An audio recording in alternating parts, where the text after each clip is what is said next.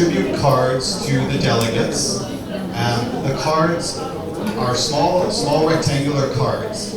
If you are voting yes to the amendment, you will tear off one corner of the card.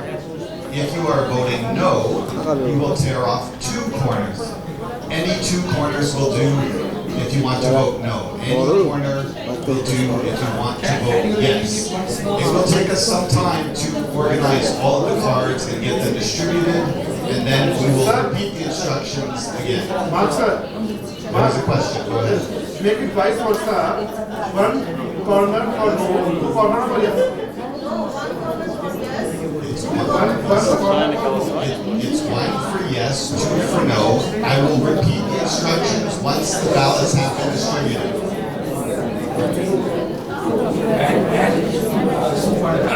Sir Mark, who will collect the ballots? We will have a volunteer come around and collect the ballots. It's going to take a long time to get through this process, so please be patient. The identity of the voter should be properly identified.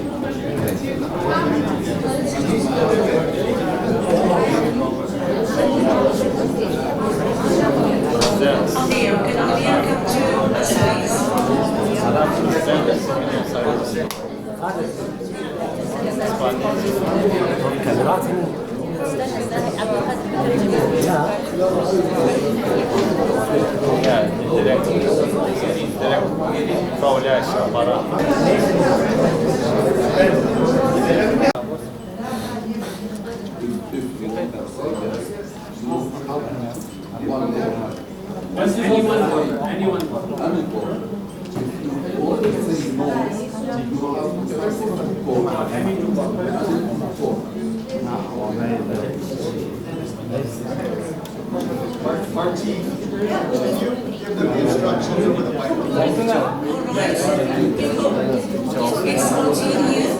I'm going to give the instructions.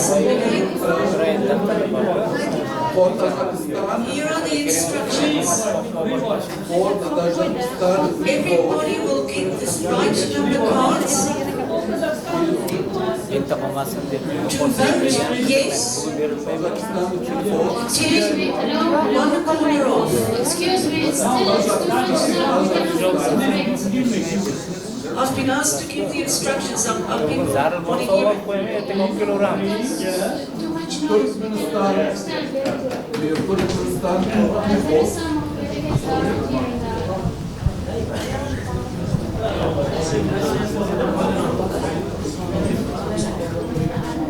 Uzbekistan, where is the chair?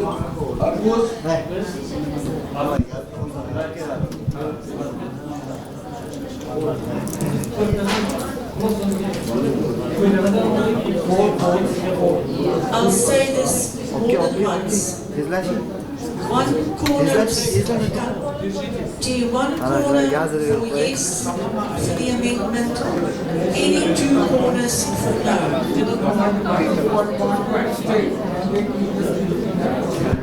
And if you have more than one vote, you need to do that for all the cards. Someone wants to abstain from voting and they keep the slip in that way. That is also possible.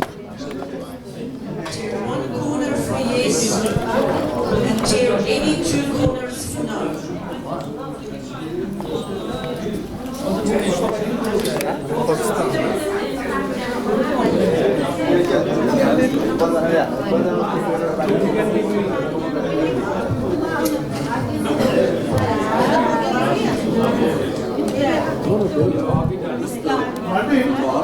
One more clarification for person asking.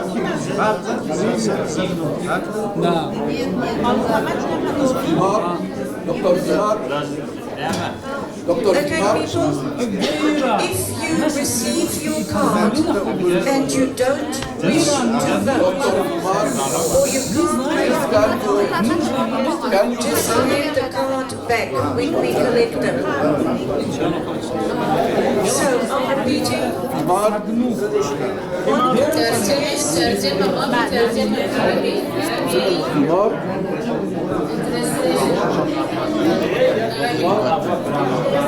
Они углы загибают. One corner for yes, two for no, and 0 corners if you don't want to vote. Yes, I'm here. Yes, me. If you can't make up your mind or you don't want to vote, don't tear the card. Otherwise, yes, 1 corner, 2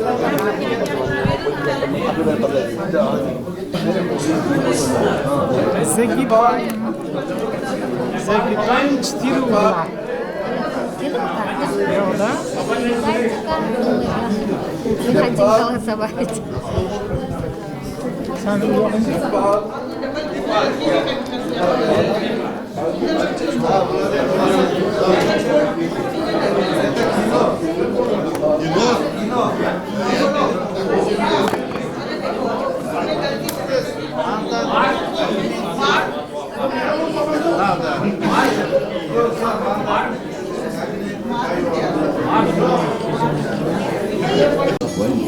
The point of order is that the slip that we are distributing has 2 parts, and he wants to say yes, and he, without opening it, if he It is wrong practice. It is not the practice of voting. Voting should be silently, quietly, on the seats only. Everybody is walking here and there. Yes, sir. No translation, that is also bad.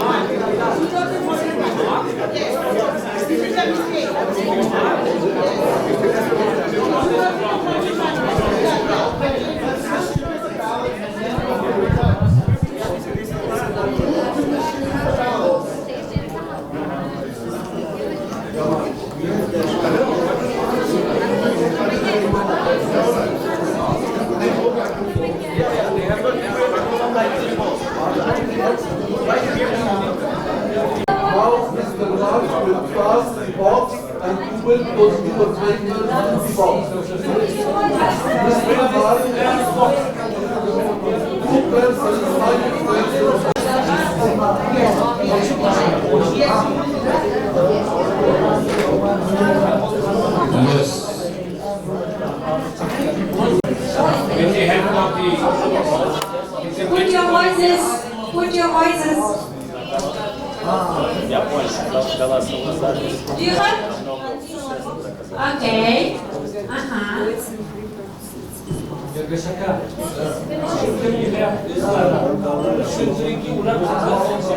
Do you have voices?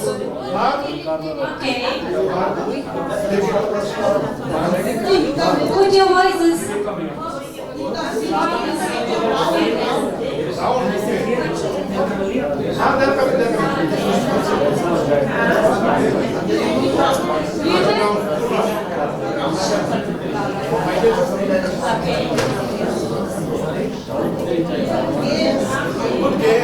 Thank you. Tomorrow it is to be repeated. Voice.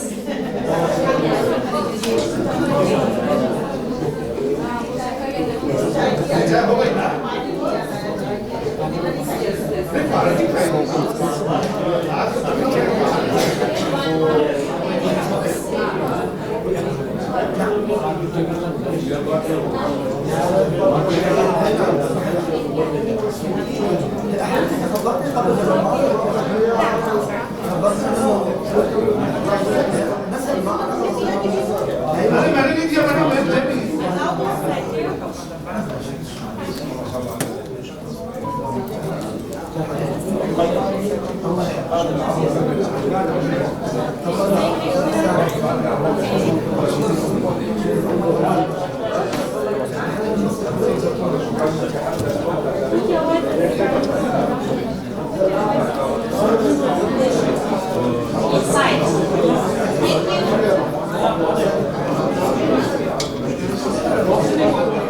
you have voices?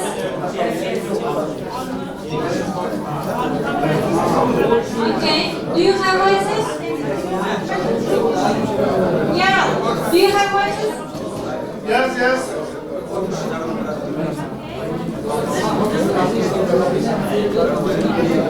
Thank you.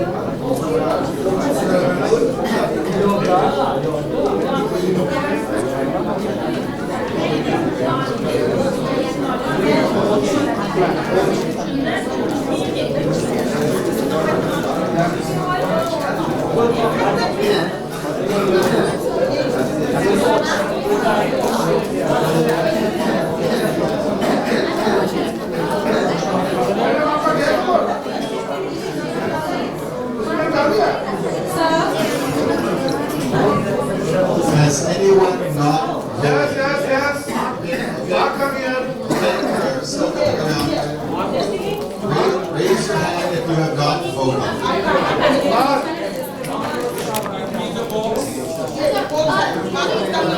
Okay. I am going. We are going. 3-4 persons are coming. Box, please.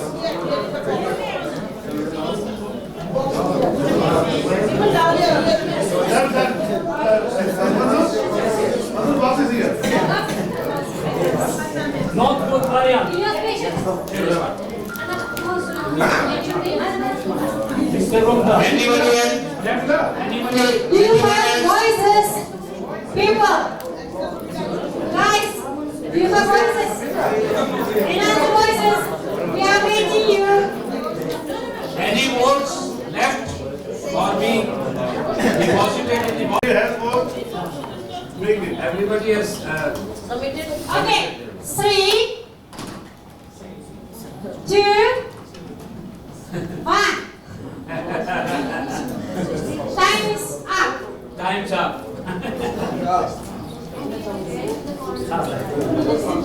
Mr. Romda. Mr. Romda.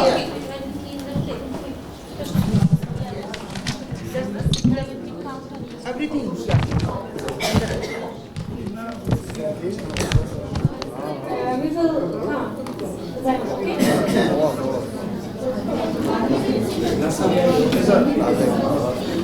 I will bring your.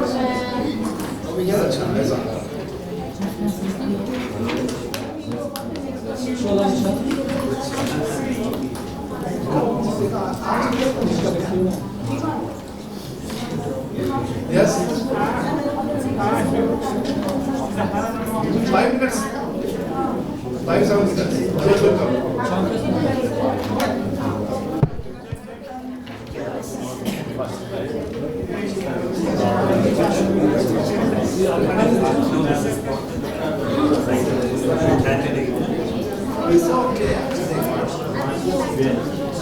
Şikiri bol.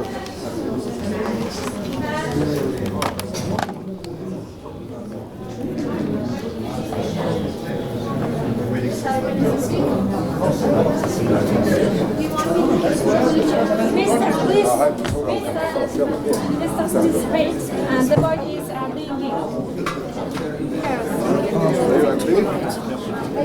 Kaç cevap gelir? Ana kadar.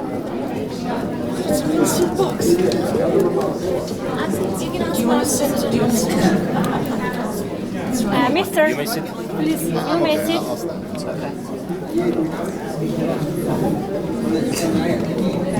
Now we have to. When have you talked to Amar about the photos? No.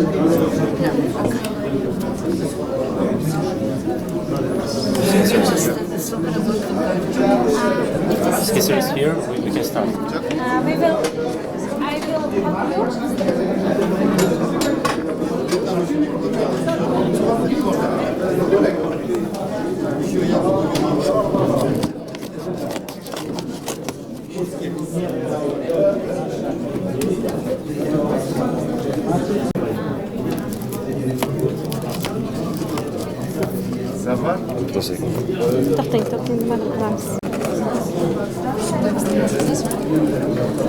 Take your hands, please. It's four. Okay, do you want to see these, Martin? What's that? So how are we going to keep track of the vote? Does someone have like two yeses? Two yeses. Count this as a yes. That's a yes. Three. Please, louder. For whom? Oh, why louder? She's recording the voice. Oh, okay. Also, we can make notes. So that's 4 for yes. 4 for yes. This is a no. So 4 yes. This is no. Yes. 4 yes, 2 no. No, you don't, you're not giving me any no's, are you? I've given you 2 no's now. This is the second no. This I'm going to count as a yes. It's 1 tear. Oh, there's 2 tears. 2 tears. 4 yes, 5 no. Check the nose for me, please. 6 no. This is a yes. Can you check the nose for me? Yeah, Those are no's. 9 yes, 6 10. Tell us from your experience what were the difficulties and what kind of ideas tomorrow come prepared Can you just help me to check? Is it all this yes, very please? So short yes, presentation. so it's now 10 yes, And 11 speak no. from your experience. Yes. This translation there? Yes. Okay, there are 72 votes total. The number of votes in favor of the resolution or the amendment is 51.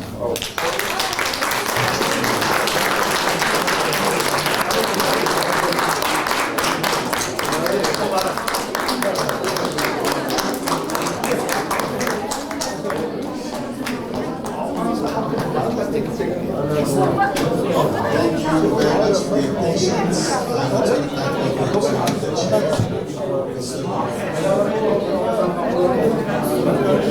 Now, Martin and Mark, can I request to announce the opening of nominations? Is that the final amendment?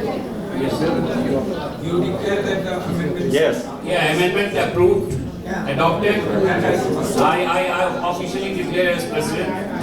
Amendment in Article 16 adopted. And item is over. And item is over, constitutional amendment. And now I would request Martin and Mark to declare the nominations open for the elections. To the following posts: with the president, first vice president, second vice president, secretary general, treasurer, chairperson women's committee, 2 executive members from each of the sub-regions, 3 sub-regions, 1 male and 1 female. I would request Martin and Mark. Okay, thanks, Mr. Rumba.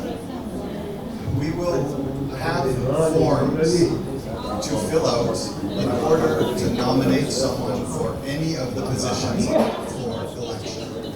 Now, I understand that these forms are normally completed with cited assistance, so that will be required in this case.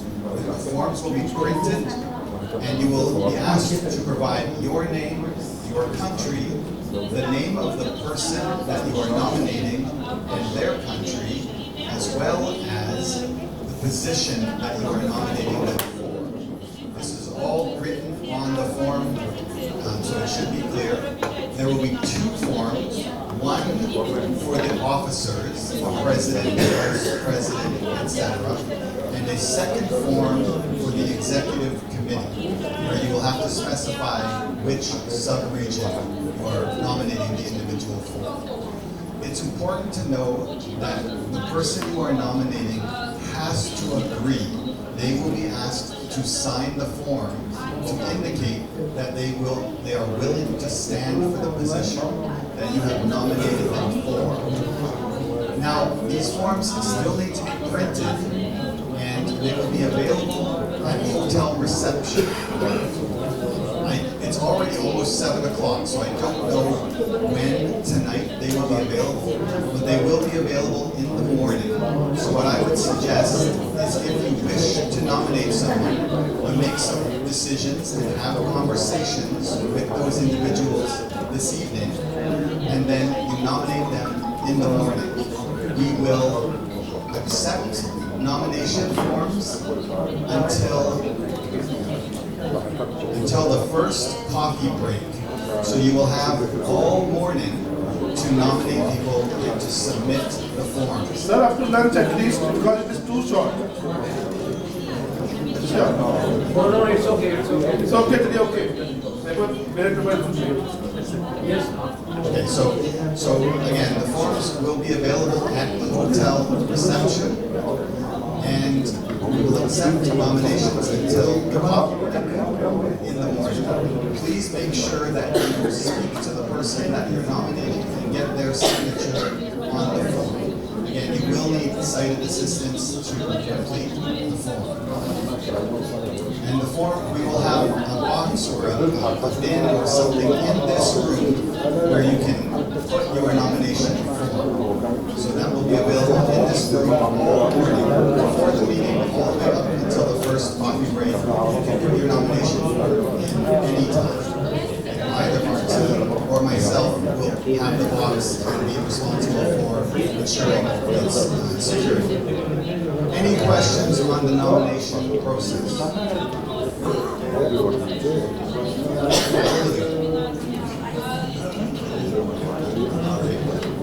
I think that if that is clear, I will turn it back over to you, Mr.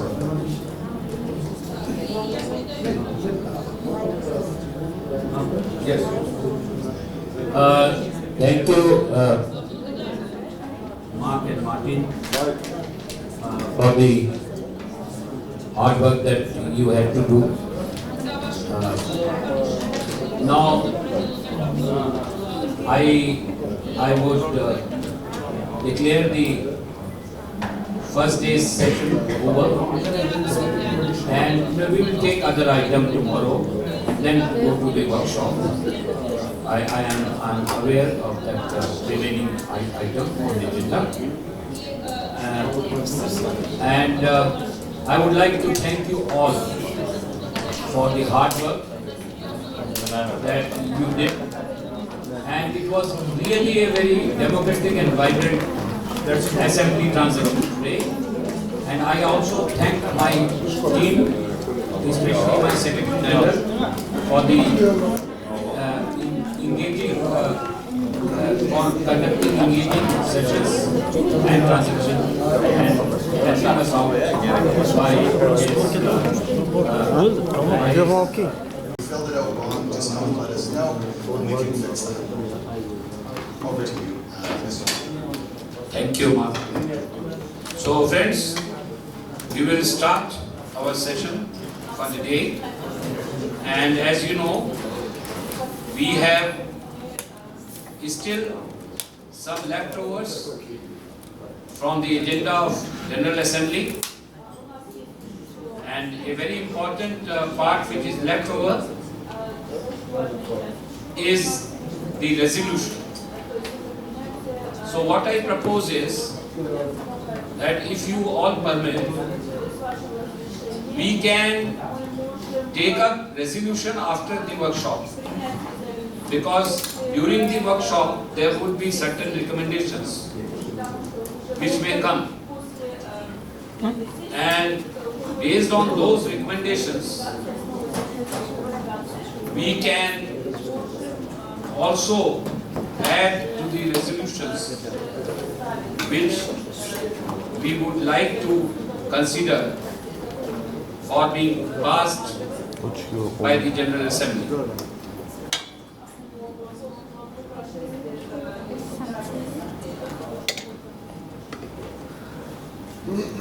Yes. Yes, Ahmed is right. He has rightly advised me to seek any nomination from you all or any volunteer who may compile the recommendation and present the resolutions for being passed. Can I request Amir and Kusumlata Malik ji? Okay. Can I request Kusumlata Malik ji to compile the resolutions and present it? Is it acceptable to everybody? Yes. Okay. So, will you be accepting this request? Yes. Okay, so she agrees to volunteer for this. Thank you very much, Kusumlata ji. Now, we will go to the program.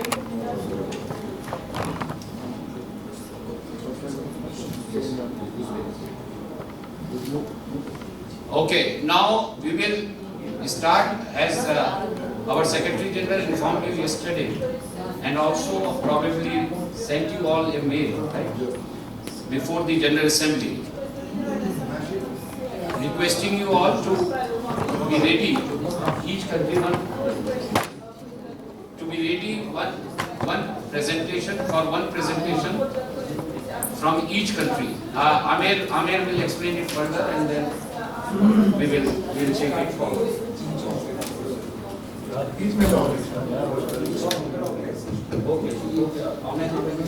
Good morning, everybody.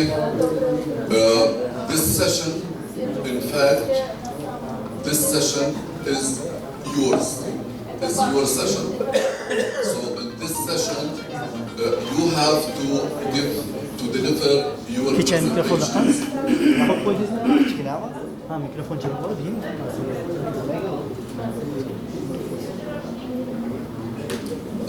Okay. I just want to remind you of the topic of this session. It is first about the experience of blind persons in your country during the pandemic period, specifically regarding access to information, access to services, and communication. This is because, as all of you are aware, because many changes took place regarding the means and modes of accessing information and public services and communication. According to these changes, blind persons face difficulties. So let us know through your presentation about these difficulties. Second, what ideas, what suggestions you experience to let them overcome these difficulties.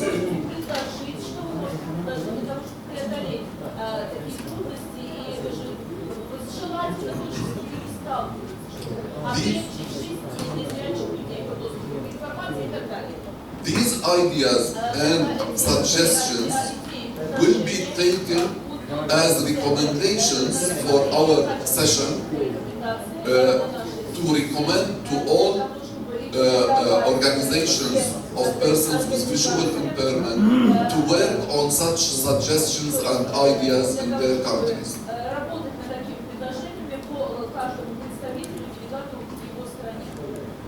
So let's start, and as I mentioned, it's a very short presentation, should be 5 minutes. And also to remind you, you may choose only one area. You may choose from your experience, you may choose let's say the school education sector. You may choose university education sector. You may choose employment sector. What difficulties, what solutions you experienced during the past 4 years? Okay. With after your permission, I need to start the first presentation from Jordan because they have some business to do after that. So, Mr. Abdul Qadir.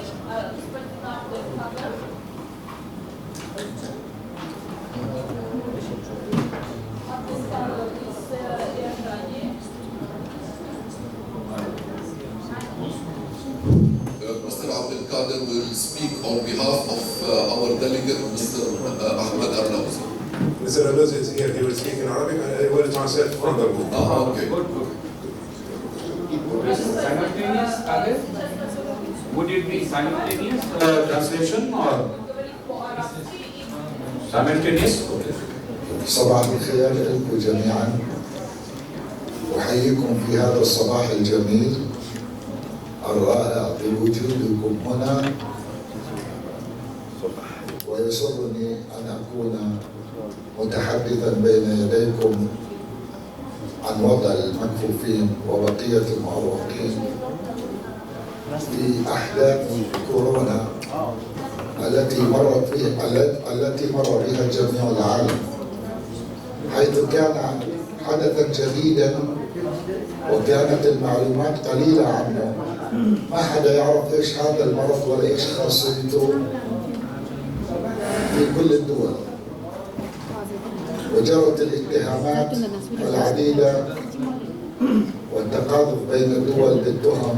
أنت مسؤول، الصين مسؤولة، أمريكا مسؤولة. وضعنا في وضع، وجدنا في وضع لا نحسد عليه، حيث تعطلت كافة مناحي الحياة وشملت المكفوفين في معظم دول العالم، وكلها ذاقت من هذا الوباء، بحيث أن التعليم قد توقف، العمل توقف، الحياة توقفت، كل سبل المعيشة توقفت وتغيرت، حبس الناس في بيوتهم، تكدست الجثث بالمستشفيات، وكان إرهاب في كل العالم. من هنا ضاق المكفوفين، خاصة منهم طلاب الجامعات والمدارس. الحلول التي وضعت كانت لا تكفي لأن يتساووا بالإنسان العادي، حيث أقدمت بعض الدول على وضع منصات تعليمية للتواصل مع المدارس من خلال أجهزة الحاسوب والألواح الرقمية من خلال الإنترنت.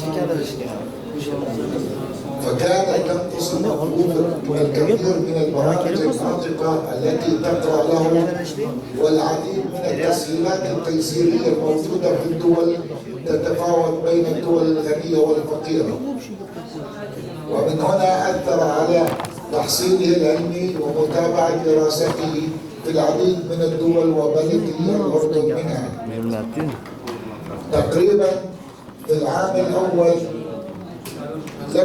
العديد من الدول لم تتجاوز البدء في وضع المنصات أو تصميم المنصات وإفهام الطلاب المكفوفين عنها، في حين أن العديد أو معظمهم لم يكن يتمكن من اقتناء هذه الأجهزة التي تكون همزة وصل بينه وبين المنصات التعليمية في المدارس التي كانوا يتبعون إليها، ولم تسمح لهم أمورهم المادية أو الحياتية بشرائها، حيث أن أثمانها قد ارتفعت لكثرة الطلب عليها للطلبة الآخرين من المبصرين، مما أثر كثيرا على أوضاعهم ولا نبالغ إذ قلنا أنها كانت وضع مأساوي بالنسبة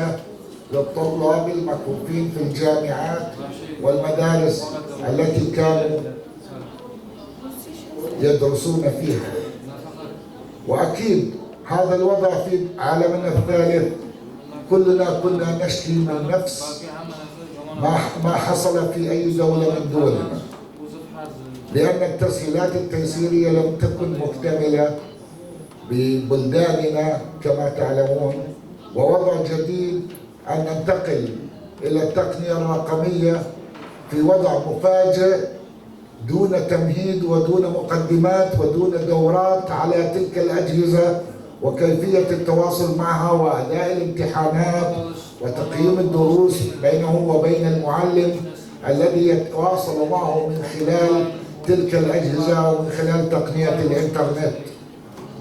فأولا لم يكن كل المكفوفين لديهم الإنترنت ولا الأجهزة، فكان وضعا شديد مع الأسف شديد الخطورة عليهم في تحصيلهم العلمي، مما أثر على حياتهم أو أوقفها لمدة عام أو إلى عامين حتى بدأت تعود الحياة إلى الوضع الطبيعي. ففيروس كورونا أثر على كل المكفوفين في كل البلدان، حتى في أمريكا وحتى في سويسرا، حتى في بريطانيا أنا مطلع، حتى في كندا، الدول المتقدمة التي نعتبرها مادياتها والتي ضخت التريليونات الدولارات للناس حتى تغطي جزئية فقدانهم العمل أو فقدانهم التعليم، كان هناك عجزا واضحا بالنسبة للمكفوفين. لكن في المجمل أنا لا أريد أن أطيل وأستغل أكثر من وقتي، لكن في المجمل وباء كورونا وباء مضى تقريبا الآن، وإن لم تزل آثاره موجودة حتى الآن أو حتى هذه الساعة، فهو وباء أصبح من الماضي ونرجو الله أن لا يعود أبدا. لكن هناك في وباء، وأبدي توصية خاصة أستغل وجود رئيسة الاتحاد العالمي للمكفوفين بيننا والمدير التنفيذي موجود معنا والرئيس القادم للاتحاد الآسيوي والإدارة القادمة، أوصيهم بخطر داهم أعظم من كورونا قادما على المكفوفين والعالم بأجمله، هي التغييرات المناخية والكوارث التي سوف تنتج عنها.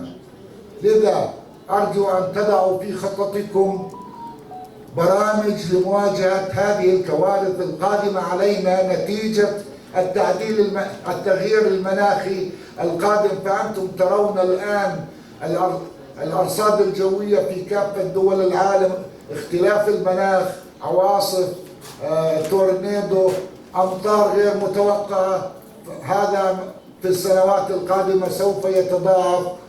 فماذا سيكون على وضع المكفوفين وبقية ذوي الإعاقة؟ أرجو من الاتحاد العالمي والإدارة القادمة للاتحاد الآسيوي أن تضع الدراسات المتصورة كيف تنجي المكفوفين ويخرجوا منها بأقل الخسائر. شكرا لكم جزيلا والسلام عليكم ورحمة الله وبركاته.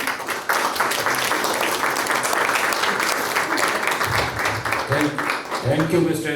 Rosie. Thank you, Mr. Rosie. I think a very concrete recommendation from your presentation that WBU and ABU leadership should develop and evolve strategies to protect visually impaired persons in the event or in the situations of disaster, be it another pandemic, like the earthquakes, storms, floods due to climate change. So that would be one of very important recommendations, that can form part of our resolution. I hope Professor Sunatam who is very efficient, will be taking note of the concrete recommendations out of the presentations that we are going to have.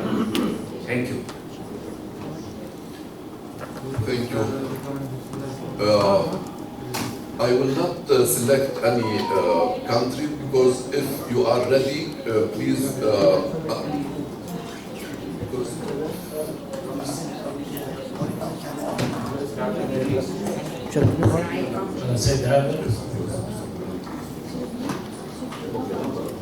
Yes, sir. From Middle East, can we go to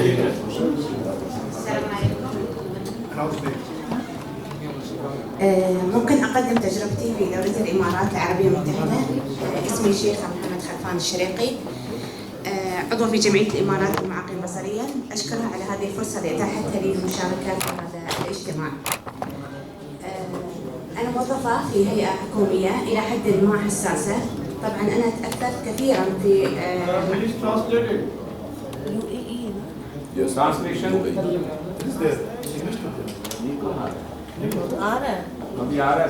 Okay.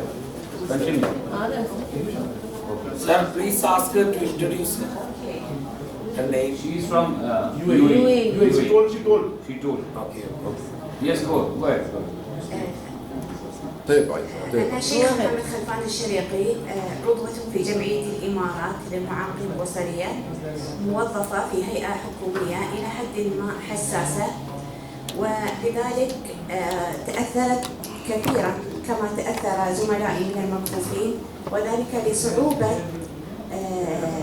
تحويل الأنظمة الإلكترونية عن بعد، وذلك لأنني في عملي أستخدم جهاز الحاسب الآلي الثابت وليس المحمول، فبذلك عند انقطاعي عن العمل لمدة 4 أشهر تم انقطاع عن العمل وتحويل العمل عن بعد ولكن بلا عمل للأسف، وذلك لصعوبة تحويل النظام إلى نظام محمول بسبب كما قلت لكم أن النظام حساس جدا. لكني لم أقف مكاني، بل قمت باستخدام التقنية للتعلم عن بعد عن طريق المتطوعين من المكفوفين العرب في إعطائنا دورات في تقنية في كيفية استخدام أنظمة الحاسب الآلي، واستخدمناها في تطوير الذات. فكانت فبذلك حولت هذه المحنة إلى منحة لتطوير ذاتي. ولكن عند عودتي للعمل قمت بإعداد مخطط، بكوني أنا رئيس فريق عندي في جهة عملي. قمت بتقديم كثير من الاقتراحات، وذلك لتحسبا مثل كما قال الأستاذ أحمد اللوزي تحسبا لكوارث قادمة. فقمت بتقديم اقتراحات كبيرة ساهمت في تحويل العمل الحكومي إلى عمل عن بعد في أي لحظة، وقمنا بتوفير هذه التجربة تقريبا بفترة ربع سنوية، وذلك لكون نقوم بتجربة النظام بحكم أني رئيس فريق نقوم بالعمل عن بعد، ونجد ما هي التحديات ما هي الصعوبات التي تواجهنا أثناء تقديم العمل، ونقوم بتقديمها للجهة المركزية التي نتعامل معها، ويقام بحلها بشكل إلى حد ما بطيء، وذلك لصعوبة فهم الفكرة. ولكن بحمد الله تم بعد هذه الأزمة تحويل معظم الأنظمة والبرامج التي نعمل عليها في جهتنا الحكومية إلى عمل عن بعد. في النهاية أريد أن أوصي أن يكون للاتحاد الآسيوي دور في تحويل الأنظمة البرامج التواصل الاجتماعي مثل أي برامج عند تصميم هذه البرامج تكون إمكانية الوصول سهلة للجميع، وذلك عن طريق التعامل مع الجهة الحكومية. بكل دولة توجد هناك جهة مسؤولة عن الأنظمة كما عندنا في دولة الإمارات جهة هيئة تنظيم الاتصالات، وفي المملكة العربية السعودية أتوقع عندهم جهة أخرى. في كل دولة عندها، فهذه تكون مسؤولة عن الأنظمة. يتم التخاطب مع هذه الجهة عند تصميم أي برامج حكومي أو أي برنامج لعقد الاجتماعات أو البرامج الأكاديمية، تكون إمكانية الوصول سهلة بحيث أن الكفيف لا يتم تمييزه عن الآخرين، وبالتالي يتمكن من استغلالها ويكون شخص منتج في حالة الأزمات والكوارث. وشكرا، أعتذر على الإطالة.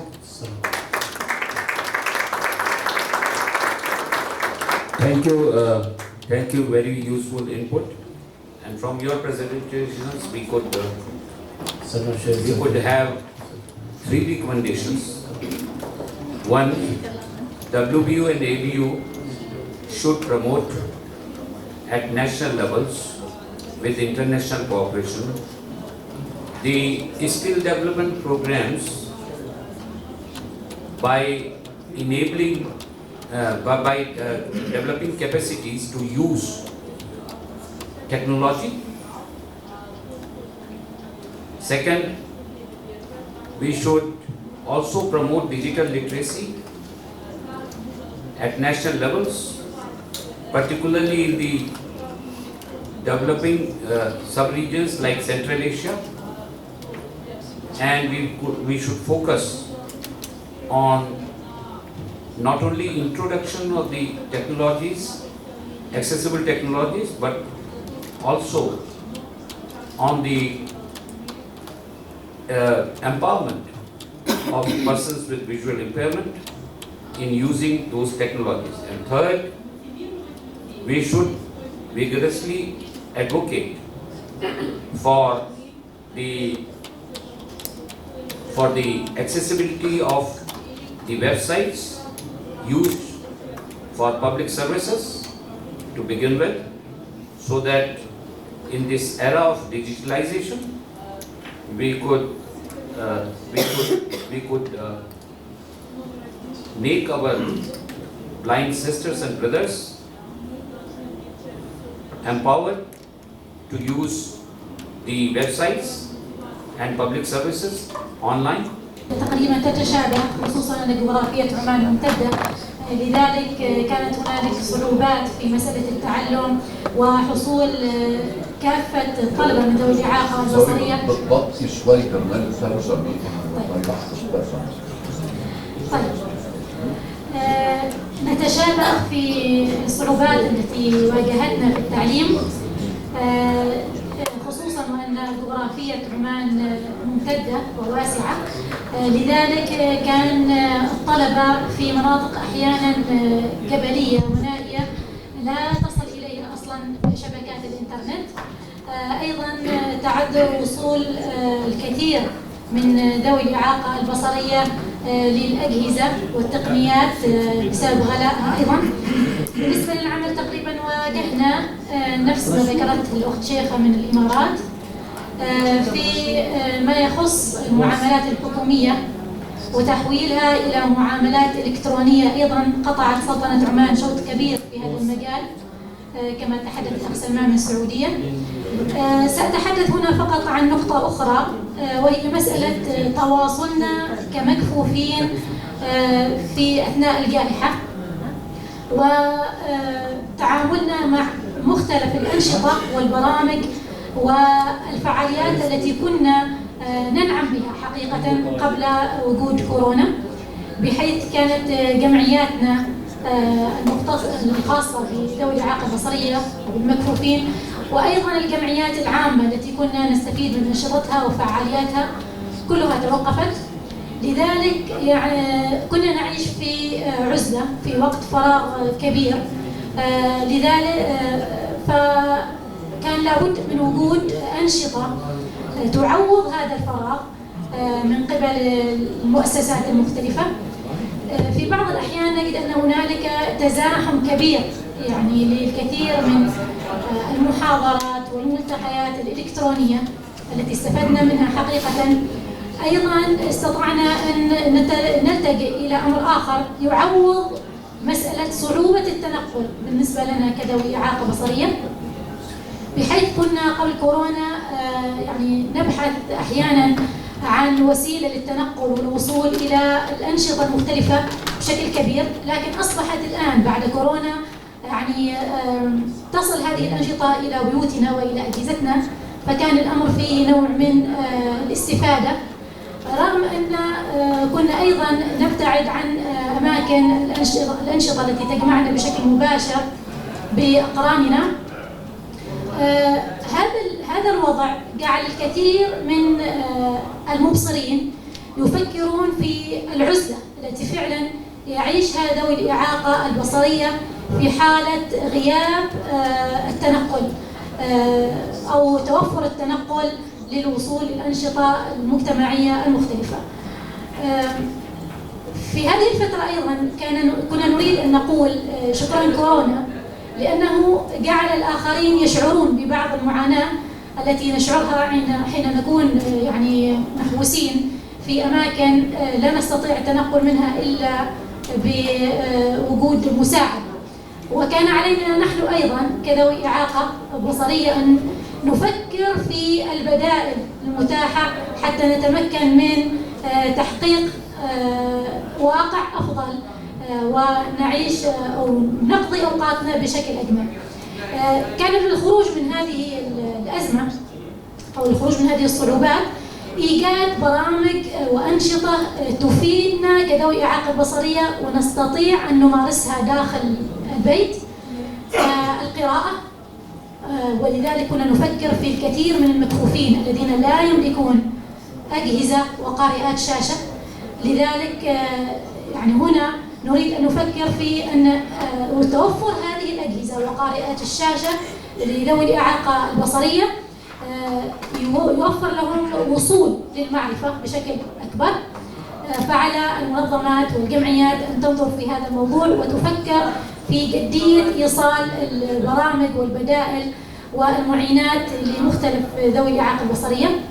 هنالك أنشطة أخرى أيضا وجهنا إليها الكثير من الفتيات المتواصلات معنا أو حتى الأخوة، مثل إتقان مهارات العمل في المنزل، حتى التوجه إلى الأمور الفنية البسيطة كالطبخ، وأيضا المشغولات اليدوية التي تستطيع أن تمارسها الفتاة من ذوات الإعاقة البصرية في البيت، بالإضافة إلى اكتساب مهارات أخرى كنا غافلين عنها بالانشغال بالدراسة والعمل خارج المنزل. هذا ما أود أن أقوله عن تجربتنا في سلطنة عمان، وشكرا لاستماعكم.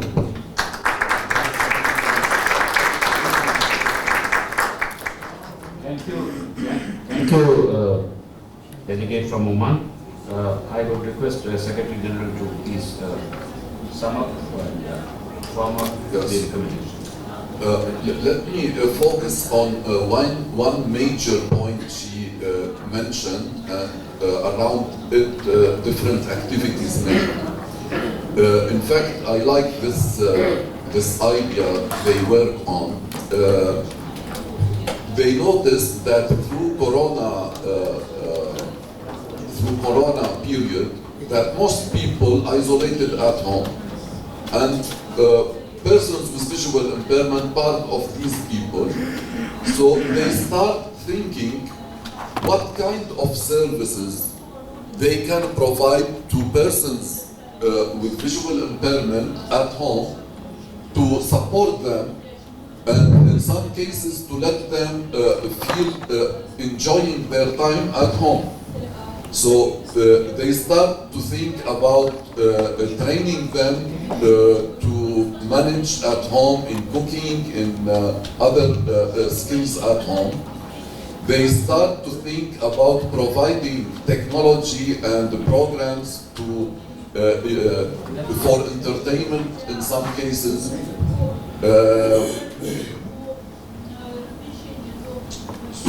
So هذا في شيء idea، في بعض شيء فكرة أساسية قلتيها؟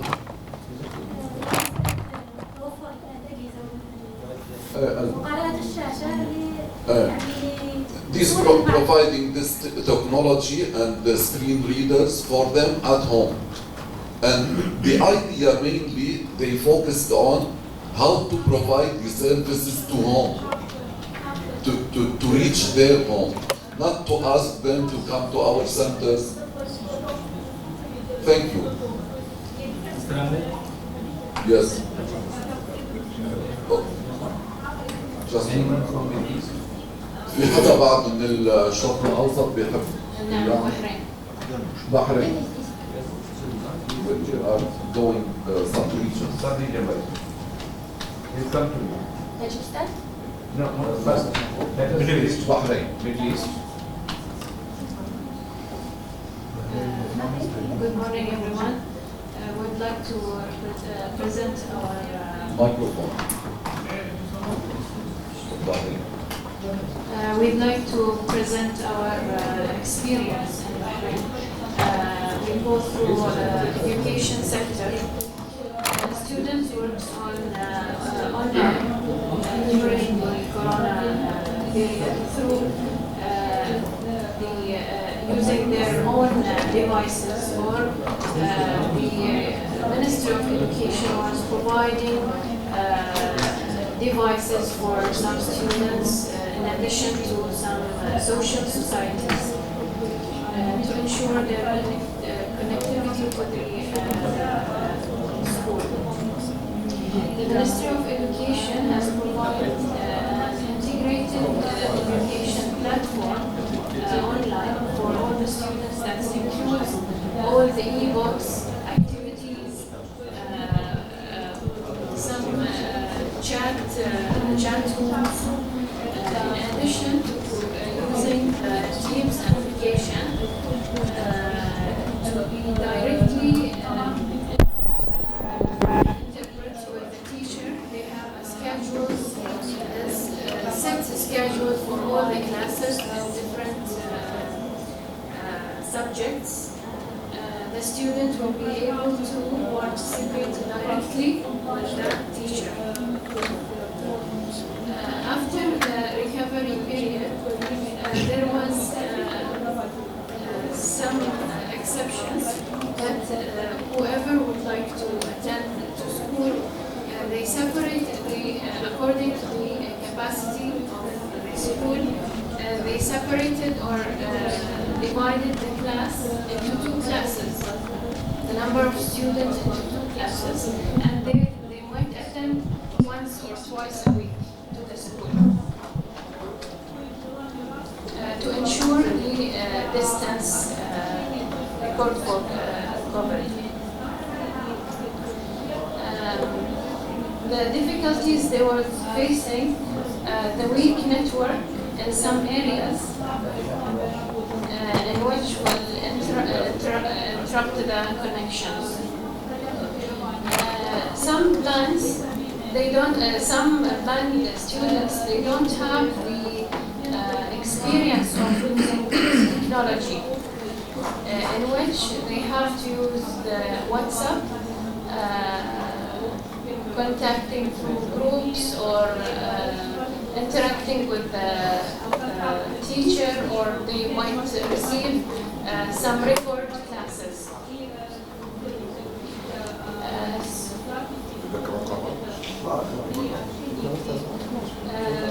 There was also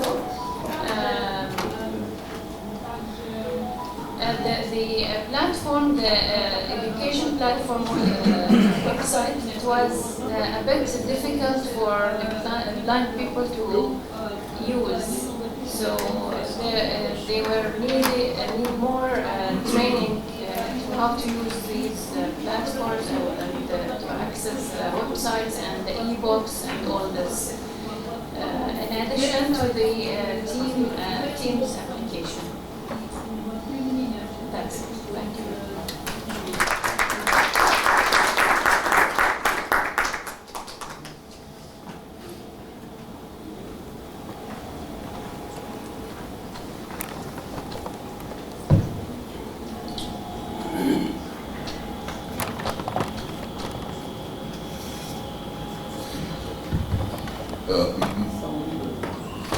If I have to highlight one main idea of what she said, it is the importance of providing the technology devices to blind persons and how to train them on using it, because it will help them in different areas, not only in education or in other specific areas. Anybody from Middle East? نعم. مين؟ Iraq first. السلام عليكم ورحمة الله وبركاته، صباح الخير جميعا. أني أمل عزيز حسان الساعدي من العراق، عضوة الجمعية الوطنية لرعاية المكفوفين، مسؤولة لجنة المرأة والطفل في الجمعية. لدي نشاطات ومشاركات في جميع منظمات مجتمع مدني في العراق ومؤسسات ومنظمات ذوي الإعاقة البصرية. موظفة في وزارة الاتصالات. لدي مشاركات ونشاطات عديدة في العراق، ولي الشرف أن أكون معكم حاليا. شكرا لحسن الضيافة، شكرا لاستقبالكم الرائع.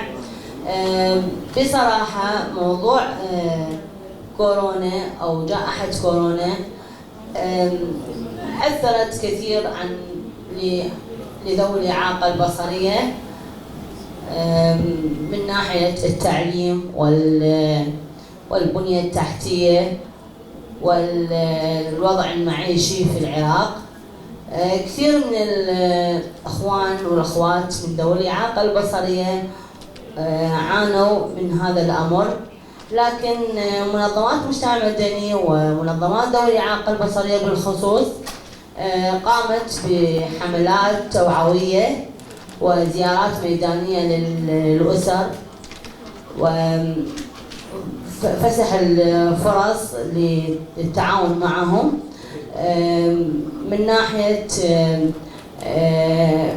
المعيشة ومن ناحية التوعية. أعملنا كثير من البرامج، منها أنه قمنا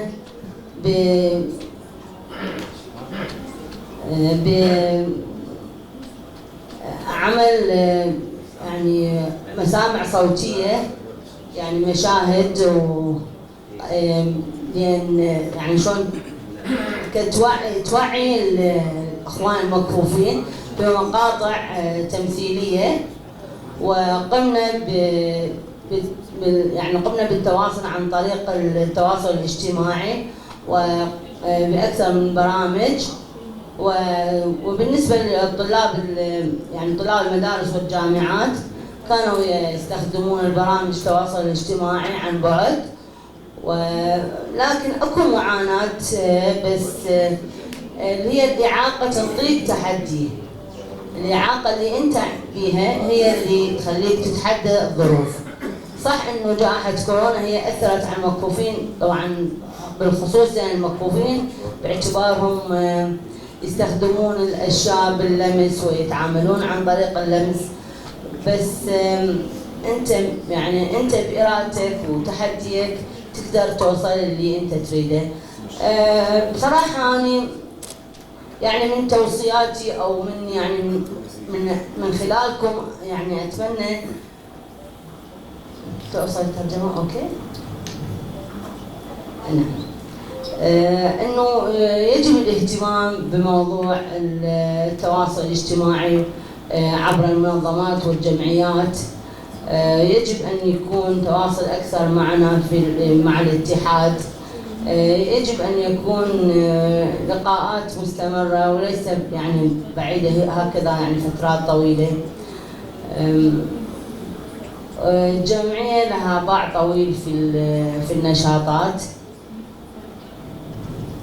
هذا ما حبيت أقوله، وشكرا لكم، شكرا لحسن استماعكم.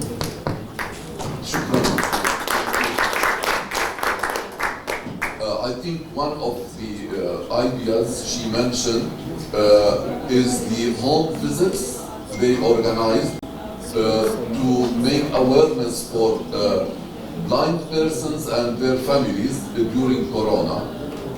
So this approach of home visits is a new idea today. So I think it's one of the ideas she mentioned. Kuwait, you want? صباح الخير للجميع.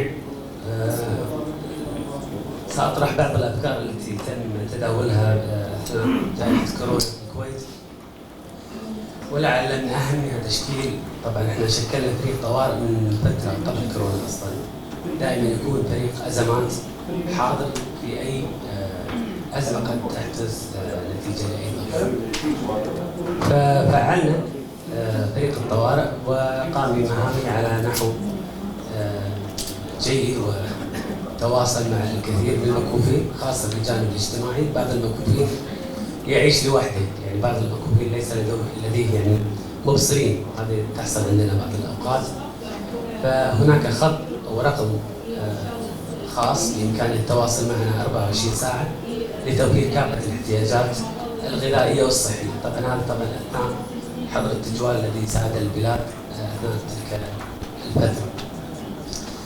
بالجانب الخدمي أيضا احنا وفرنا كافة الجوانب التوعوية مطبوعة بطريقة برايل في وقت وجيز وقصير، وتم توزيعها على كافة أعضاء الجمعية، بالإضافة إلى مستلزماتهم الصحية التي قد تساعد في الوقاية من هذا المرض. كذلك تم تحويل كافة النشاطات الخاصة بالجمعية إلى نشاطات عن بعد، بما في ذلك الأنشطة التربوية والتدريبية. وقد امتد نشاط الجمعية خارج دولة الكويت، ونظمنا العديد من الدورات التدريبية ضمن الإقليم العربي والخليجي، وكذلك نظمنا العديد من المسابقات حتى نضفي جانب من الترفيه ونستمر في عملية التوعية بغض النظر عن قساوة هذا المرض وهذه الجائحة. في الجانب التعليمي طبعا نحن نتشارك ونتقاسم مع بقية الدول في التحول إلى التعليم عن بعد، لكن ما يميز دولة الكويت الأمانة قمنا بتوزيع الأسطر الإلكترونية على جميع طلاب مدرسة النور، وأنا حاليا أعمل مدير لها، وهذا ساعد الكثير للأمانة في إنجاز مهامه خاصة الطلاب والمعلمين على أكمل وجه، وكانت تجربة فريدة من نوعها حقيقة. والآن احنا أيضا استفدنا، خلينا نكون الجانب الإيجابي من الأزمة حتى لا أسترسل كثيرا. تم الآن الاتفاق مع كافة مؤسسات الدولة بطباعة كافة المنشورات، سواء كانت منشورات ثقافية اجتماعية بطريقة برايل بالتعاون مع جمعية المكفوفين الكويتية. وهذا طبعا أتى بعد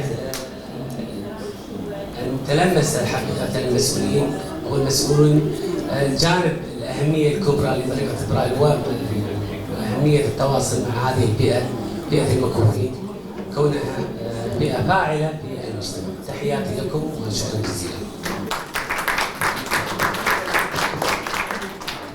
Thank you, Mr. Mansour.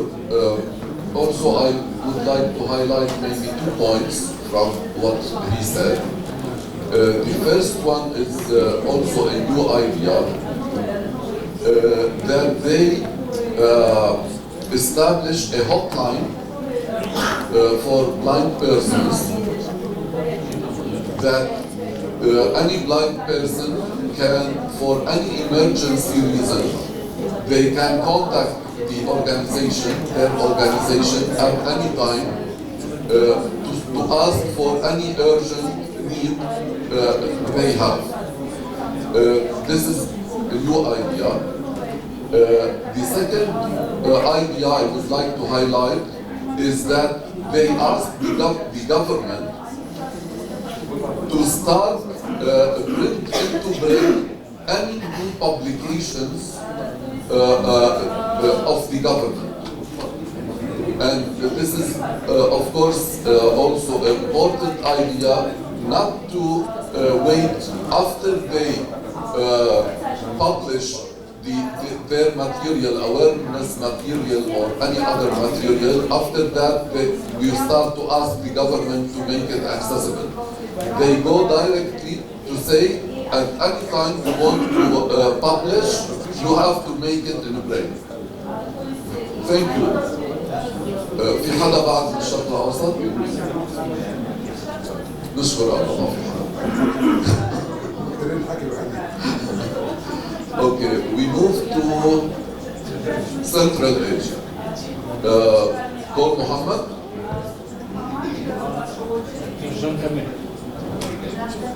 Шейман.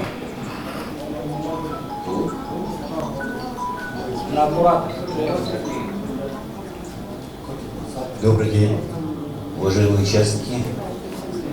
Таджикистан, по поводу пандемии я могу вам сообщить следующее, что во время пандемии таджикское общество слепых полностью было обеспечено со стороны государства всеми необходимыми средствами защиты от пандемии, так как мы работали над этим вопросом.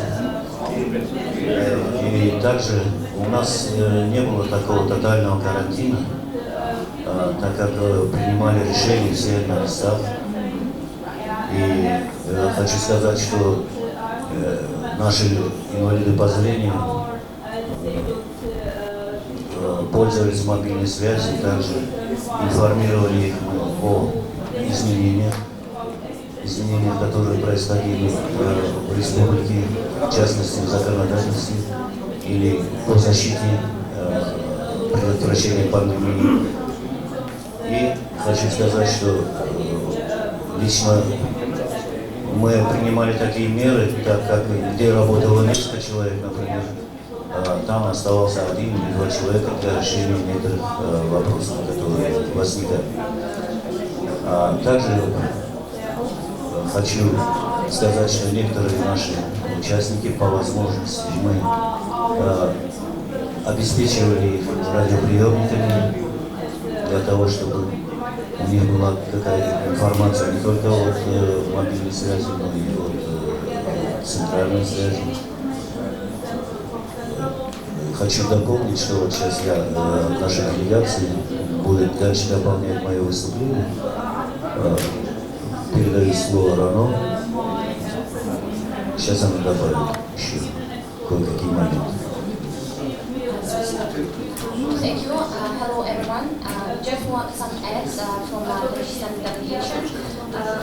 Also, we have the same problems as everyone who has here and mentioned before.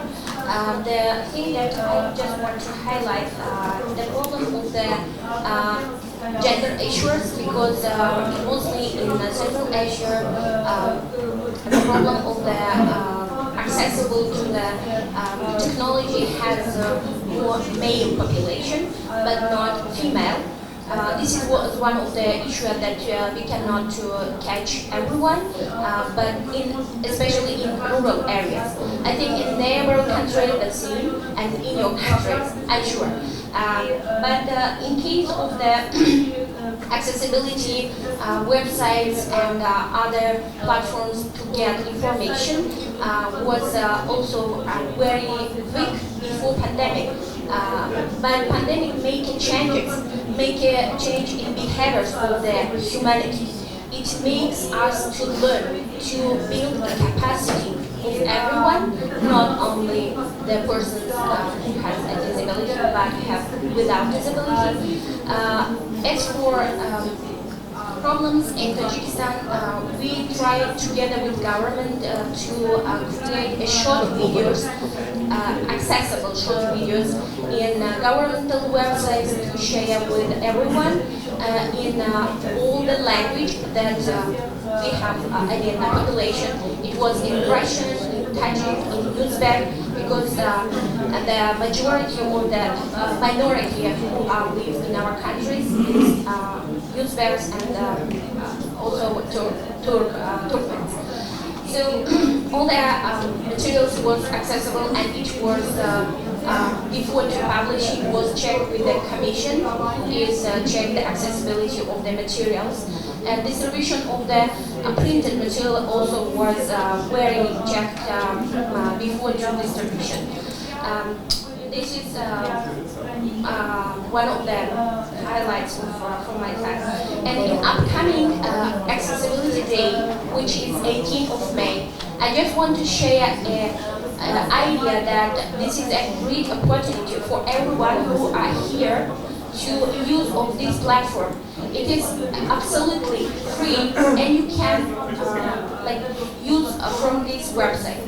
The website is accessibility.day, and there is a lot of available free events that you can independently or you can learn together with your organization. Or I would like to invite you to advocate, to promote about accessibility. I observing around, and I'm seeing that a lot of people facing this inaccessibility also here because of the language barriers and technology and but this website, which is now promoting about the accessibility, it's not only for persons with disability or for people with visual impairment. But the initiator of this day is a person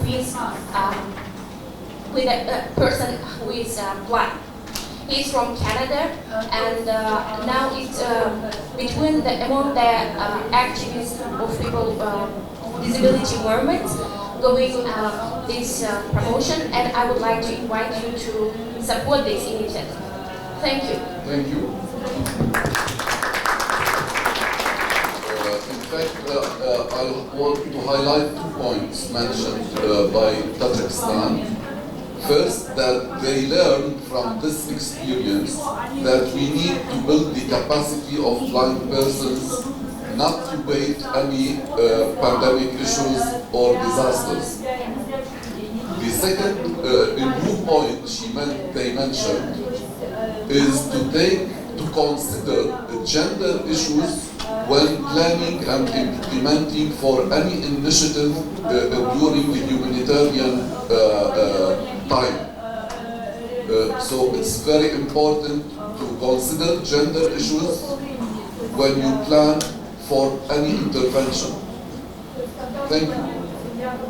From Central Asia, I think Uzbekistan was to make some presentation. Are Uzbek people here? Chairman? Any other country? Yes, we have presentation. Okay. Kyrgyzstan.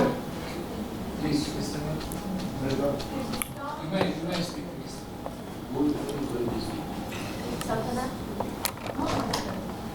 who will speak? Kyrgyzstan or Uzbekistan? Kyrgyzstan.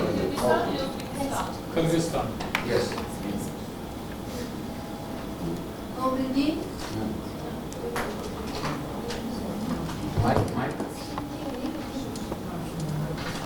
Добрый день.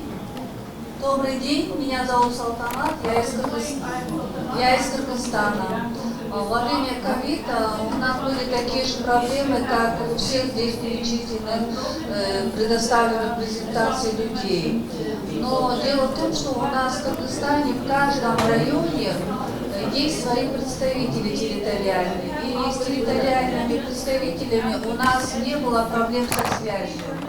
Мы на местах получали от них всю информацию о положении наших людей, наших членов ЛОВЗ по зрению.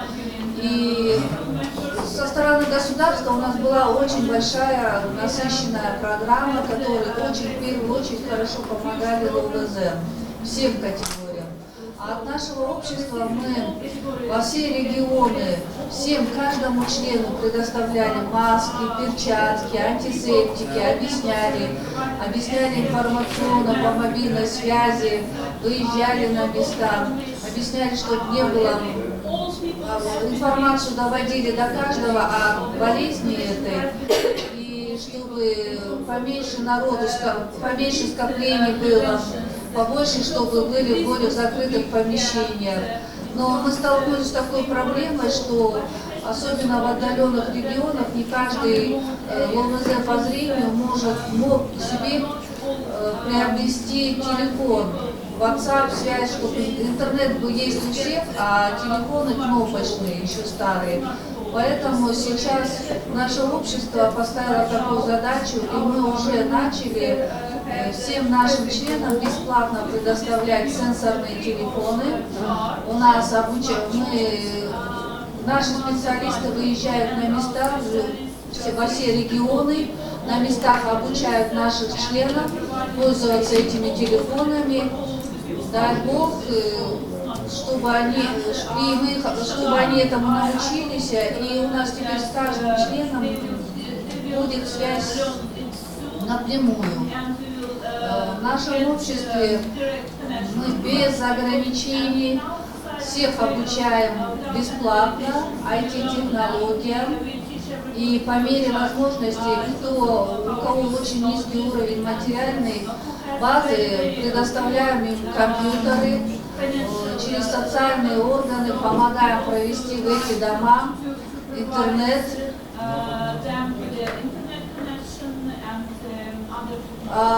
И со стороны государства, я очень благодарна нашему государству, особенно социальным органам, которые очень внимательно, заботливо отнеслись к нашим членам. Спасибо большое за внимание.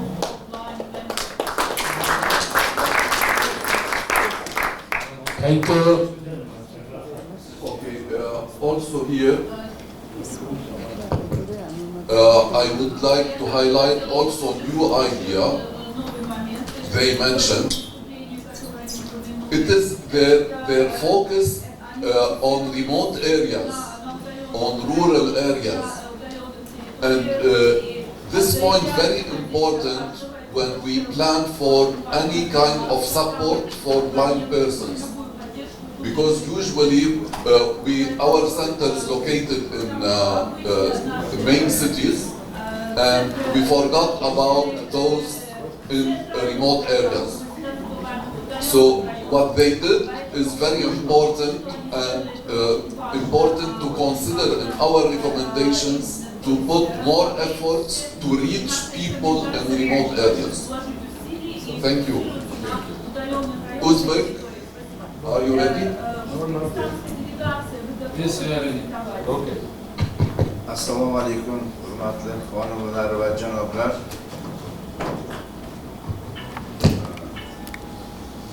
Darhaqiqat pandemiya barcha davlatlarga o'zini mislsiz ofatini olib kelgani kabi O'zbekistonda ham shu holat ko'zga tashlandi.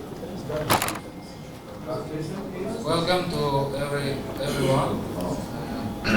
I'll translate our delegates. I'll be translator. So the issues that has been seen in other governments during the pandemic have also occurred in Uzbekistan. The same problems occurred in Uzbekistan.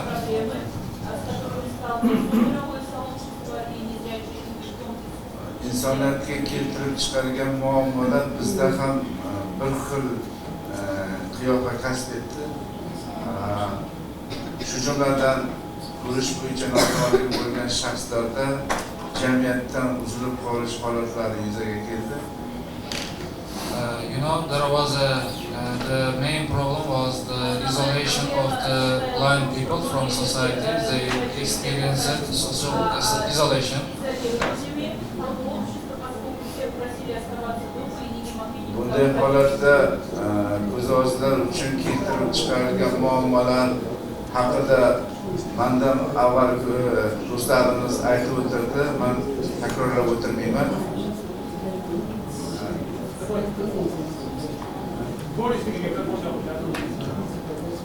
So, as the other members mentioned these issues, we don't want to we don't want to repeat. Lekin ba'zi bir fikr va xulosalarimni aytib o'tmoqchi edim. But there are some opinions and ideas. Bunday holatlarda ko'zi ojizlar jamiyat bilan integratsiyasi nihoyatda qiyin kechdi. The integration and interaction between the blind people was really hard during the pandemic, COVID-19.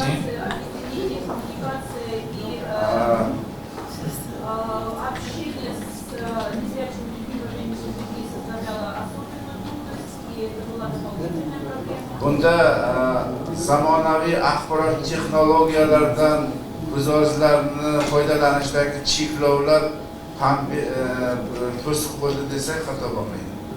The main border was the technology. I mean, the accessibility of the technology. Many people don't know how to use, as mentioned before, how to use the informational technologies, and they don't know how to access online sites.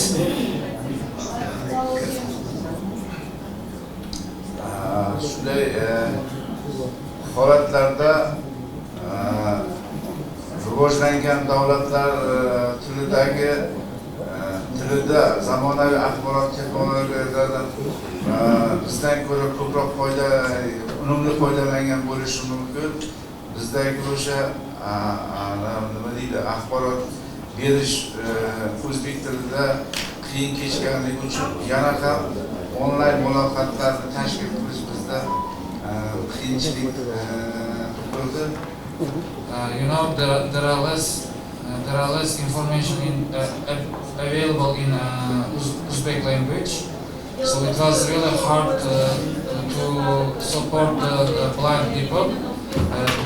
Main information in Asia, especially in the Central Asia, are in Russian, so it was hard to support the blind people. Shunday bo'lsa-da biz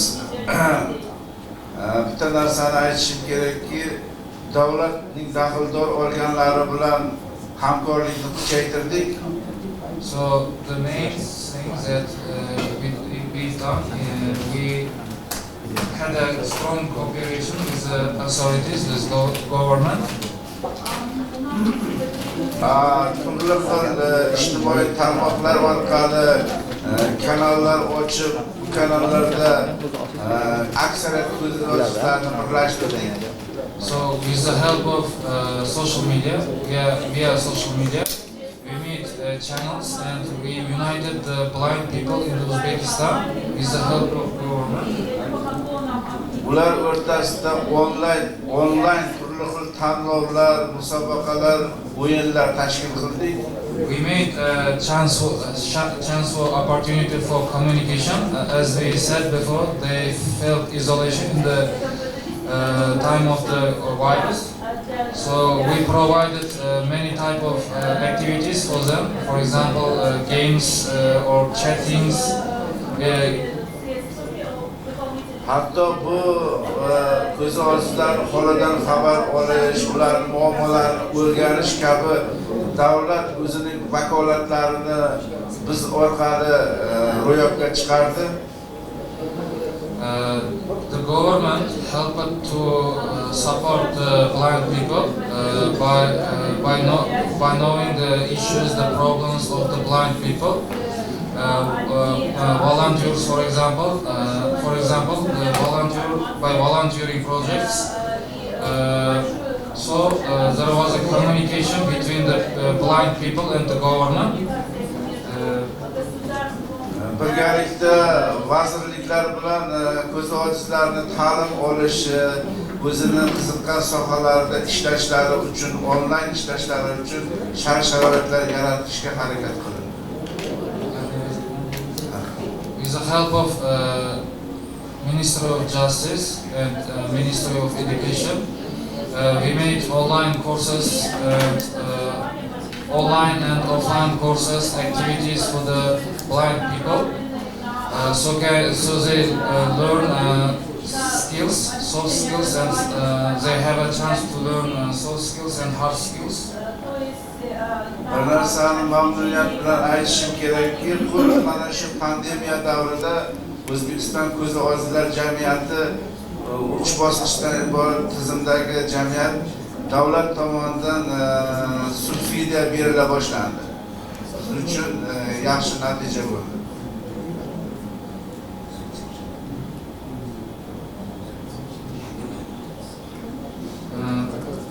After the pandemic really changed the situation because after the pandemic government subsidized, so we made three-stage system. Sözümni yakunlar ekanman. Ushbu masalada ayrim tavsiyalarimni bermoqchi edim. Tavsiyalar shundan iboratki, zamonaviy axborot texnologiya vositalarini ko'zi ojizlar uchun qulay takomillashtirilgan shakllarni ko'paytirish bo'yicha xalqaro tashkilotlarga tavsiyalar berib borish lozim deb o'ylayman.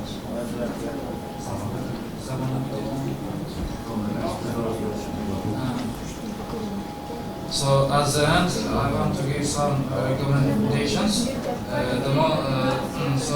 Our recommendation is we should make special technologies for the blind people, and we should back up or support blind people spiritually with the help of government. So there should be strong. I believe that we believe that. There should be strong cooperation between the authorities and non-governmental agencies, so we can support efficiently. By this way, we can support efficiently the blind people. Zamonaviy axborot texnologiya vositalari bu reabilitatsiya muhim vositasi ekanligini xalqaro tashkilotlarga taklif berib, uni rivojlantirish zarur deb o'ylayman. So the modern technologies play a crucial role in the rehabilitation of the blind people, and it's the advice to make special technologies for international unity of the blind people. It's our advice to make special technologies to rehabilitate the blind people. Thanks. Thank you. Thank you.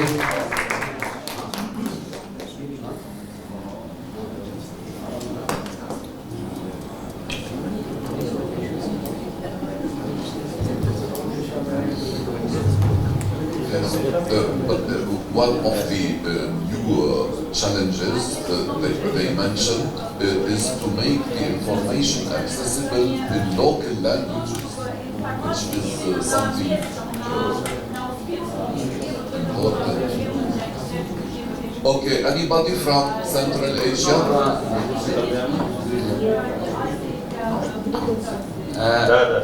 At this juncture, Turkmenistan. Friends, now we will have a coffee break for 20 minutes, and then we will restart this process. Mr. President, yes. Coffee is available or not available like yesterday? No, available. Yesterday, I have checked and then only announced. Coffee you get without coffee. Okay. Please submit nomination forms if you have nomination forms. Listen, an important announcement. Mark, yes. Please submit any outstanding nomination forms for election.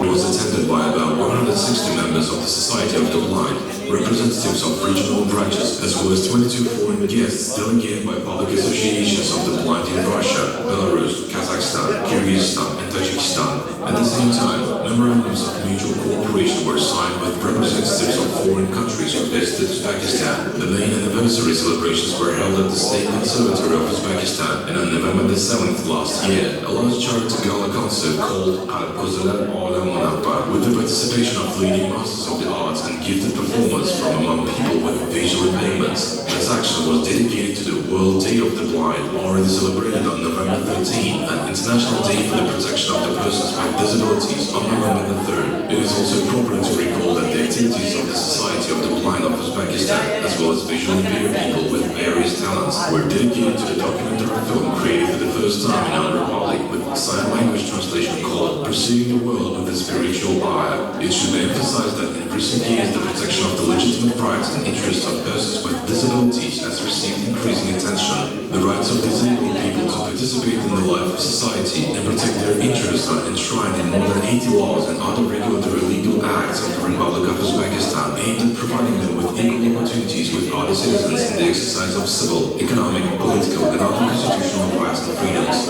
and the rights of persons with disabilities, and on ratification of the Convention of the Rights of Persons with Disabilities.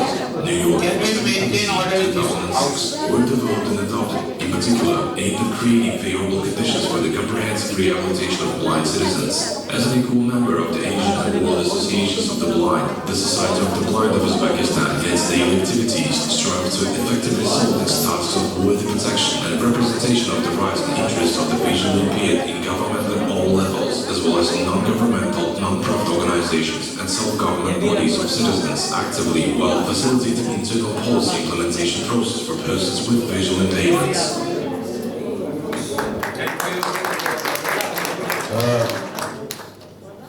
Chairman of Uzbek Society, I will say something on this meeting.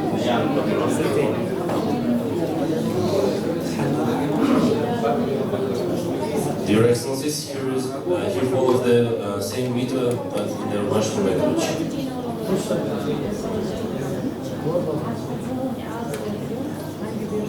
I think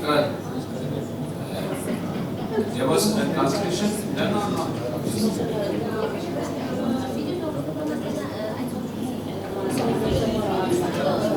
Коммерческая организация, основанная на добровольном членстве людей с нарушениями зрения, целью которой является защита прав и интересов слепых, оказание им социальной поддержки, реабилитация, социальная интеграция, содействие обеспечению им равных прав и равных жизненных возможностей. История общества насчитывает чуть более 90 лет. 15 июня 1932 года по инициативе группы активных слепых граждан, проживающих в нашей стране, был создан учредительный съезд и было объявлено о создании общества слепых Узбекистана. Общество включает в себя центральное управление, 14 территориальных отделений в Республике Каракалпакстан, городе Ташкенте и 12 областях, 194 местных отделения в городах и районах, 59 учебно-производственных предприятий, 2 базы отдыха, 3 подсобных хозяйства, кардионеврологический санаторий Янгиюль, редакцию журнала «Варсавта», ООО «Саркат Гульшана», а также 25 дочерних производств при региональных филиалах. Всего же в системе задействовано порядка 300 предприятий, организаций и учреждений. Сегодня из 76 020 незрячих в нашей стране на учете в обществе состоят 64 244 человека. Общее количество работающих из них 2987 человек.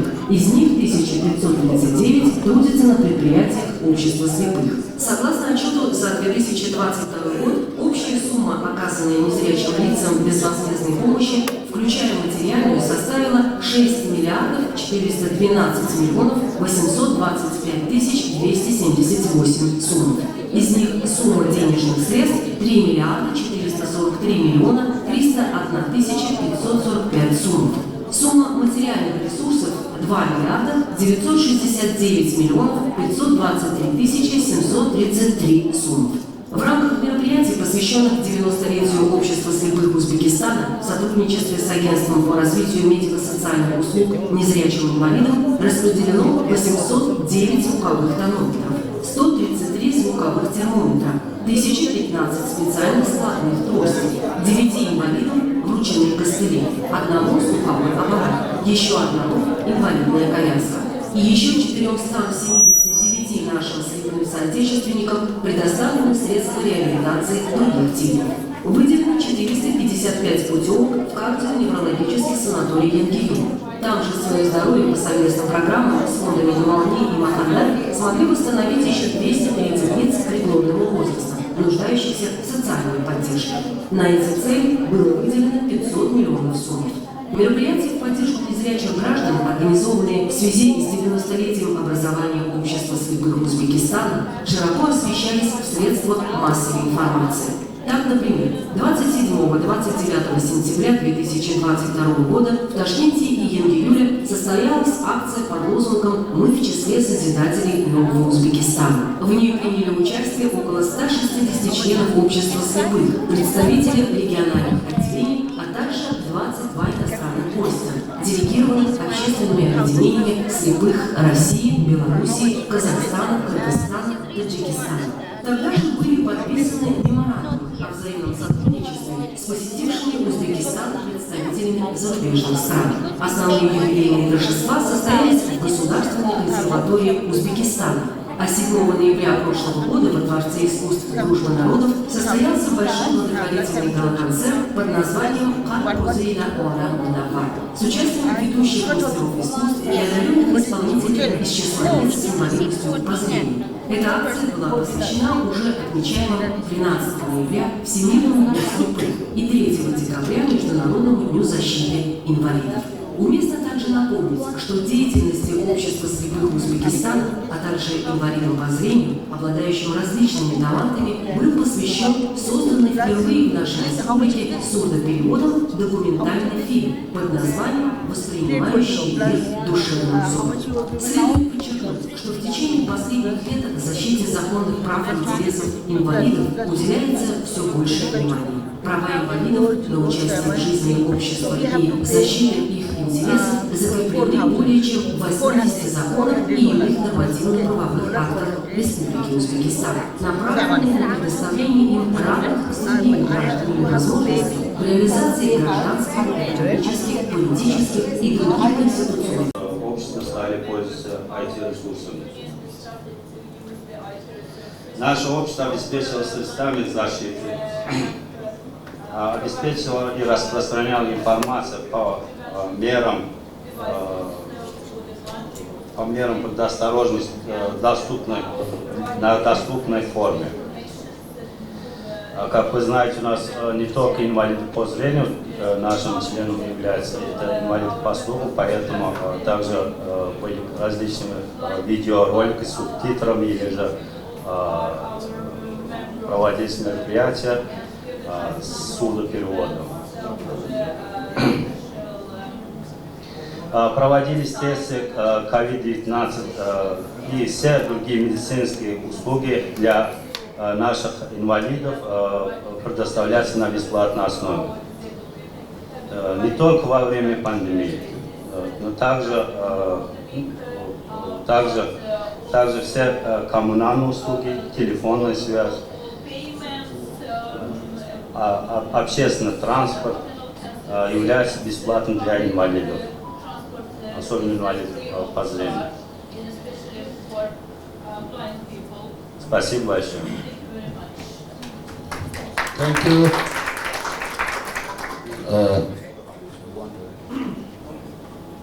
Okay, I think so. Yes. Now I think we go to South Asia and Nepal wanted the floor, so we will start with Nepal.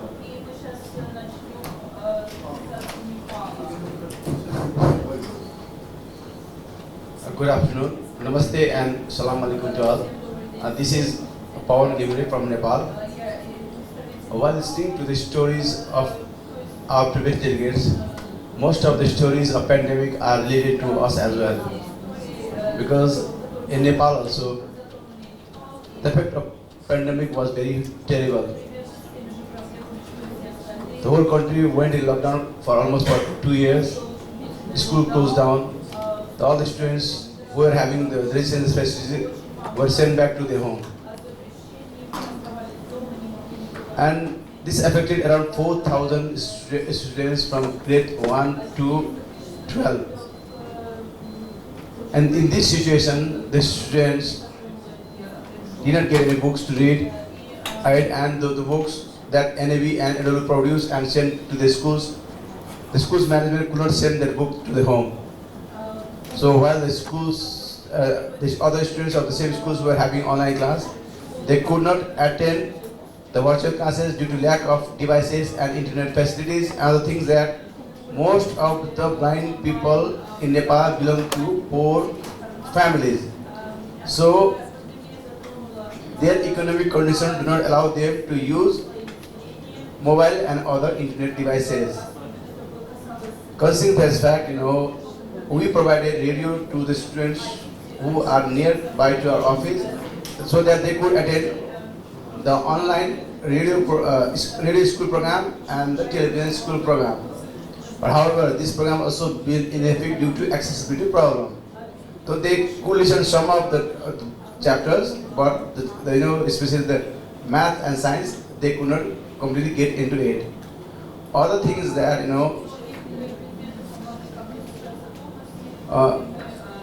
as most of the parents of the blind children who were involved in informal job, they lost their job. Their economic condition got worse, and they found very difficult to rear up the children who were sent back to their home by the schools. And that became very terrible for them, and even they had a very problem maintaining the physical distancing, right, and providing services, and even the blind, they could not go outside with the help of volunteers to get the things done. Especially the girls in puberty stage, they felt very difficulties in managing their menstrual and reproductive health. They could not get even a menstrual pad, and even most of the families rural areas, they don't have that much knowledge about the use of sanitary pad during the menstruation. So even the girls, those who were to get these things at the school, they did not get. And other things, I know the exam was conducted virtually, but for the students with visual impairment, they could not attend the exam because there were no means for them. They were promoted.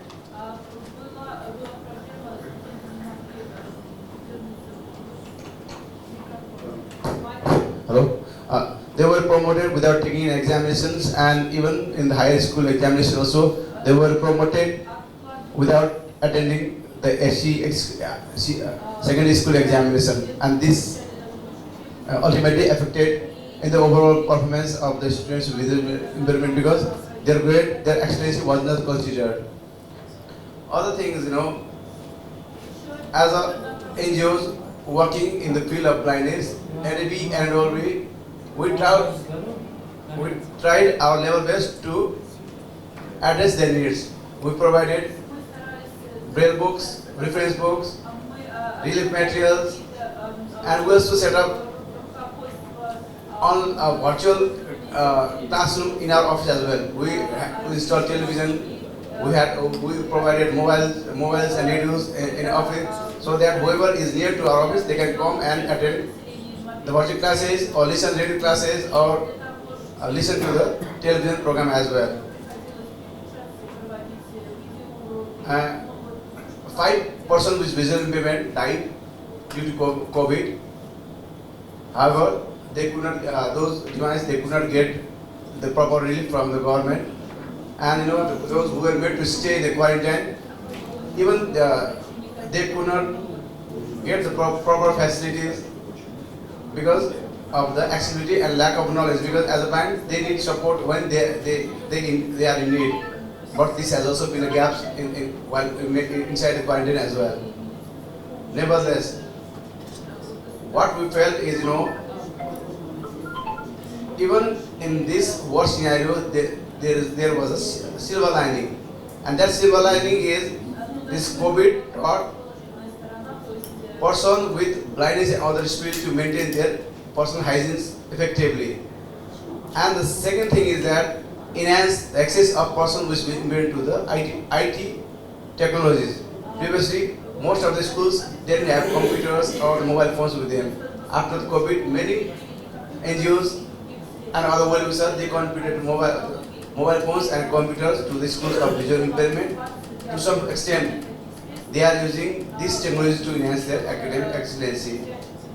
And while we're talking about addressing the need of persons with visual impairment at the time of emergencies or natural disasters, what I feel is, as a member of Asian Blind Union, we should express our solidarity and collaboration in addressing need of the countries in need, because all countries are not of same status. So ABU should have a fund or a separate fund to support the countries in need during this humanitarian emergency or at time of humanitarian crisis. So after this pandemic, what we learned, persons with disability and blindness should be involved in disaster risk management program. So we also prepared school safety plan of some of the schools, some of the Hindu schools, because there are blind, deaf, and all studying in the same schools in Nepal. So at that time, if we do not properly orientate them how to, provide support or how to escape out and how to reach to the safe place, then that will be a very painful for all. So we also prepare safety school plan. We also engage some of the persons with disability relief as well as rescuing activities. So NLB is one disaster guidelines as well, and NLB also has prepared their own disaster guidelines. And and I think the ABU should also prepare the disaster related strategies to cope with the probable disasters and humanitarian crises that may occur in the future. So with this, I would like to conclude my small presentation. Thank you very much.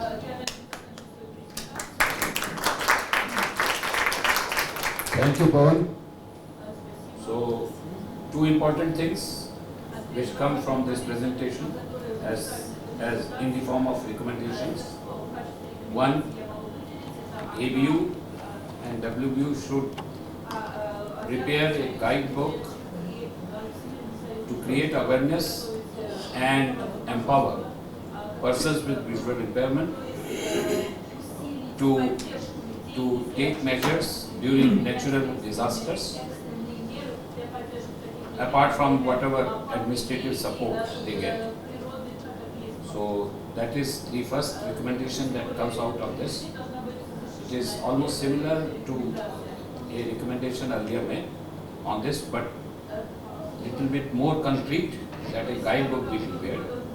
And second, he highlighted and recommended that countries of the region should get proper and adequate support in the event of any disaster like flood, earthquake.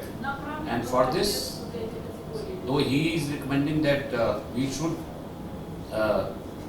set apart certain funds, but I think probably what we can recommend is that all humanitarian agencies which should take up on the at the level of WBU and ABU together in our region, the advocacy with humanitarian agencies and national disaster authorities, disaster management authorities, for inclusion of financial assistance, technical assistance, and priority in evacuating people in the event of national disasters. Yes. Now I will request Pakistan. Thank you, Mr. President. I am Riyaz Hussain Neman from Pakistan. First of all, Madam President, WBU, CEO WBU, and Mr. President, ABU, and all board of officers and delegations who are coming from different countries of areas. Assalamu alaikum. First of all, I introduce my organization, Pakistan Association of the Blind, the largest and oldest organization in the Pakistan. He is working through its 4 provincial chapters and 47 district chapters in all over the country. During the pandemic situation, PAB feel those people who are living in the rural areas of Pakistan, because Pakistan consists more than 71% population of the whole country living in rural areas. The total our areas 796 square kilometers. Most of population depend the agriculture revenue. Most of blind people living in rural areas, we have feel in those days education not get our problem, but those people who are living in rural areas, they facing save their life, because those face the trouble how to arrange food things for there. Many of the people to approach PAB districts and provincial and central office bearers, that he demanded that we need food support. Although government of Pakistan and different educational institutions arrange online classes on university level, college level, and also secondary school level. But students who are visually impaired studying in lower classes like elementary and primary basis, PAB arrange the different WhatsApp group for their family members, because most of students are not able to operate cell mobile or smartphone. In those days, PAB arranged on local basis to food support program through its district branches and through the courier service all over the country, with collaboration different non-governmental organizations. Qazi Sahab said me that Mr. Asad Kaisar more than 800 mobile phone provide to their areas, district Sawabi, as well as PAB management tried to support and organize the 3 workshops in different major cities of Pakistan to prevention of COVID, with the collaboration of Federation of Handicapped International, and he involved GOs, NGOs, and different organizations of the Pakistan, and we have supported them, and we asked them, they try to solve problems of visual impairment in rural areas, in different cities and different areas of the Pakistan. As well as in 2022, we have once again faced lot of problem due to heavy rain and flood.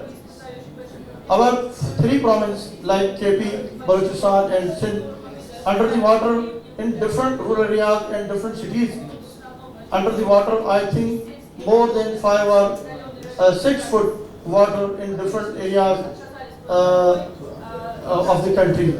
In those days, visually impaired person once again facing lot of problems. Although Mr. Rongta and National Federation of the Blind to moral support and little bit financial support to those people who are affected in flood situation. Once again, I thank National Federation of the Blind. They support to for those people. But I recommended only one solution. Although my different colleagues recommended lot of recommendation, but I only one solution recommended. The ABU and WBU try to establish a department or authority or wing who are support to during the disaster situation like flood, heavy rain, earthquake, and different situation to the blind people or visually impaired people. Once again, I am thankful to your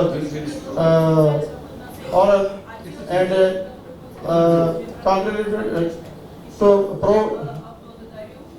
I thanks from I think local organization of Uzbekistan that he organized high-level event in their country.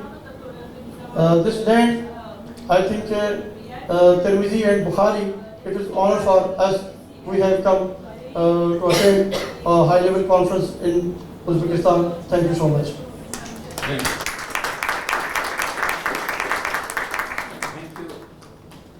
Thank you very much. So he also highlighted the importance of WhatsApp groups, creation of WhatsApp groups, distribution of required material and devices to overcome the challenges faced during pandemic. Mr. President, one yes, thing remaining. Yes, please. Government of Pakistan during the COVID-19 introduced the tele school for those children who are get education in primary or lower primary basis. Tele school. Through teleconference. So now we go to last country, India in South Asia, and I will request. No, Sri Lanka. Sorry. No, but yes, first Sharika, Sri Lanka, and I will request the presenters to be short. Yes. Because we have to finish by 1 for lunch. So this is Sharika from Sri Lanka. I'm representing the Sri Lanka Council for the Blind. Regarding the COVID and the impact of it on vision impaired people, I think most of the problems and challenges that we faced are universal.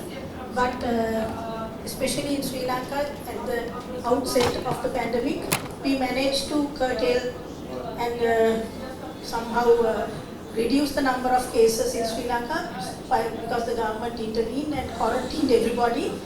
Unfortunately, although the government was very well organized in quarantining every positive case, they were not aware, the person involved were not aware of how to handle people with special needs.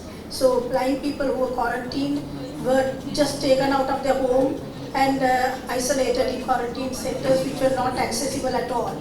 So that was one issue that we had and which we should look into in the future, in future case. The other problem was we didn't have, especially in rural areas, most people didn't have access to internet. It was a common thing, but it especially affected the blind people. The other problem, just to keep this speech short, was financial inclusion. That was the biggest problem. The most blind people were employed and they had an income. However, they couldn't access the funds that they had in their own bank accounts because of the inaccessibility of the people couldn't visit the bank and physically withdraw the money, so they had to use online channels, which was impossible in most cases because of the apps and websites not being accessible, yes. So that was a great issue, and we as organizations for and of the blind got together and spoke to the central bank, through the government and the Human Rights Commission, and managed to change the customer charter involving banks to give more priority to inclusion of persons with disabilities in their banks. So that was one thing that we managed to do. However, still we need to change the attitudes of personnel in banks, because although the customer charter was changed, the mindset hasn't changed of personnel working in banks. So that's all from Sri Lanka. Thank you, Shalika. A very important point that has been made in the form of recommendation. We should undertake advocacy as a region as well as globally to ensure financial inclusion, both in the form of inclusion in the social security programs being launched by the governments during pandemics, natural disasters, and so on and so forth, and also of inclusion with regard to accessibility of all financial activities, including banks, insurance, etc. So it is a very important point that you have raised. Now, can I go to India? And I would request first Habib to make, and I would request everybody from India to be short. 5 minutes.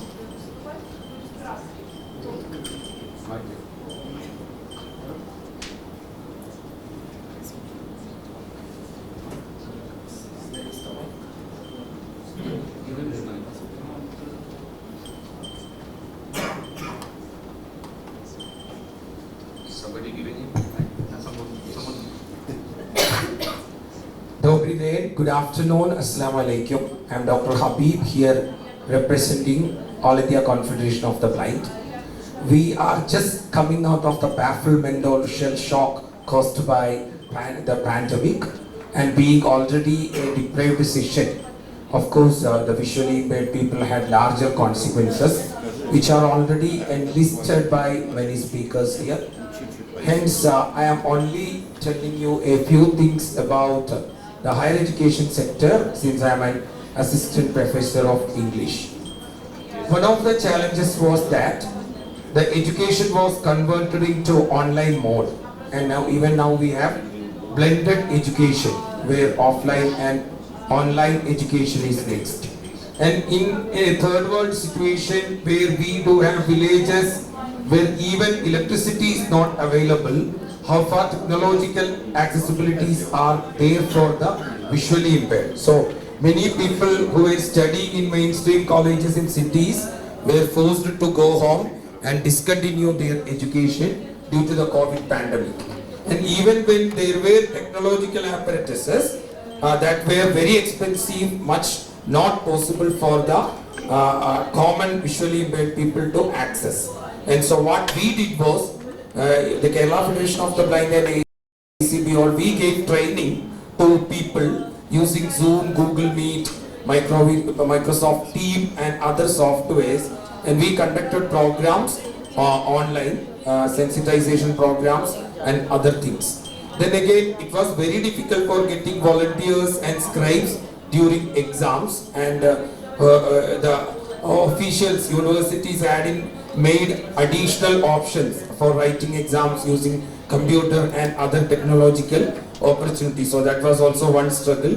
Then the courses duration were reduced short. So when the course duration was reduced short, it was very difficult to get the materials transferred into accessible format. That was also a main challenge, because very often we will be depending only on lectures which were not available. So that also posed challenges to many visually impaired people, and the financial difficulties caused by the pandemic made them difficult to find out for other solutions. So as we have a lack of time, I am not continuing much. I am giving 2-3 recommendations. One recommendation is that we should see that technological education of the visually impaired is incorporated properly from the school level itself, so that if there is an emergency situation when it comes to higher education or secondary education, they can use technological devices effectively.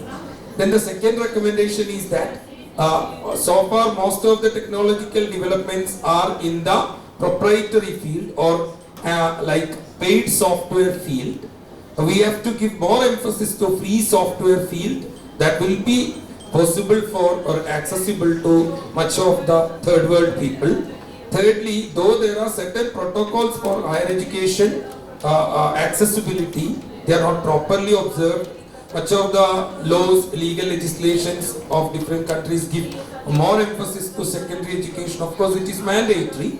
But for example, if you have to submit an assignment, still many universities claim that you have to seek the help of a scribe and write it down. We have to have certain protocols by which all accessibility parameters for the disabled people, especially the visually impaired people, should be properly taken care of. These are my recommendations. I thank the honorable dignitaries for giving me this opportunity. Thank you. Thank you. Thank you, Avi. Thank you, Dr. Habib. So, recommendation, a very important recommendation is with regard to, in order to make the technology affordable and usable by visually impaired persons, we should advocate with the developers of softwares and hardwares as a global organization and regional organization for promoting availability of free software to ensure accessibility of their products. Now I will request Vimal Denglaki to Thank you, sir. Thank you very much. First of all, I thank, this is Dr. Vimal Dengla from India. First of all, I thank Uzbek Society to organize such a wonderful event, and more this workshop for future strategies and planning regarding post-pandemic understandings and trainings on our own. Because when problem was there, we learned a lot of positive things from there. Lot of has been discussed about the technology and other things. One area which I would like to insist upon now, which is actually not mentioned by many of the speakers, previous speakers, that is one, we are all talking about beneficiary centered. But during pandemic, the more difficult task was to sensitize and understand the COVID warriors to deal with disabled persons or visually impaired persons. So we did try that also to understand them, the needs of the visually impaired persons while putting them into the quarantine centers or admitting them to the hospitals. And though there was a lot of free medical services available in India, but private hospitals were charging a lot. So we convinced the hospitals and medical authorities. From our side, we did our negotiations as well as the help of the government to make all health related services free of cost available, or we tried to raise donations also for that health services for the visually impaired, which is a very specific area and it is needed. My recommendation would be that also that we should seriously think about the medical and health services for the visually impaired persons on concessional or as a social security measure in our region. Wherever it is available, it is good, but wherever it is not, in India it is available up to some extent, but several things are not available. Principally, politically, it is there, but it is not being given. So we are in process of having some insurance scheme for Mediclaim and other type of things. And the second part, which we did during pandemic, the help of WHO has developed few modules for sensitization and training on hygiene and management of COVID like that. All those were of online. So with the government authorities and representatives of WHO in India, we tried to organize certain workshops for the awareness and sensitization of those training programs, modules. And lot of persons connected with the disability sector, working in the disability sector, were given training, as well as visually impaired persons themselves also got few modules training which were accessible easily for them. It was accessible, lot of them were accessible, and we tried to make them understandable for all these difficulties. And one more thing which we did, like doctors, police, and other trained persons, we convinced the authorities to make disability workers in the field of disability as COVID warriors also. We issued them the ID cards and other things to get the services done. And this COVID gave us very much opportunities, and we have done several advocacy initiatives jointly. So I don't take much time on various issues because we had done a lot, all of ours. So I request our President ABU and our senior most person in India also, Mr. Santosh Umtaji, that he can brief the things happened in India in his leadership. Thank you, sir. Thank you. Thank you, Vimalji. I think he has highlighted untouched area so far, which is very important. Inclusion of health. So, one recommendation that we should have a proper strategy for advocacy around the inclusion of persons with visual impairment with regard to accessing affordable or free of cost health services, not only in serious situations like pandemic, but as a matter of right in any health emergency. So now I will, as representing my organization, National Federation of Blind, would like also to, supplement. I will not repeat what my learned colleagues from India have already said, or leaders from two other national organizations.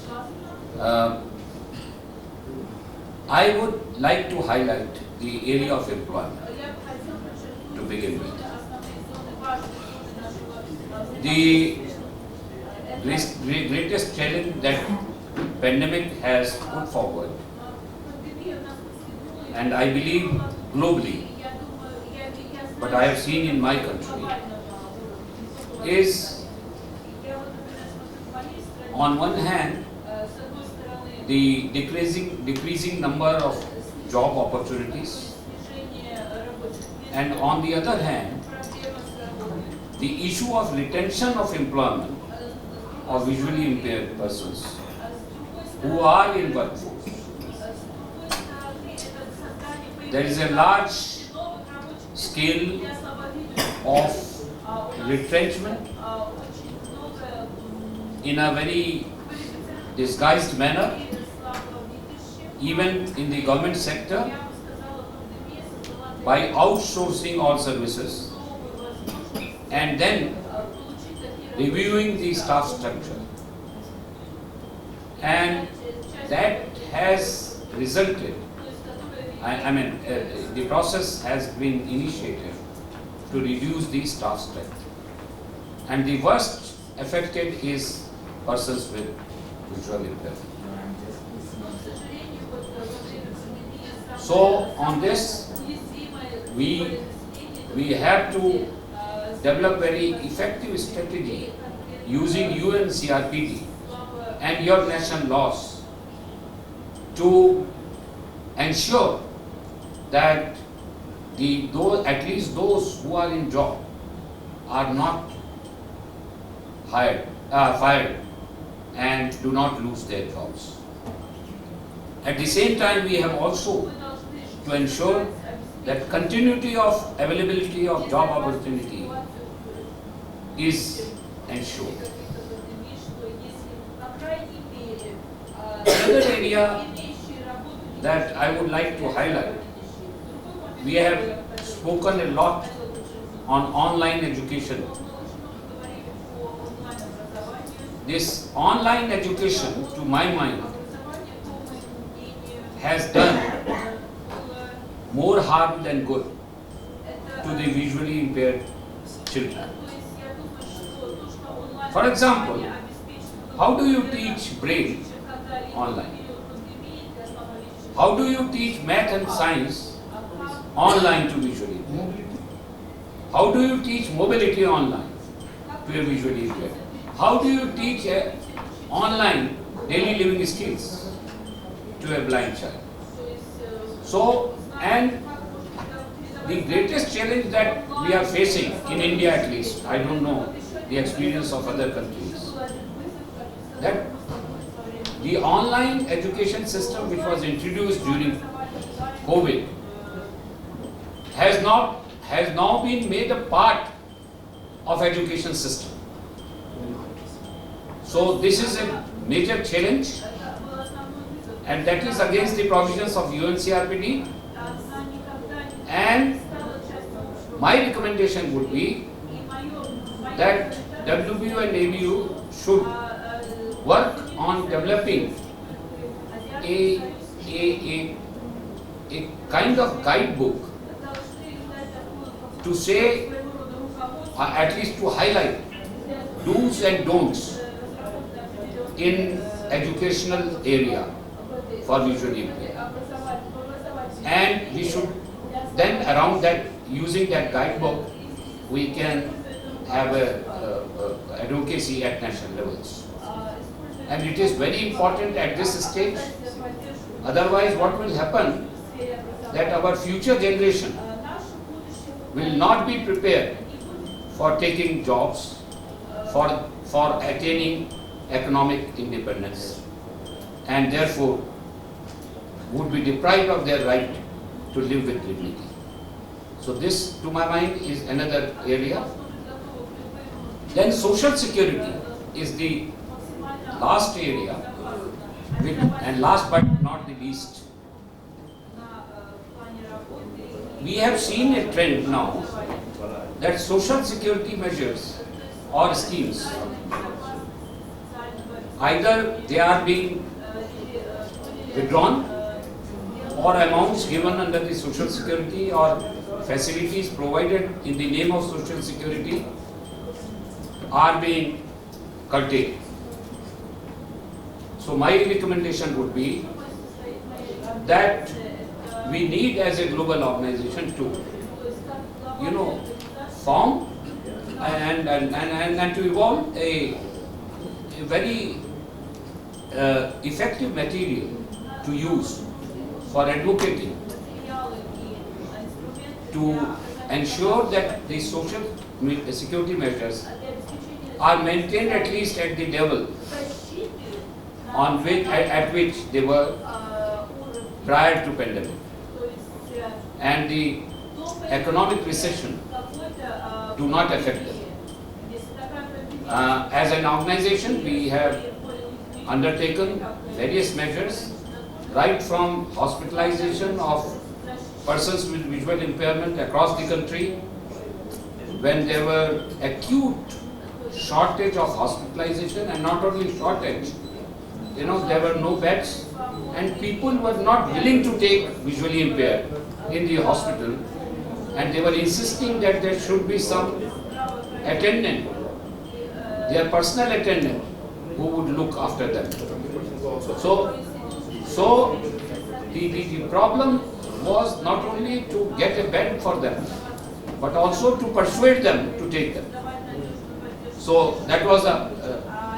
Then we also, there was a complete political policy vacuum, and we advocated and we worked with the government to develop a policy framework to address the concerns and problems being faced by persons with disabilities as a whole in combating the adverse effects of pandemic. Friends, I will not, and we also provided financial support to the most needy in the form of cash as well as in the form of in kind by distributing ration to them. And we, in Indian rupees terms, we provided the cash assistance of about 25 lakhs, which probably would come somewhere between 30,000 USD. So, friends, with this, I would like to thank you for very insightful presentations by all countries, and this has in fact helped us in developing our action plan for the term. The new board will, I think and I believe, will take this as a mandate from you all to take it forward.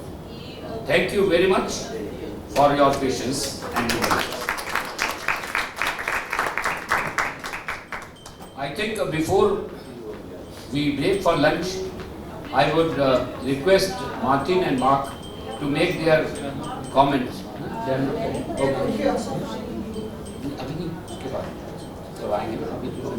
So, any announcements? Yes, please. Go ahead. Announcements from the for logistics.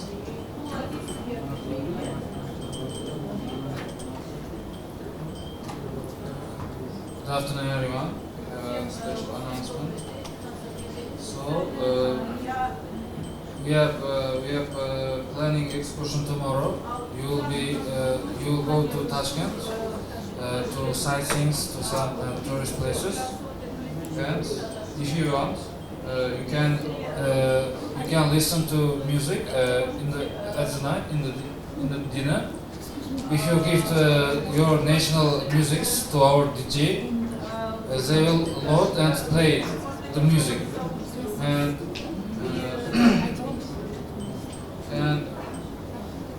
if you have any kind of requests, please tell it to translators so they can ask it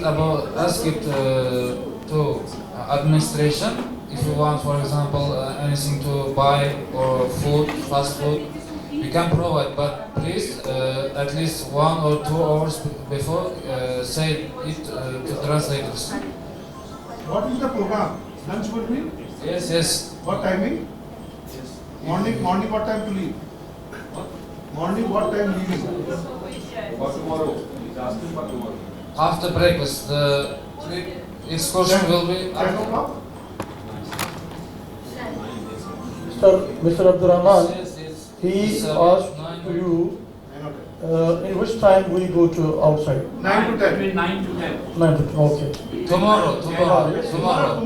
Yes. Between 9 to 10 after the breakfast. Yes, lunch will be in the Tashkent. Yes. In Tashkent, they have given the name of the restaurant. Yes. Okay, and returning by timing? Returning time? Return time?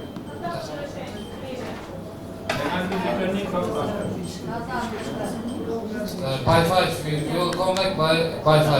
Any program after that here? Yes, closing. Closing ceremony. At 5. Yes. Closing ceremony. So, please. Have they come? Martin and Mark? We break.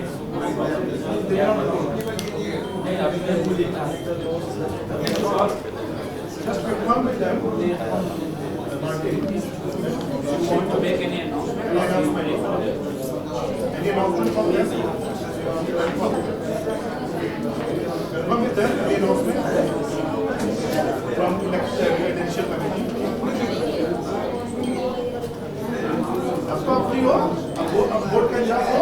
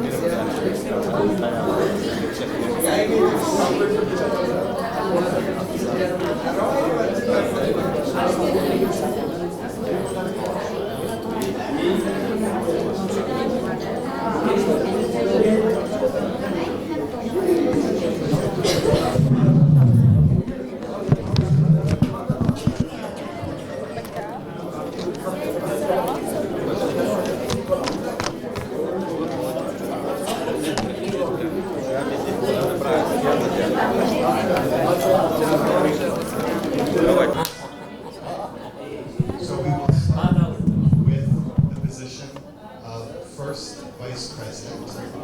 And again, we have two nominees. Can I confirm that both is Saad Noor in the room at the moment?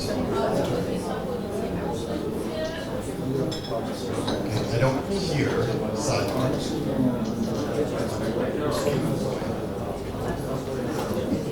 Okay, we'll come back to first vice president, and we will move on to the position of treasurer.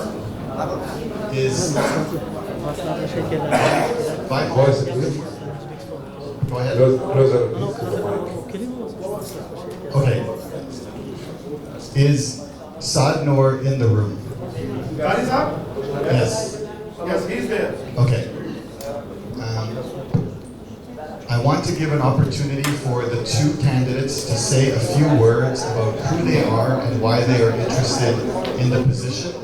And so we will have Qari Saad and Tengmeev. Is Tengmeev in the room?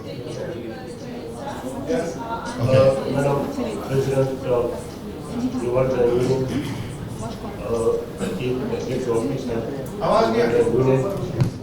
the president of Asian Brand Union, newly Secretary General, Mr. Mansoor, and other colleagues.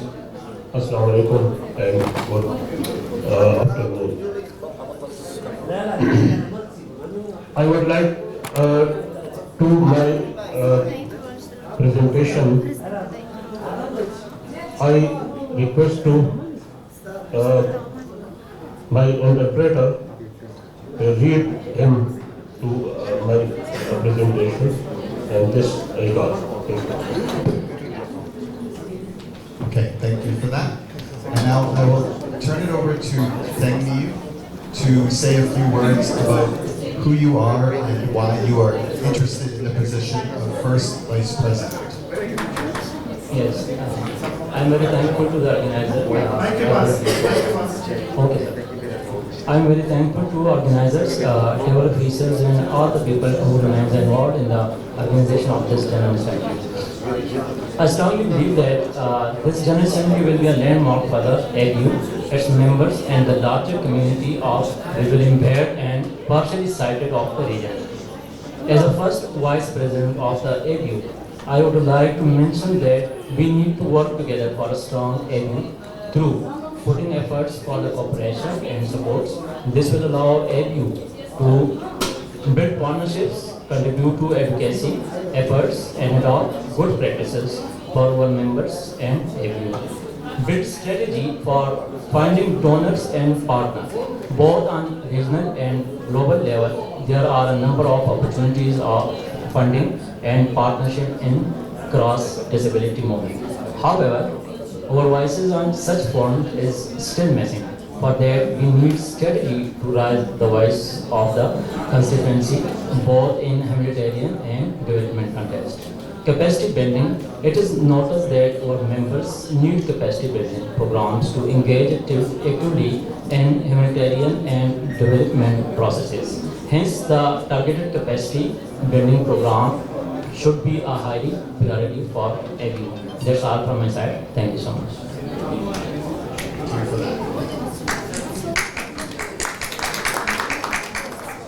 This was a presentation from on behalf of Kari Sahib. Okay, thank you for that. Is Tangneev in the room? Yes. Okay, Tangneev, would you like to take the floor and say a few words? Okay. Добрый день, дорогие друзья. Меня зовут Тангниев Махмад, я из Таджикистана. С 2004 по 2016 год я являлся членом исполнительного комитета АБУ. С 2016 по сегодняшний день работал в качестве казначея АБУ. Несколько раз был избран членом исполнительного комитета WBU. Моя кандидатура прилагается со стороны наших центральноазиатских ребят, так как я хочу развивать в структуре Азиатского союза слепых в сфере доступности, работу в сфере доступности.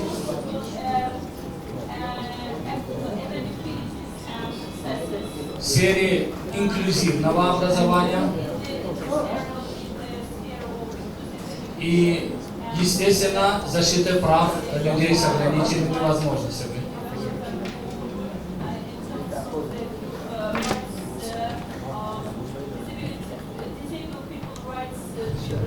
Я был инициатором, то есть лоббирования Марракешского договора по Центральной Азии.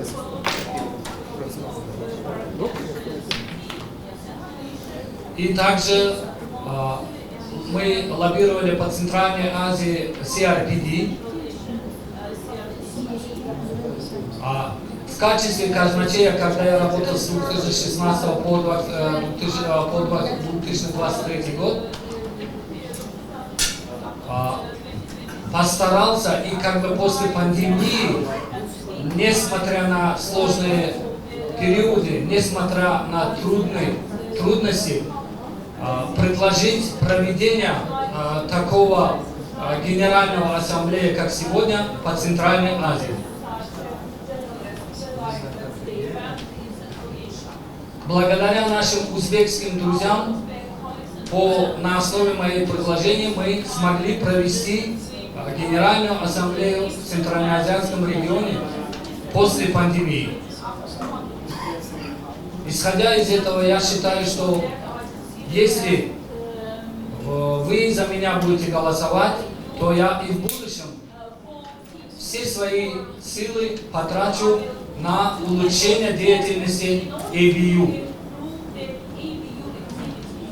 Спасибо вам за внимание.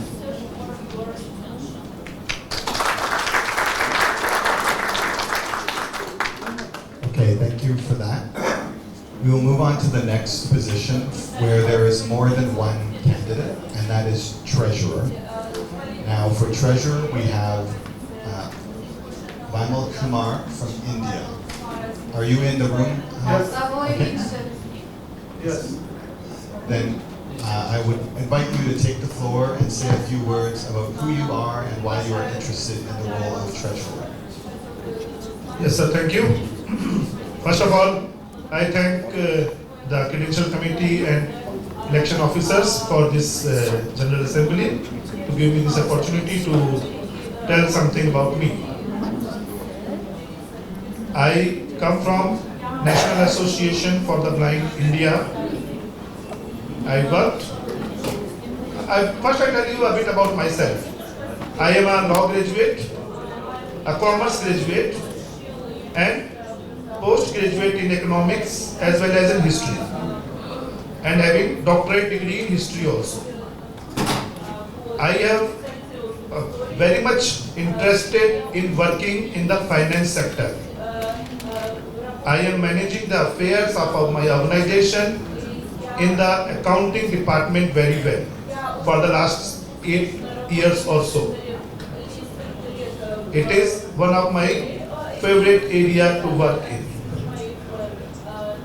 I feel that ABU at this juncture definitely needs a good treasurer who can take ABU funds ahead, like we had a long discussion yesterday in our General Assembly, as well as in minutes it is mentioned very clearly that Kuwait Assembly also had lot of problems in financial things, not clarity, not maintaining documentation in proper way, and that too because there is lack of human resources. So my contention is that ABU should have very transparent, automated information system for financial transactions particularly, because this is the area where we need more transparency. Honesty is not such a thing which can only be claimed. It should be seen. Transparency should be seen in your working style. That is my main thrust to work as a treasurer of ABU with support from you all, either it is Central Asia, South Asia or Middle East. I request all of you to support for the better financial system of ABU and take our organization one of the best region in World Blind Union. Thank you. Thank you very much. Now, Tengneev is also nominated. I know you just spoke, Tengneev, but I will give a quick opportunity if there's anything you'd like to add with regard to the treasurer nomination.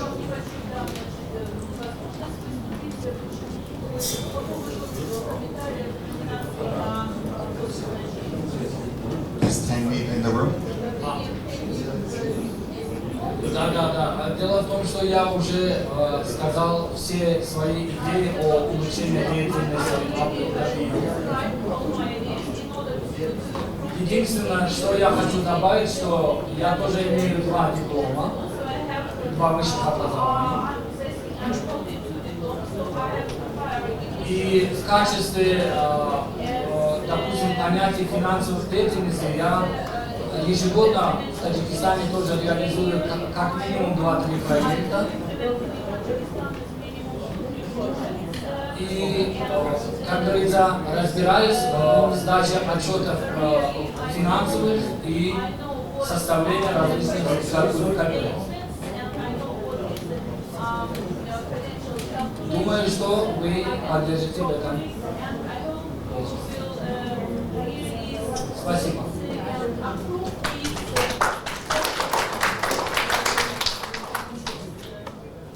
Thank you. We will move on to our next position, which is the last one for the officers. That is the chair of the Women's Committee. There are 2 nominees. Is Sharifa from Bahrain in the room? Yes. Yes? Okay, then I will invite Sharifa to take the floor and say a few words about who you are and why you are interested in becoming chair of the Women's Committee. بسم الله الرحمن الرحيم. شكرا جزيلا رئيس الجلسة على هذه الفرصة Translation please. Thank you for What's the question? I would like to thank everyone. I would like to thank everyone. Thank you to provide this opportunity. طبعا أرشح نفسي لهذا المنصب على أساس أن رئيس لجنة المرأة ولي خبرتي في هذا المجال. طبعا I would like to nominate myself for this position because I have a long experience in this field. ويعني عندي عضوية في اللجان الرسمية الحكومية في البحرين. و I have the membership in the general government committees. وأيضا خبرتي في الاتحاد من تأسيسه لحد اليوم. And I have my experience in the Asian Client Union since the establishment until now. وبالتوفيق للجميع واللي له نصيب ياخذه. شكرا. بالتوفيق للجميع.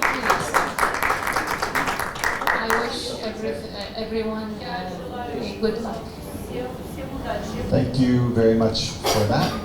Our second nominee for the Women's Committee is Amal from Iraq. Is Amal in the room? Yes. Okay. Okay, I would invite Amal to take the floor and share a little bit about who you are. السلام عليكم ورحمة الله وبركاته. أمل عزيز حسان من العراق، عضوة ناشطة في الجمعية الوطنية، مسؤولة لجنة المرأة والطفل في الجمعية الوطنية وفي منظمات ومؤسسات ذوي الإعاقة البصرية في العراق. لدي الرغبة للمشاركة معكم وللشرف أن أكون مع أساتذة عمالقة أمثالكم لكي أكون مدافعة ومناصرة للمرأة الكفيفة في جميع أنحاء العالم وبالخصوص في العراق. وبصراحة المرأة الكفيفة حالها حال المرأة الغير كفيفة، فهي قادرة على كل شيء ولها الإمكانيات ولها النشاطات وخريجة ومتعلمة. ف يعني بدورنا إنه لازم نكون منصفين ومدافعين وتستحق الفرص التي يعني يمنحها لها المجتمع. فلازم نكون احنا يعني متكاتفين لكي ننصر قضيتنا ولنا الحق للاندماج في المجتمع. شكرا جزيلا.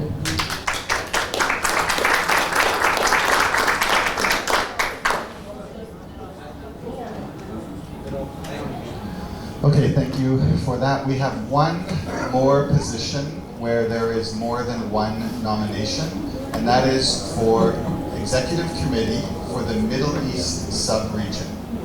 And there are 3 individuals, one of whom we have heard from already. We have, and I apologize for any mispronunciations, we have Saud from Oman. Is Saud in the room? Yes? Okay.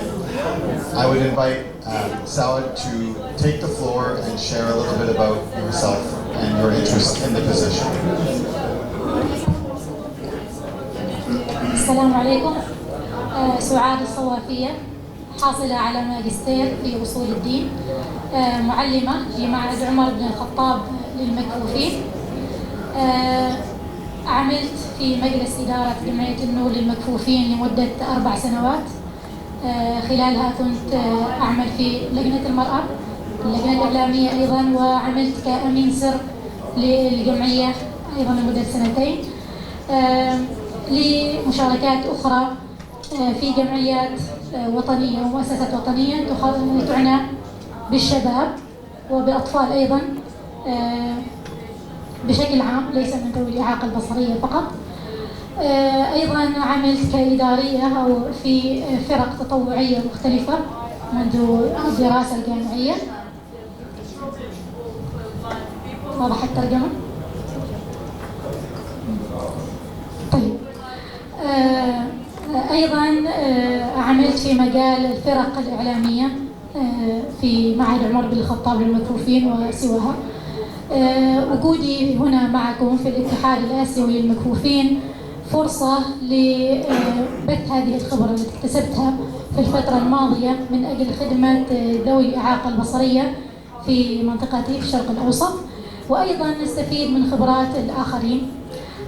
حقيقة أطمح من خلال العمل في المنصب إلى تطوير عمل الاتحاد، بداية من التوعية والتعريف بالاتحاد والعمل في الجانب الإعلامي الخاص بالاتحاد الذي أجد أنه يحتاج إلى مزيد من الجهد، بالإضافة إلى أني أطمح أيضا أن يكون هنالك أنشطة وبرامج وفعاليات تخصنا في الشرق الأوسط نتعاون فيها مع مؤسساتنا الأهلية وأيضا المؤسسات القطاع الخاص والقطاع الحكومي من أجل تطوير كافة نواحي حياتنا كذوي إعاقة بصرية، لا سيما التعليم والصحة وصناعة الترفيه والثقافة بشكل عام لذوي الإعاقة البصرية وتوفر التقنيات الخاصة بهم. أتمنى فعلا أن نكون ضمن فريق يعمل بجد وضمن خطط مدروسة ويضع أهداف واستراتيجيات واضحة من أجل النصر بالاتحاد الآسيوي، سواء كان في شرق آسيا معذرة في الشرق الأوسط أو في الاتحاد الآسيوي بشكل عام إلى مستوى أفضل مما حققتموه وأيضا بذلتم فيه جهد، جزاكم الله خير. وحقيقة أشكر هذه الفرصة للتعريف، وأقول فعلا للأشقاء من الشرق الأوسط إذا كنتم مستعدين للعمل معي ضمن خطط مدروسة وجاهزين حال زي ما يقولوا فعلا الكرف أو العطاء، فأنا مستعدة أن أكون معكم، وإن لم أكن رئيسة في أو في الهيئة التنفيذية فأنا أيضا مع الفريق، وأتمنى أن نحقق شيء يرقى بذوي الإعاقة البصرية في منطقتنا. شكرا جزيلا.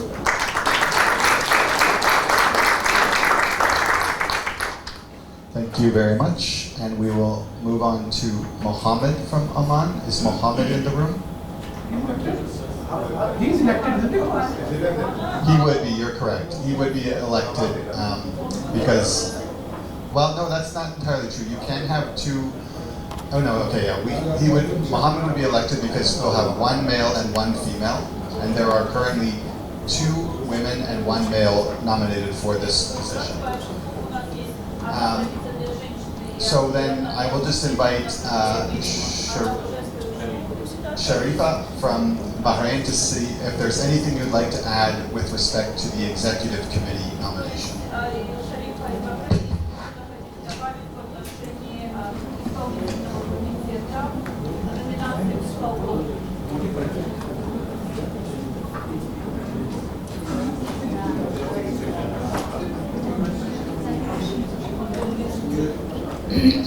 طبعا اللجنة التنفيذية والحمد لله سابقا قبل أخذ المنصب لجنة المرأة. Can you please speak a little closer to the microphone? قبل أخذ رئاسة لجنة المرأة مسبقا كنت في الهيئة التنفيذية ولي خبرتي بهذا المجال وشكرا.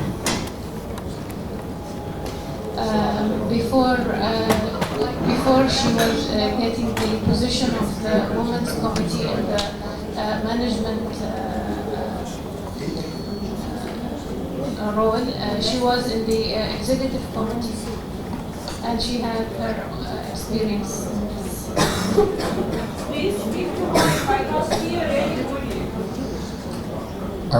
They are using a microphone. It's actually being interpreted like after she speaks what someone else is interpreting. But can you please come closer to the microphone just to make sure everyone can hear? She just want to add that before she was in the position of the Women's Committee in the last 8 years. She was a member in the Executive Committee and she have her experience in that committee. Вы не слышите ничего, я не слышу. Потому что вы наушники не все одели, вы сейчас попробуйте эти наушники. Can you repeat again? No. Can you repeat again to the microphone? It has been interpreted already, so to the translator there is no need to interpret. It has been interpreted.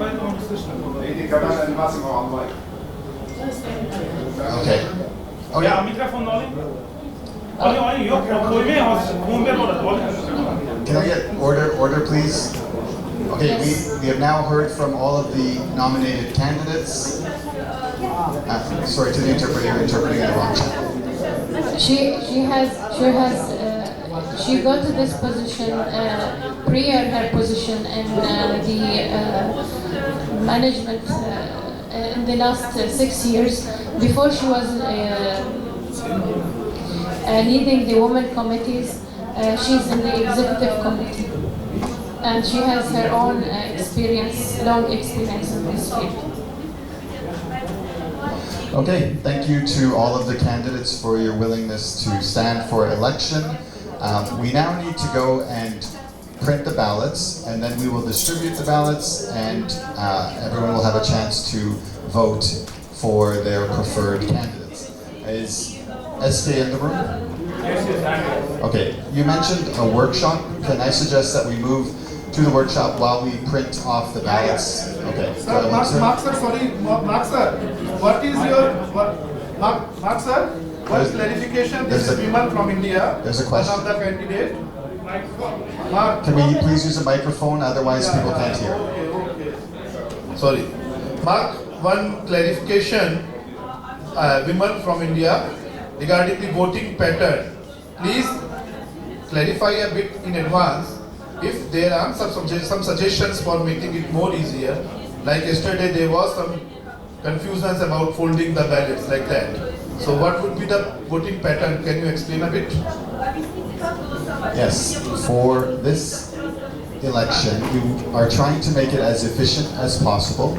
So we will have a ballot, a printed ballot, so sighted assistance will be required, which I know is not ideal, but it is probably the most efficient way to handle the election. So on the ballot, you will see all 6 positions for the officers, including where we do not have more than one person running for the position. So in the case of treasurer, you will see the name of Vilmar and Tengmi, and then simply write an X or a circle, whatever you want, next to the name of the person you want to vote for. And then we will count the ballots that way. So you will vote for all 6 positions on one piece of paper. And then there will be a second piece of paper for the executive committee. Now, because the executive committee only has one contested election, and that's the Middle East. So we will distribute the executive committee ballots only to the delegates from the Middle East, because the Central Asia and South Asia do not have an election. There are only 2 candidates. So the executive committee will go only to delegates from the Middle East. Questions, clarifications? Sir, it's okay. Looks like though it is not very ideal in terms of accessibility, and we are talking so big things, and we are not able to organize our own elections, which is a blind organization for the blind, of the blind, and we are not able. That's okay, but acceptable. No problems. But there should be choice of our own scribe, of our own choice. Number 1. Number 2, I request to give a comfortable spacing for marking the candidatures where elections are there. So no confusion should be there. Some lining mark should be made, so it is not confused type of thing. Box should be bigger. That much only. Thank you. Yes, thank you for those suggestions. Mr. Romter. Yes, sir. Лемер, вам слышно было? Вы поняли по поводу этого перевода? По поводу выборов? Или я...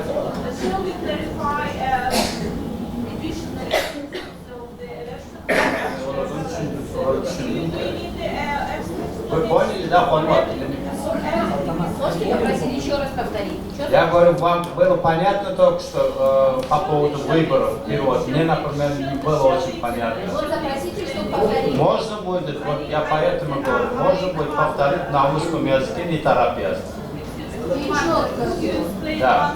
И четче, не торопясь, слово в слово, если можно будет.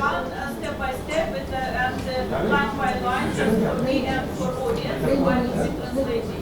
Please just explain me. Okay, this is Mark speaking. I've been asked to explain once again. Can I have attention, please? We will provide a... Excuse me, can I please have attention? Silence, please. Begin. Okay, to make sure that everyone can hear, we just need a moment of focus. I will provide a piece of paper to each delegate, and if you have multiple votes, you will have multiple pieces of paper. So if you have 3 delegates or 3 votes, you will receive 3 ballots. On this ballot, each position of the officers will be listed. So that is president, first vice president, second vice president, etc. And where you have more than one person running, first vice president, for example, 2 names will be listed.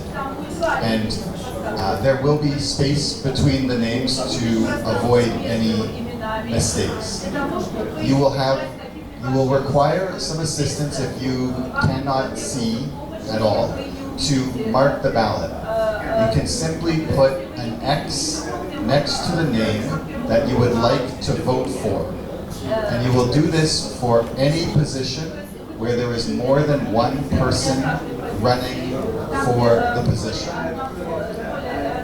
When it comes to the executive committee, we only have one election, and that is for the Middle East. Central Asia and South Asia have only 2 nominees, so there will not be an election. Because of this, Middle East ballots for executive committee will only go to the delegates from the Middle East. If you are from South Asia or from Central Asia, you will not receive an executive committee ballot. You will receive a ballot for the officers, but there is no election for executive committee in Central Asia and South Asia. Does that help clarify? Mark, just one clarification for my understanding and for understanding of the other delegates. You said against the name to whom we want to vote, you have to write X or what? X, or anything. Yes, let's go with an X. That is the simplest. So just put a little X next to the name of the person you would like to vote for. Alphabet X, you are saying? Yes. I have a question. Or cross. What about the scribe? Will you be providing a scribe or can we No, you can use your own also. My own. Yes, if you need assistance, they will give. Yes, if you have someone who can help you that you trust, please use that person. If you do not have someone, then let us know and we will provide someone to assist. Mark, I'm Habib. I have a question. We have another question. Please use the microphone.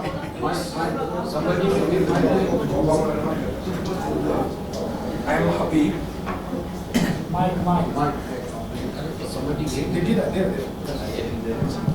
Mark, I'm Habib. This is just for a clarification.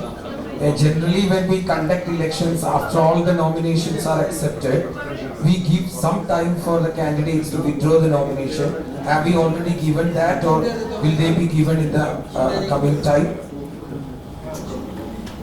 We went through all of the nominations one by one, and I asked the question, is there anyone here who should not be here? Or anyone here, or is anyone missing? And no one spoke up. So the list of nominations that we have gone through is the final list of nominations. But I suggest that if you can just make a sentence that if anybody wishes to, because when you say if there is anybody who should not be or should be in the list, people may not understand. If you say if anybody wants to withdraw, that will give them better indication. So I request if you can just, because if anybody is withdrawing, we may be save time for that election. So if it is possible, I suggest that you can give such an indication as well. Thank you. I am okay with that. I will open the floor to anyone who is currently nominated. Does anyone wish to withdraw their nomination?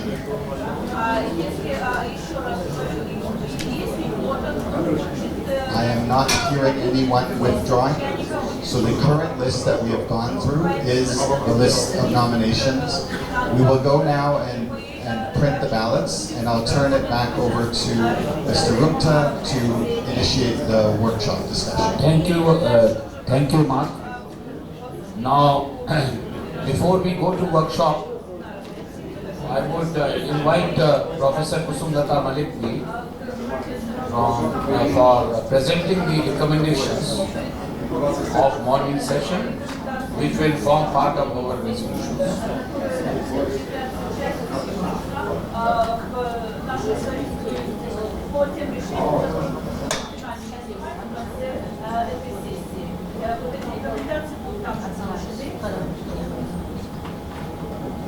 Honorable President WB Ms. Martin, CEO Mr. Mark, President ABU Mr. Romta, dear delegates from different organizations gathered here, my greetings to all of you. The technical business session was very comprehensive and realistically portrayed the challenges which my fellow delegates have faced while helping their visually impaired community in their own countries.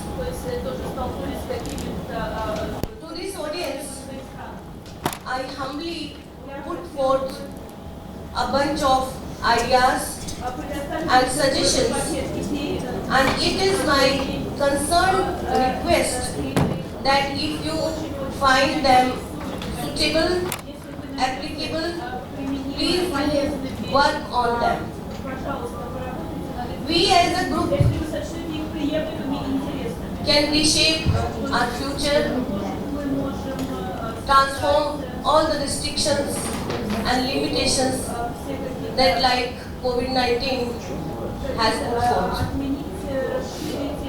As all of you are aware, during pandemic last 4 years, we were facing same problems, same challenges, either we live in developed countries or in developing ones. All of you mentioned your difficulties, your pain, your problems, and share your experiences. How did you resolve those at your own level? You told about your innovation ideas, your experiments, etc. Friends, actually everything was stopped at that time. Life was full of unpredictable situations. Access to knowledge, access to education, access to workplace was not possible in traditional manner at that time. Developed countries has money, as many of you has mentioned, but they were also debarred from routine life. In this unprecedented time, people learned to adapt to new kind of life. They came up with new ideas, for instance, digital learning and many other coping mechanisms. WBU and Asian Blind Union should develop some strategies regarding technological training for visually impaired persons. As delegate from UAE, Shekha, told us about difficulties faced by blind employees at that time during pandemic. WBU and its regions should work on technological support available at in difficult time and digital accessibility. Literature. WBU, ABU should promote skill development programs through their affiliated national organizations. We should also focus on using technology in day-to-day life. In this technological era, practical knowledge of digitalization is very, very important for our sector.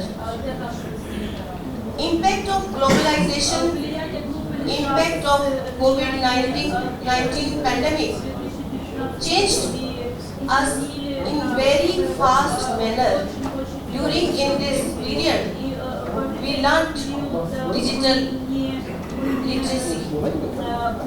Irrespective of the country one belongs to, we all face similar challenges as explained by many of you during the report presentation.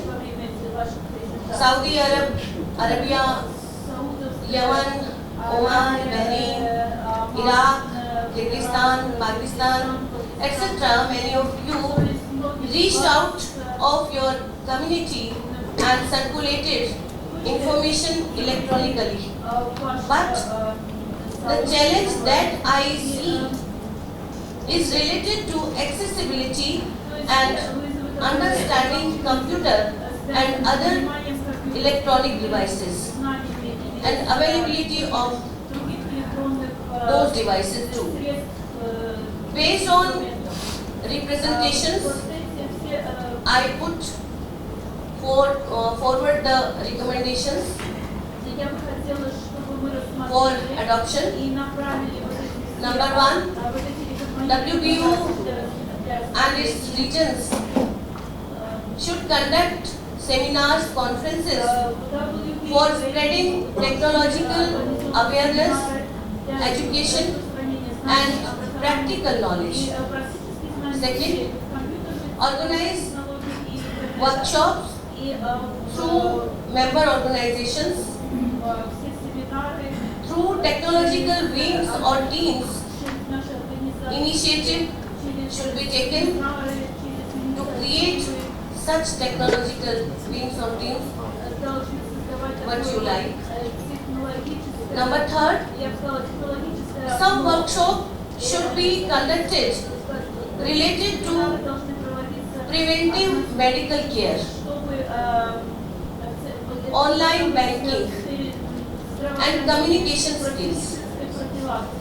Number 4, 2 types of guide books, one for technological knowledge and other related to education of visually impaired children. Friends, we as a group can reshape, remodel and transform all the restrictions and limitations as COVID-19 pandemic has put forth. Initiative should be taken and I believe WBU and ABU will support these recommendations. Thank you very much. И большое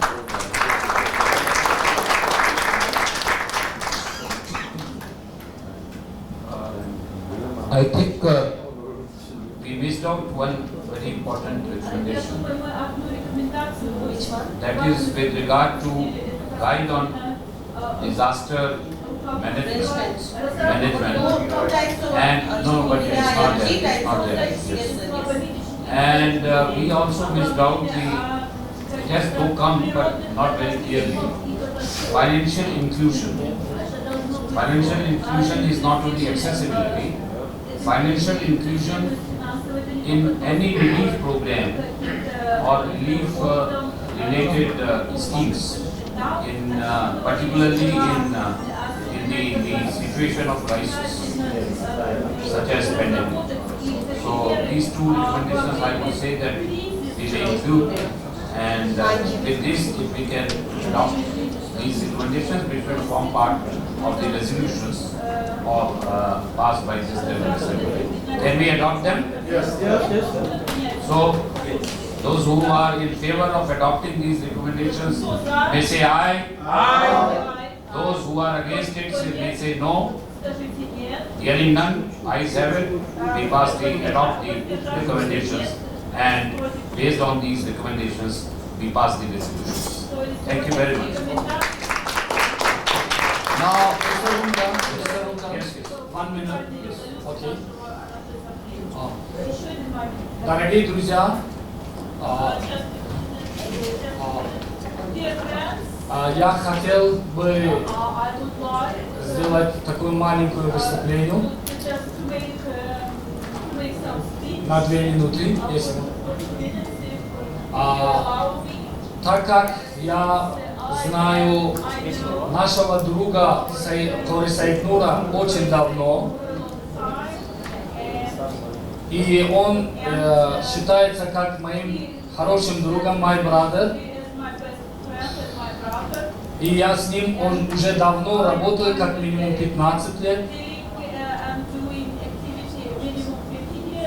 И чувствую его старания в улучшении деятельности ABU.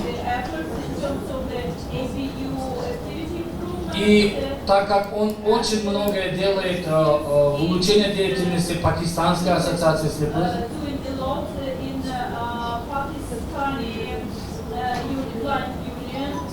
и вижу, что всегда стремится к тому, чтобы деятельность ABU улучшилась, и ABU был одним из, как говорится, профессиональных и хороших организаций. Я снимаю свою, как говорится, кандидатуру на первого вице-президента в пользу мистера Сайкнура.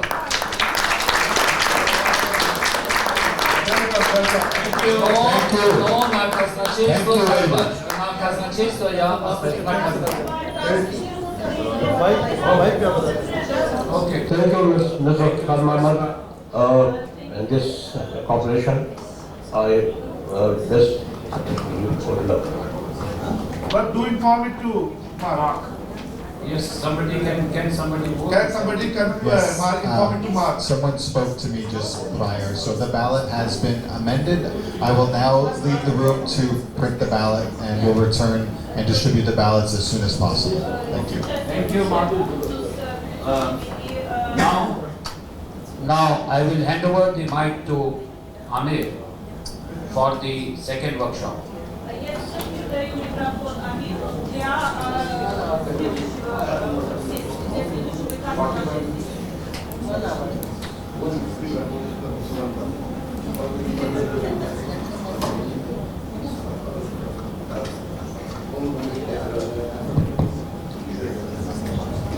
Hi again.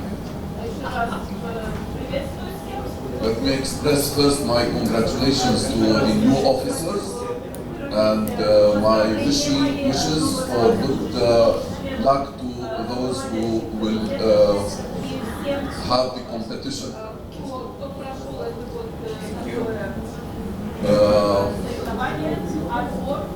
Can anybody provide me with interpretation equipment, because we have here 2 equipment, but 2 of them are not working. Any local organizers? Can you? Local organizers? English. Yeah. No, I need when somebody speaks Russian. Okay, our session now is also to get your inputs, your suggestions, recommendations to ABU for the next term. I will mention specific areas, and in each specific area it is required that you suggest any matter for ABU to work on during the next term.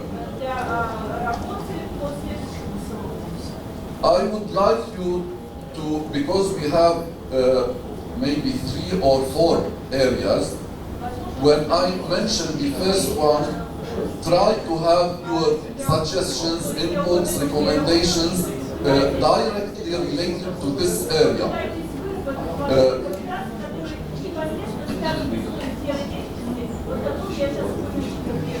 Don't give all your ideas, suggestions once on all the matters related to ABU.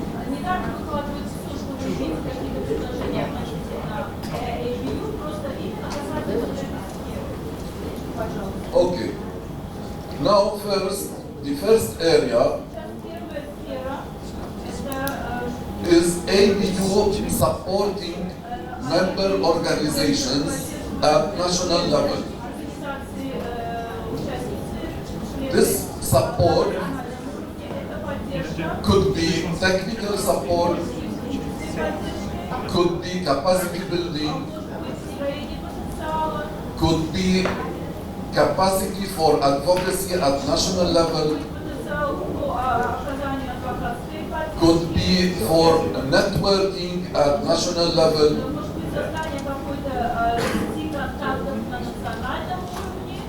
So what you suggest, what ideas you have to ABU to work for supporting the member organizations of ABU? The floor is yours.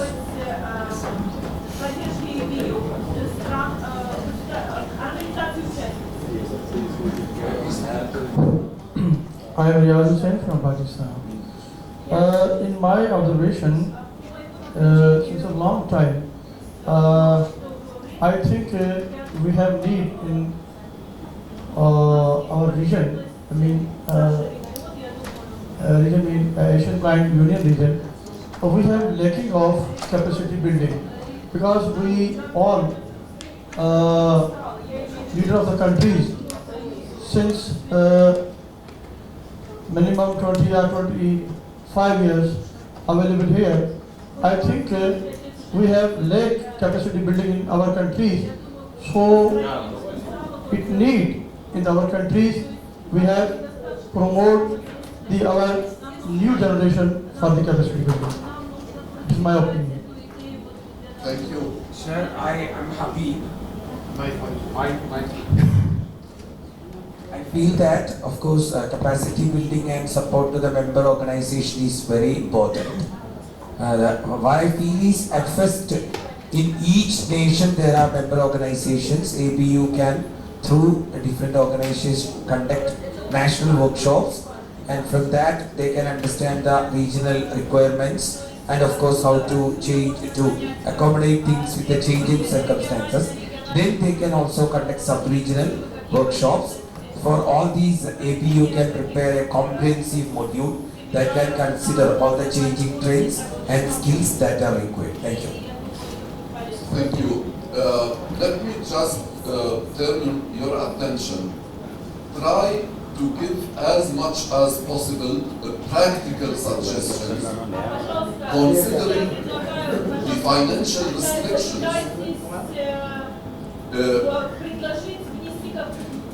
практических предложений относительно, например, финансовых. So as much as possible, you can say whatever you want, as much as possible.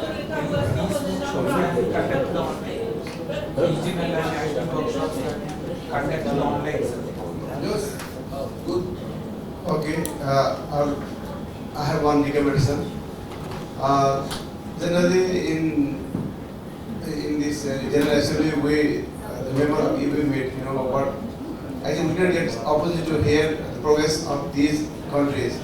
So my recommendation is, if you could, collect the progress report of all the member countries and copy the, remarkable activities or progress they have made and circulate through newsletter. That will be very beneficial because at least we get to know each other, and if there are some activities which can be replicated in our country, that will be very, one of the more empower and build capacity of the member countries as well. Thank you. Thank you.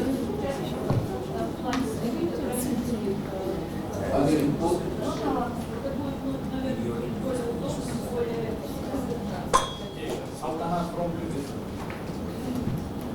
Добрый день. У нас в Кыргызстане такая практика вот недавно появилась. Мы построили дома для слепых и слабовидящих. Так как наши поликлиники очень далеко находятся, мы в каждом доме, в подвале, в самом нижнем этаже организовали медицинские кабинеты, медикосы. И эта практика нам очень помогла, особенно во время пандемии, потому что многие слепые живут семьями, муж, жена и дети есть слепые, и не всегда у них есть сопровождающие, а во время ковида передвижение было ограничено. И это было очень удобно, когда в домах были медицинские кабинеты. Теперь мы эту практику хотим дальше продолжить. У нас в основном слепые живут, стараются поближе друг к другу. И мы хотим такие кабинеты организовать не где-то, в поликлиниках, или чтобы ездили наши слепые, а поближе к региону. И самое прекрасное в этом проекте то, что мы это все смогли сделать за свои средства.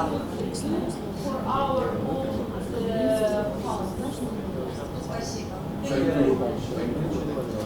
Amen. It is Martin here. Because funding is such an overall problem, and my suggestion is... No translation. That is given in the wrong channel. Russian translation in English channel. Can you repeat again? I have a funding-related recommendation because many times at WPU global office level we see examples of funding applications that are not very clear. So I suggest that national members receive funding application training. Either contact the WP office and we can help with such training so that you can contact your local and central governments and maybe corporate and businesses for funding. So my suggestion is receive national members to receive training in writing funding applications. Very good. That way we can at least, try to augment some resources after having the power in making funding applications. Any other suggestions, ideas? Excuse me, Sharifah, she has a suggestion. Related to the capacity building,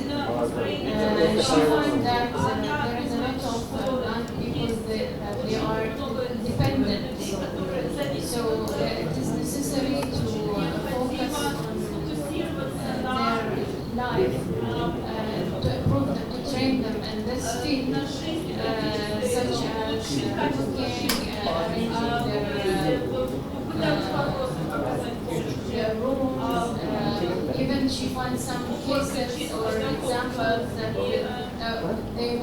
some members they want to leave the house or anywhere that they are without a guide, or they want to do any activity alone. So they need some training and how to clean in their personal life. Thank you. Madam President, in my knowledge, the policy of the WBU that WBU not funding regarding support to country organization. It is first opinion of your policy. In second opinion of your policy that we have moved application regarding the training. That is a two different opinion from your management side. Please clear it.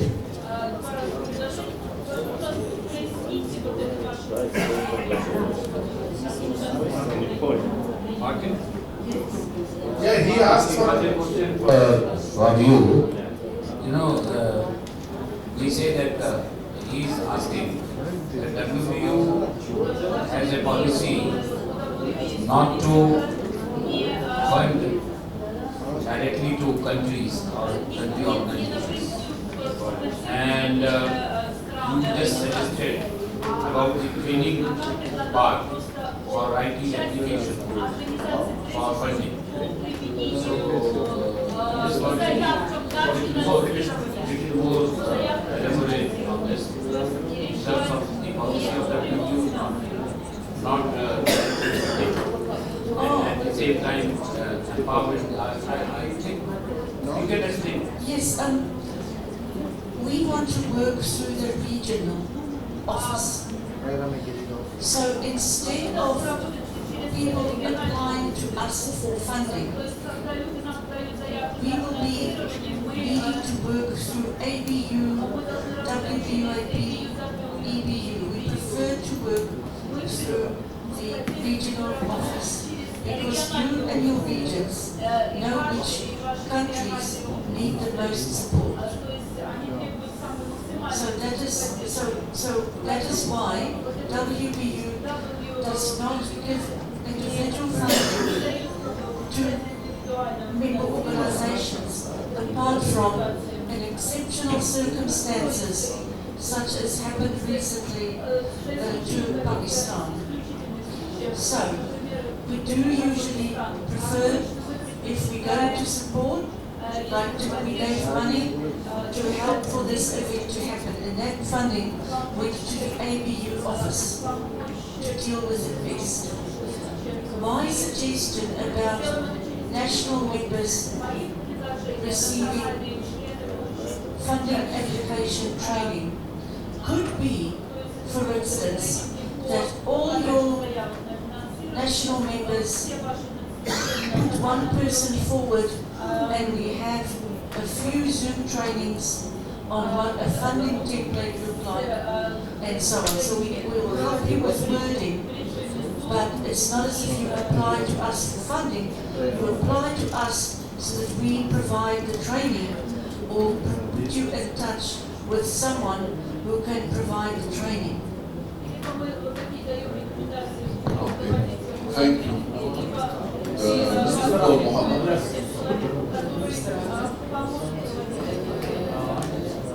Paul Muhammad. Yes. Дорогие друзья,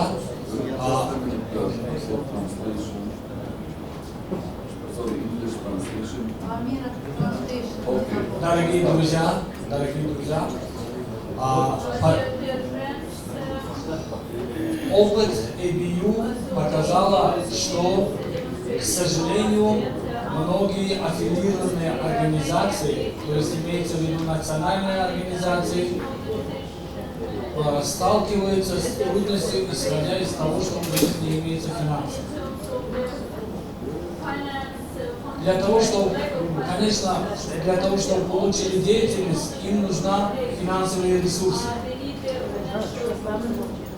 Поэтому я предлагаю несколько вариантов для улучшения финансовых возможностей наших аффилированных организаций ЭБЮ. Первое. Это было бы хорошо, если бы в будущем провели бы тренинги, что на уровне национальном, что на субрегиональном, по фандрейзингу.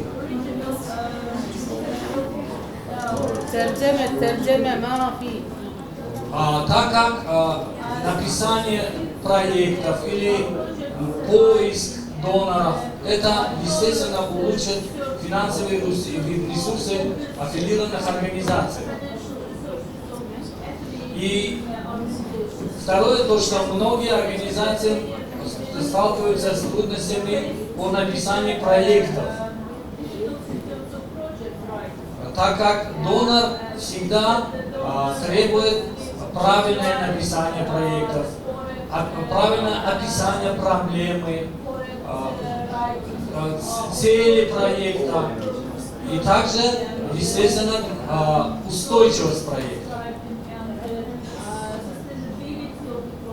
Исходя из этого, было бы хорошо, чтобы мы также провели тренинги по написанию проекта. И следующее мое предложение. Было бы хорошо, чтобы мы также провели тренинги по маркетингу. Так как, если у нас будут хорошие бизнес-планы, хоть пусть это будет для организации малых цехов, допустим,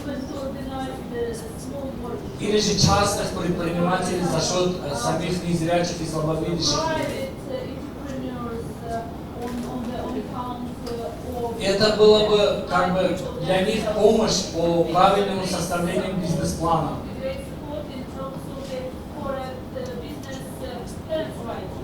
Думаю, что ЭБЮ и WBU в будущем подумают над этими предложениями и смогут оказать содействие в проведении таких видов тренингов. Спасибо.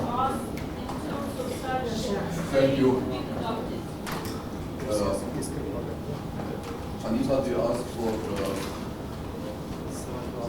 okay. Anybody want to remind? Yes. Yes, this is Vimal from India. I would like to add few more things in capacity building. One thing we may explore the possibilities of learning through good practices of each member organization. Start with in our country itself, if there are more than one organization working in one country, then at sub-region level, we can have exchange program of learning within sub-region as well as within AB to learn better. Just like in the morning we shared our views of our own countries. In the same manner, we may do such things on online mode, not funding thing. If funding is there, best practice is to go and have a visit for 3 to 5 to 7 days, something like that. But that resources funding for learning or exchange offer, we should call it culture exchange, that there are several agencies which do it regularly for other work also, social type of thing. So we can learn good practices from other countries for our better understanding. Number one. Number two is the capacity building of our own members and office bearers, of our executive and otherwise our delegates also.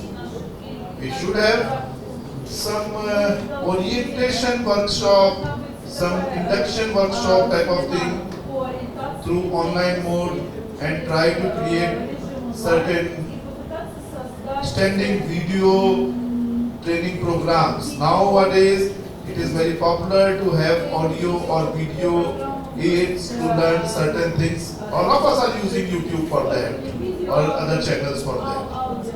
And I think those type of induction and this training and capacity building of our own officers, PC members or members, delegates will give more opportunity to work. These two ideas I have. Thank you. Thank you. This is Sharika. Yes. I just wanted to add, if can introduce more different avenues of employment rather than the traditional employment that the Sheriff are having these days, like say cyber security or web accessibility testing, that sort of new avenues you can do online training programs for the younger generation so that they will have more opportunities to become successful in life. Thank you. Can we move to another area? Another area is strengthening ABU's sub-regional networks. Here in this area, we have two levels. Strengthening the sub-regional networking is first among the member organizations. What you suggest to ABU to strengthen the networks of the member organizations at sub-regional level. The second level, what you suggest to strengthen the networks of member organizations with other stakeholders like civil society organizations, sub-regional stakeholders, donors, but at sub-regional. So, what suggestions, recommendations you may give ABU?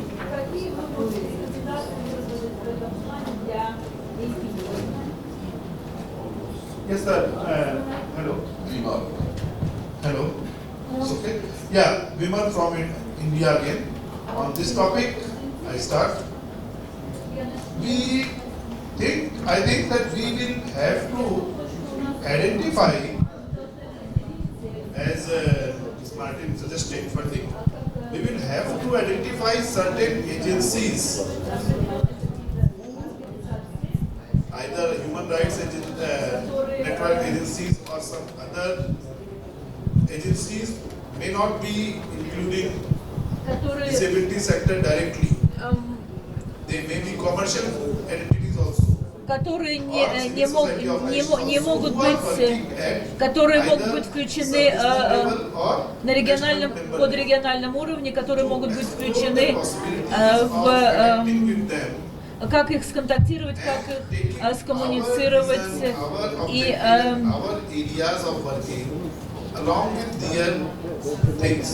то есть идентифицировать. Relations and binding with some other agencies, so it will be helpful.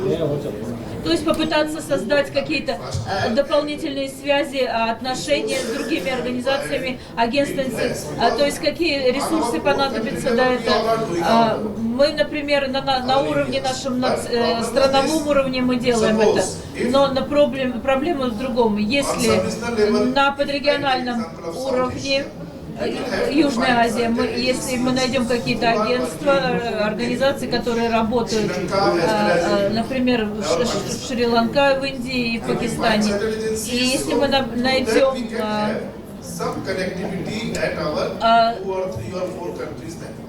то есть, если через них мы можем как-то обосновать, построить другую сеть контактов, которая нас соединит с другой страной. Вот это вот в чем состоит, собственно говоря, моя идея.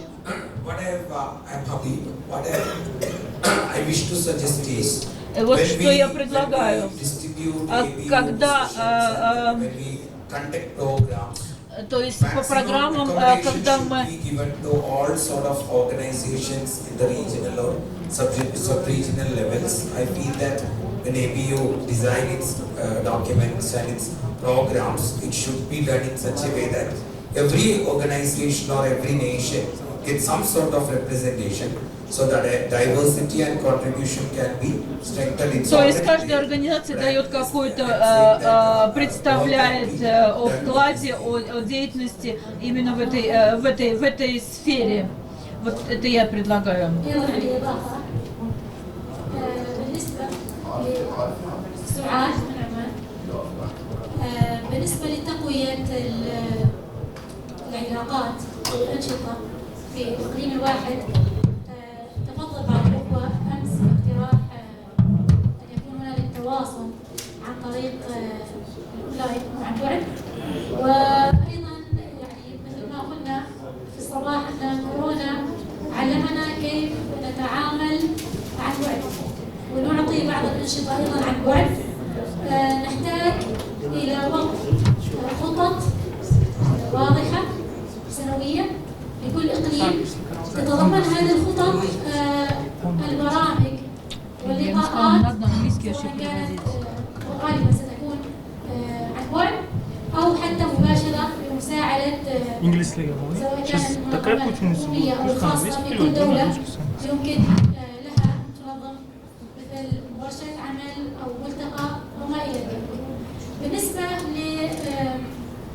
لتقوية العلاقات بين الأقاليم في اتحاد آسيا المكفوفين أنا أرى أن نحتاج إلى وجود منصة إلكترونية تجمع مختلف الأنشطة التي تقوم بها الأقاليم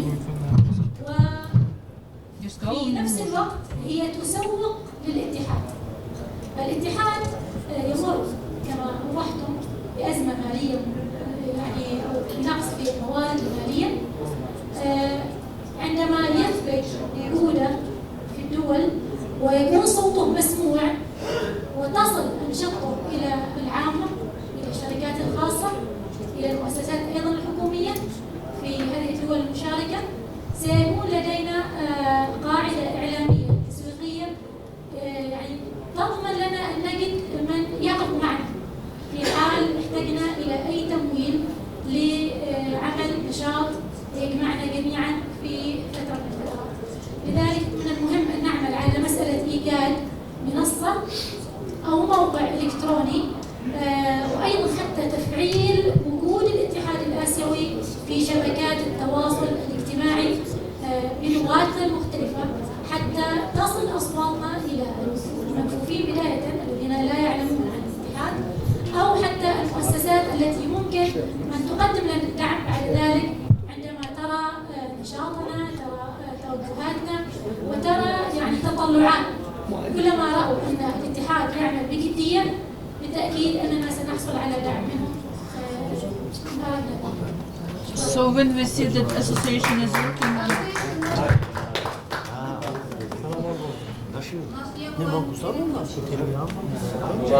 потому что перевод с арабского не шел. Потому что арабский не переводился. Можно будет пару предложений тоже сделать. Я согласен с предыдущими со всеми коллегами, которые дали очень много дельных советов.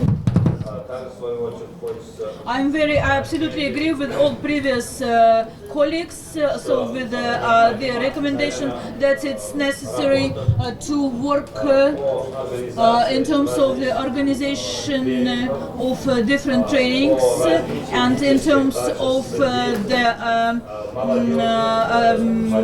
leadership quality of disabled and blind people, as well as legal literacy, as well as educational digital literacy, and I think such trainings should be provided and organized on regional and sub-regional levels.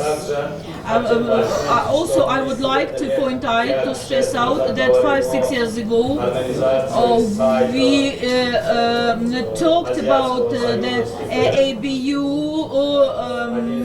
site to be implemented, and one of the people who promised us to assist to organize this website is here. He is here at our assembly presented, and finally I think we will implement this goal, this task, this dream, and I think we will do that, and at the nearest time, I think in nearest few months, the site will be presented and thanks, one deal will be done, I hope. Thank you very much.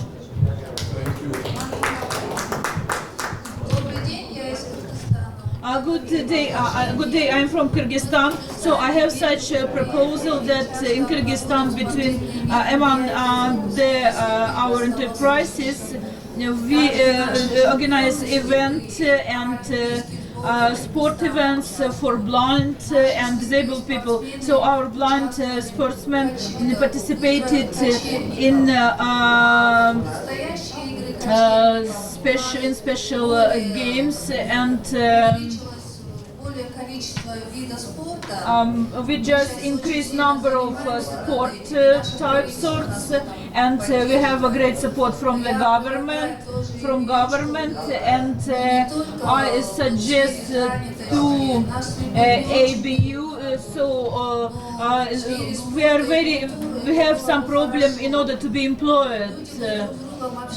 And I suggest that to organize such events in order to be more communicated with among the blind people. We have champions which holding gold medals 20-30 years.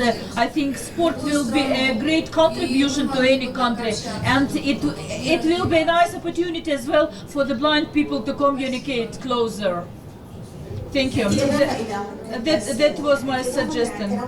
سعاد اللي هو بخصوص التسويق للاتحاد الآسيوي، أن بالإضافة إلى عمل منصة يشكل من الفريق فريق عمل متخصص للتسويق، وتكون من مهام هذا العمل تسويق لهذا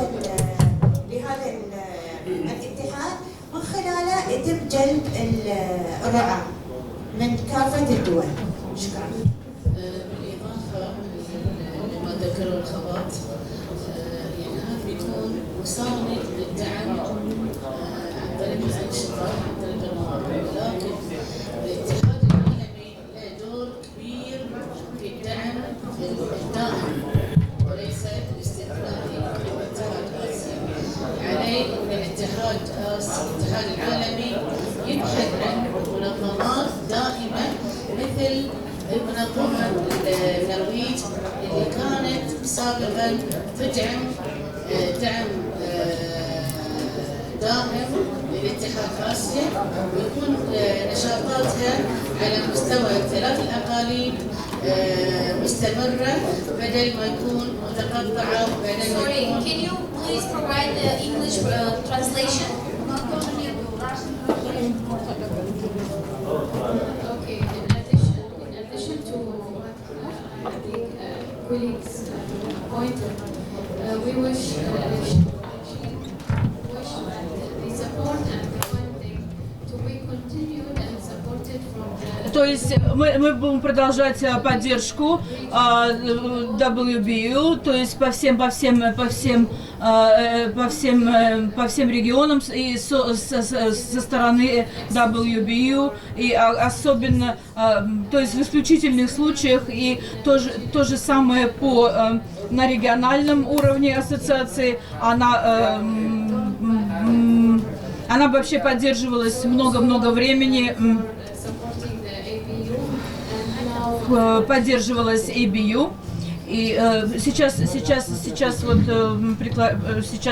приостановилась такая поддержка. Есть еще какие-то дополнительные идеи по этой сфере, или я перехожу уже к следующей сфере? Okay. The third area is what we suggest.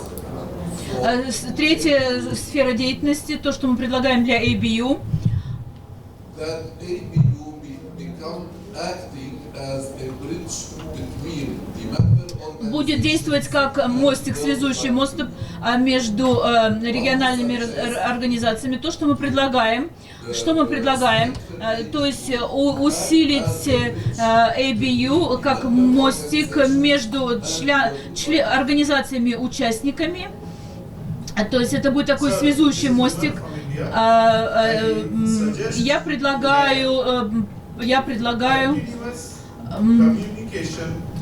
продолжать обмен связями, обмен общениями между государствами-участницами, ABU и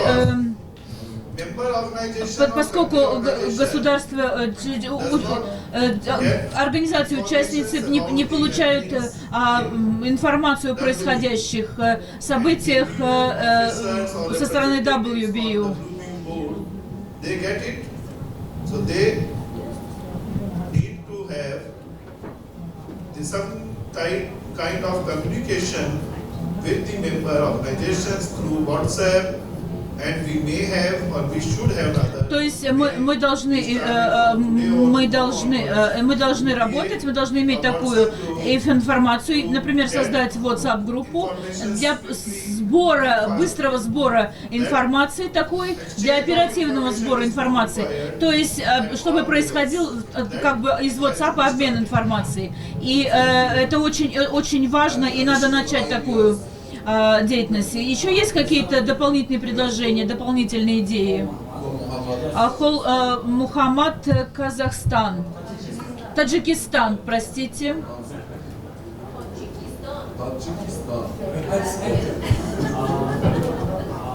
Я хотел бы для улучшения коммуникации. For communication improvement, as it was suggested to create a WhatsApp group to exchange information, as well as to initiate a group in other social media, social networks, and plus to that it would be nice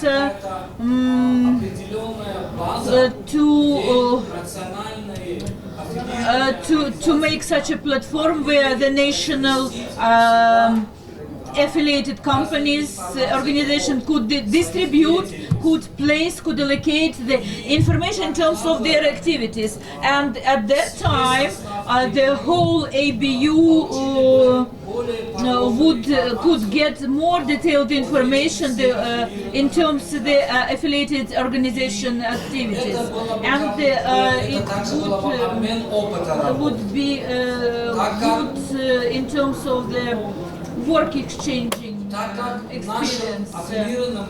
Since our affiliated organization, they feel lack in terms of the information receiving from other organizations.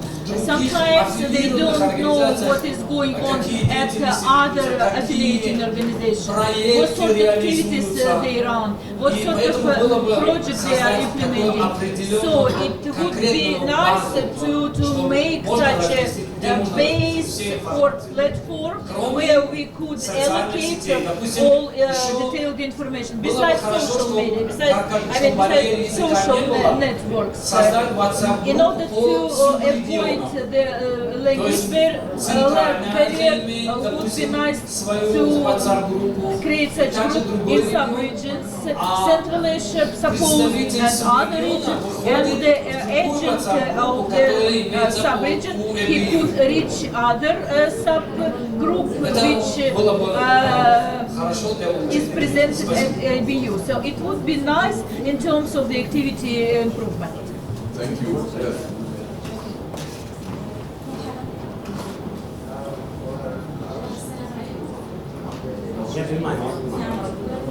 سعاد أخرى يعني من الأمس واليوم وتقريبا أغلب الاقتراحات اقترحناها من أجل التواصل وأخذ البيانات أو المعلومات عن كل الأنشطة المتعلقة بالجمعيات المشاركة أو الاتحاد الآسيوي. من أشعر أنه بات من الضرورة أن يكون لدى الاتحاد لجنة أو فريق إعلامي يكون مسؤول عن تنسيق كل هذه الأمور، وأيضا يكون مسؤول عن العلاقات العامة بين المشاركين، وأيضا إيجاد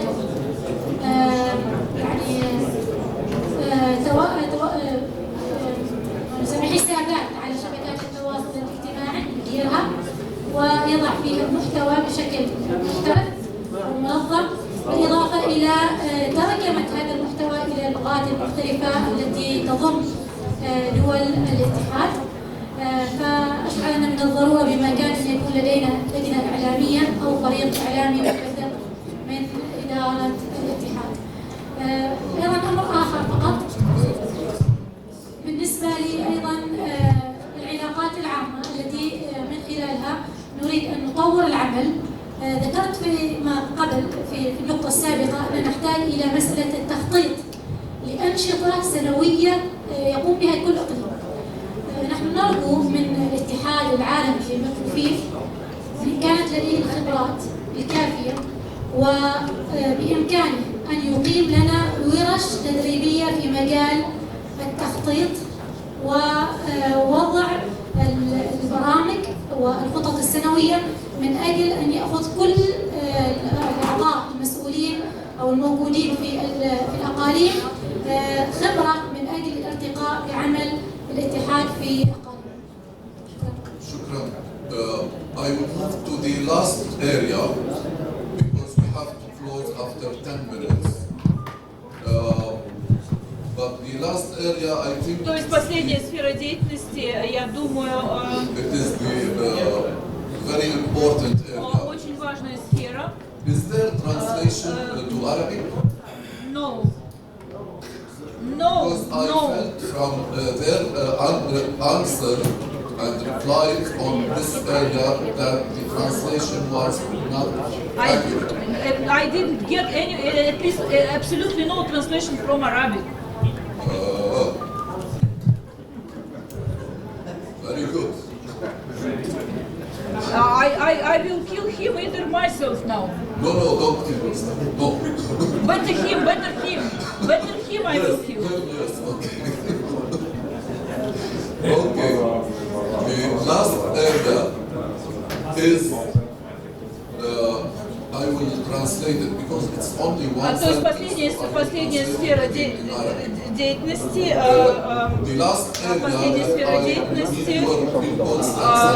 там, где мне нужны ваши мнения и предложения, это усиление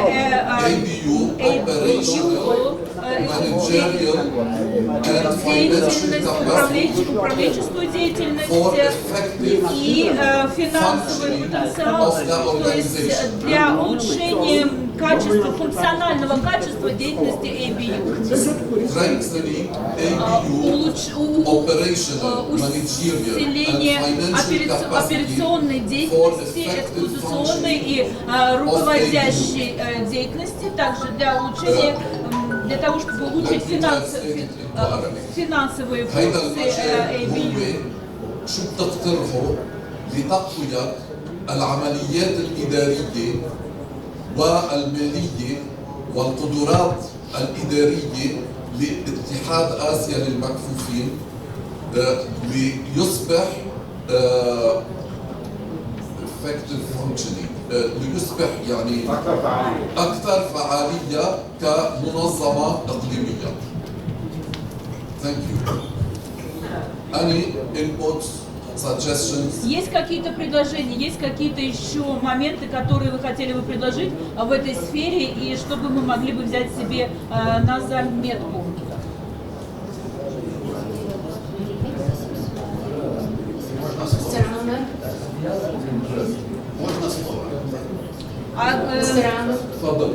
Can I speak?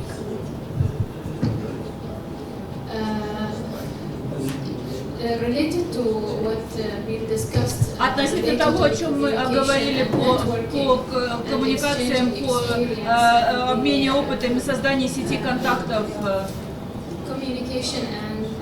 то есть создание контактов, веб-сайты, я могла бы предложить и хотела бы предложить, то есть вместо комитета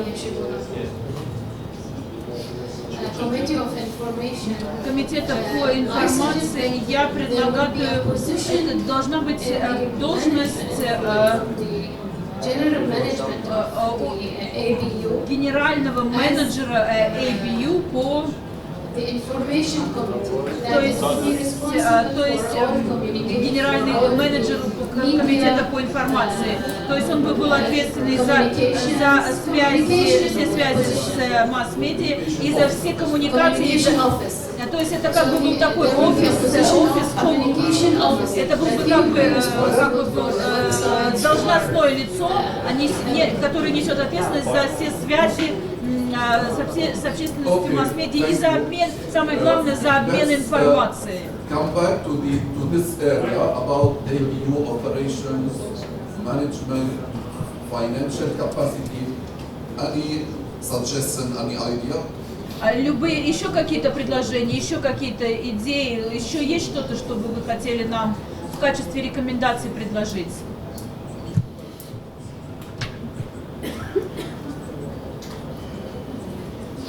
This is to strengthen the internal capacity of ABU.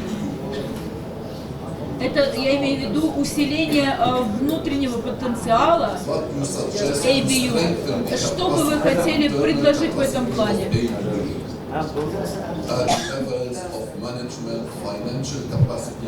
Это усиление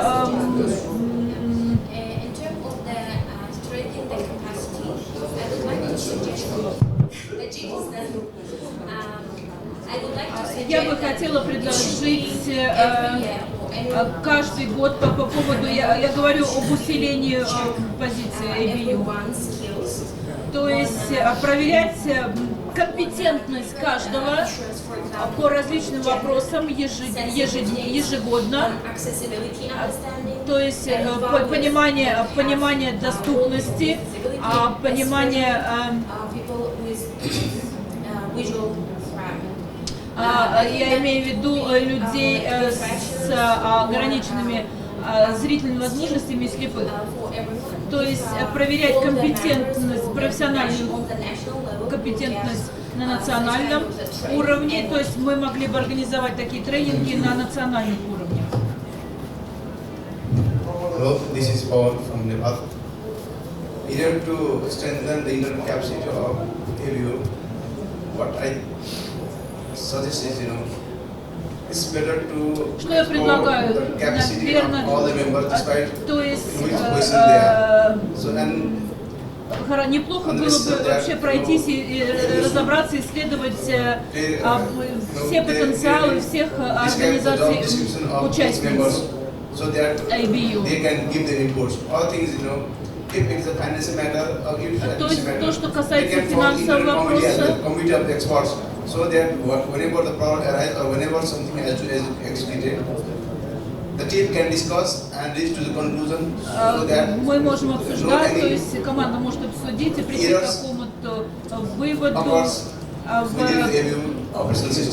То есть это касается в пределах, в рамках ABU-системы.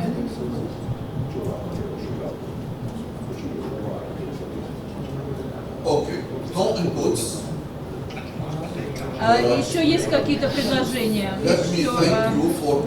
Я хотела бы поблагодарить всех, кто выступал с идеями, с предложениями за ваше сотрудничество на этой сессии. Я хотел, сейчас передаю микрофон нашему президенту господину Рунта.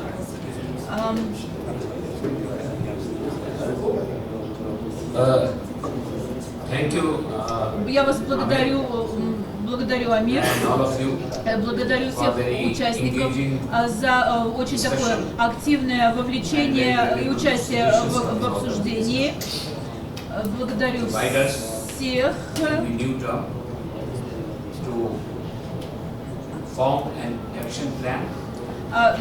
Это поможет нам сформировать, составить план действий, план мероприятий. И, то есть выбрать направление и те сферы деятельности, то есть по регионам, куда мы должны двигаться,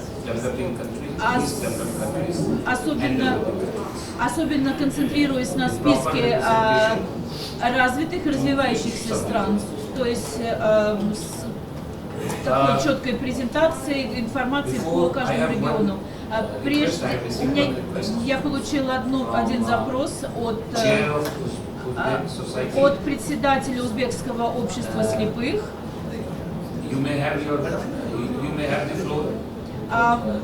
Вы хотите сказать, что я могу вам предоставить слово сейчас? Председатель Узбекского общества слепых, пожалуйста, ваша очередь, ваше слово. Мы готовы вас выслушать.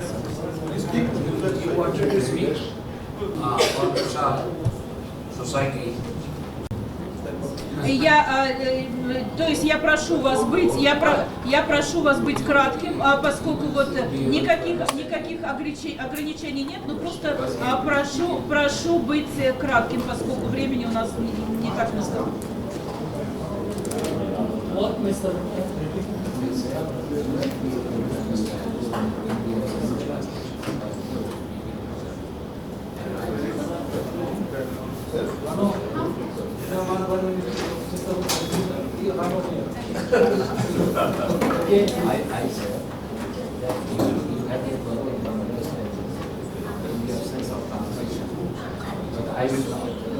То есть у вас есть преимущество, если в случае отсутствия перевода, вы можете преимущество в понимании. Я, например, что-то не понимаю.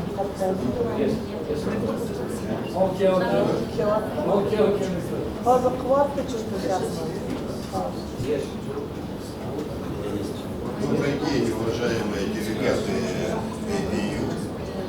Good afternoon, dear delegates of the EU, and good afternoon, Martina. Of course, my greetings and my regards, and Mr. Ruta. I just collected and heard all of your discussions, and finally, I would like to say, please check all the materials you have been provided with, all booklets, all manuals, whatever booklets you have in Russian Blind Union. We came here in order to find colleagues and friends and to share our rich experience with your organization. Today you have a very unique opportunity to use the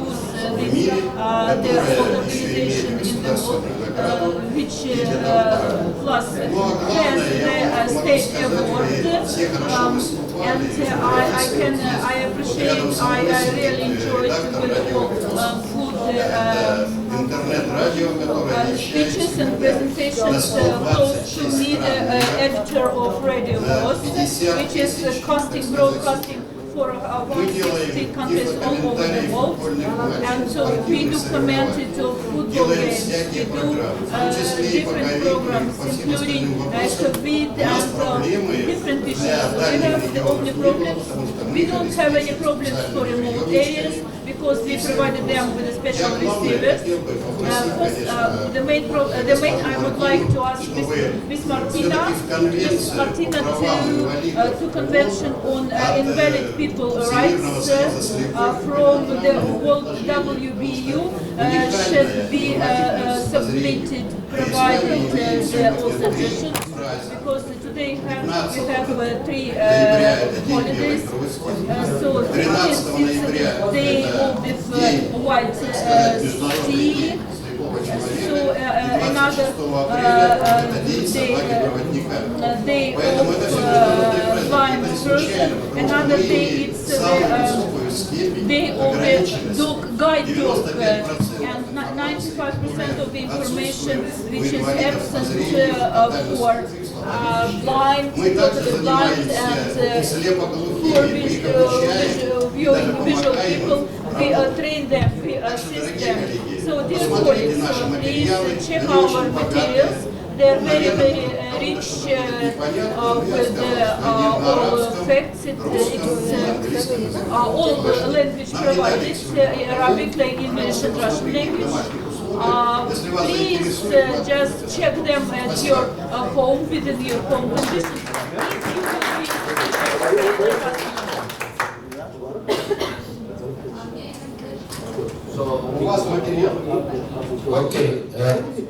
Okay, thank you for these very important Спасибо, очень интересная информация, важный, самый главный важный материал, информация. Хорошая возможность для всех нас, для продвижения международного сотрудничества посредством обмена информацией, обмена знаниями, обмена информацией. Обмена информацией – это хорошее для нас. Еще раз благодарю вас всех, председателя Всероссийского общества слепых, и мы надеемся на большее сотрудничество с вами, на дальнейшее сотрудничество между нашими организациями. Большое спасибо. Спасибо за важную информацию. Friends, I think Mark is yet to prepare. So in the meantime, Я думаю, что Марк уже здесь. you are Да, here. Марк уже здесь. So you are ready to go. То есть, But what do you suggest? Coffee is also ready. Mark is also ready. Now you have to elect first whether you want to go with Mark or with coffee. Okay, Mark what? Mark has it. Марк или кто-то первый? Mark has it. Mark has it.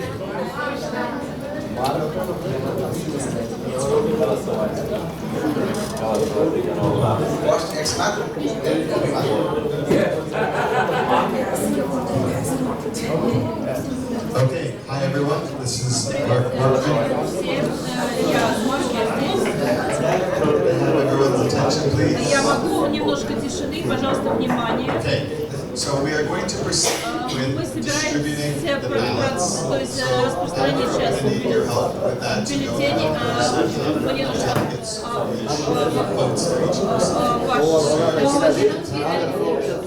Can I have everyone's attention, please? Пожалуйста, тишину, прошу тишину. Closer to the mic. I am very close to the mic. Okay, yes, yes, now good. Okay, so we are about to proceed with the election. То есть мы продолжаем выборы. Первое, I'm going to distribute the ballots. There's a lot я of talking собираюсь going on, which is making it hard for everyone to hear. Очень много говорим, пожалуйста, потише. We will be first distributing the То ballots, есть so I'm первое, going to need your assistance with бюллетени. that. Мне нужна ваша помощь с этим. The ballots will go. Okay, so we will distribute ballots for the position of the Board of Officers to everyone, and then for the Executive Committee, those ballots will go only to the delegates from the Middle East, because again, that is the only Executive Committee election is for the Middle East. Please forgive any misspelling of the names or of the countries. These were done based on handwritten submissions, so there may be spelling errors that you will know who you are voting for. Заранее прошу прощения за These pieces of paper are неправильное fairly large. When we come to collect the ballots, please fold them up, and we will bring a box around similar to the one that we used yesterday. Then you can put your ballots in the box, but you will need to fold them first. Okay, so please stay seated while we distribute the ballots. It will make it easier for Amr and me to get around the room if everyone is seated. Поэтому, пожалуйста, At a reasonable volume, but please stay seated so пожалуйста, that we can оставайтесь, easily navigate сидите на around вашем the месте, room. не бегайте, и вы We'll start to можете receive the ballots very говорить, но не очень громко, но оставайтесь на ваших местах, мне будет легче раздать бюллетени. Я прошу, чтобы все присели. We'll distribute the ballots first, and then we'll give a certain amount of time, and then I'll check in to see if everyone has had a chance to vote. And then once everyone has voted, we will come around and collect the ballots. То есть сначала я раздаю бюллетени, потом посмотрю, если кто-то уже готов голосовать, и потом по наступлению времени я просто пройду и соберу бюллетени.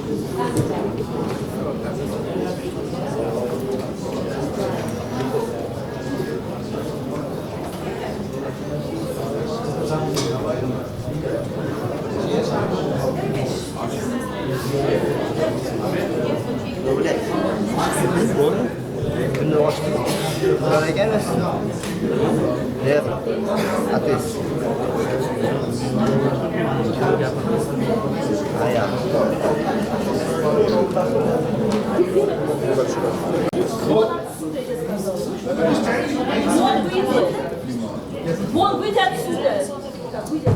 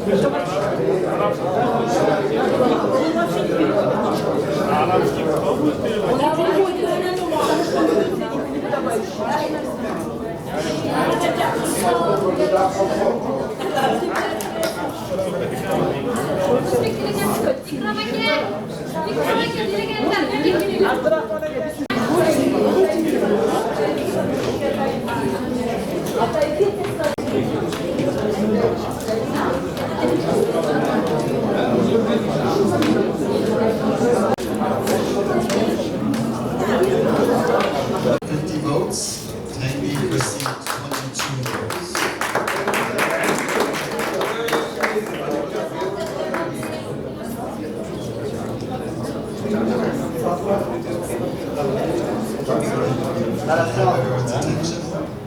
We'll move on now to the chair of the Women's Committee. We have two candidates, Sharifa from Bahrain and Jamal from Iran. Sharifa received 21 votes. Jamal received 51 votes.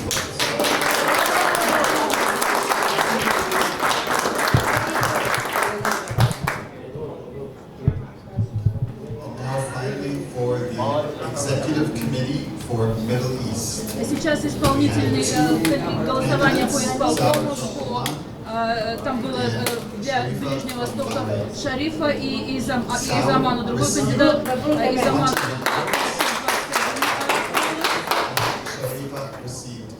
И Шариф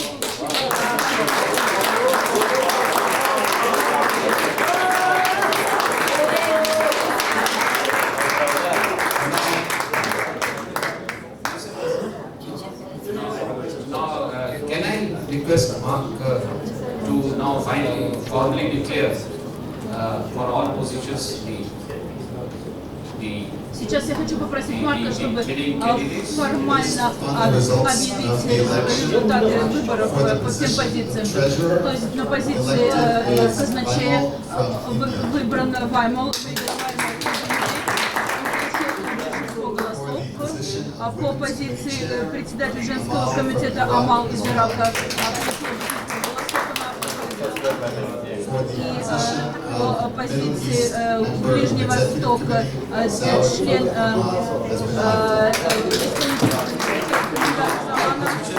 выиграла эти выборы. Все позиции,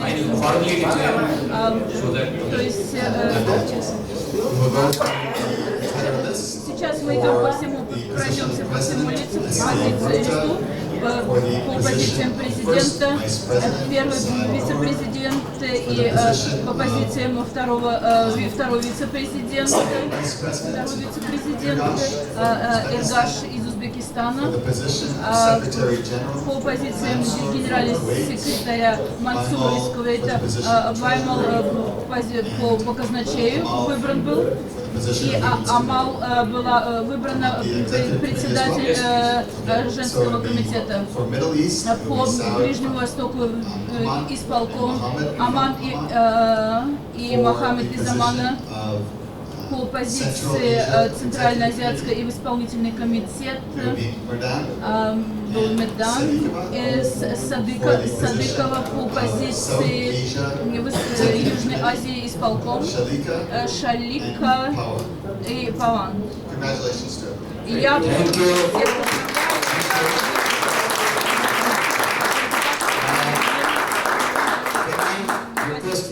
могу я попросить Мартина дать свои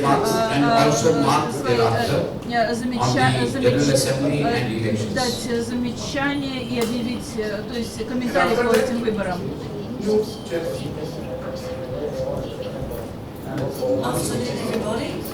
Добрый день всем. Для меня это большое удовольствие. То есть мне дали слово для заключительных замечаний и комментариев. Я была первый раз приглашена в Центральную Азию и на ассамблею Азиатского союза СЛЕПЫХ.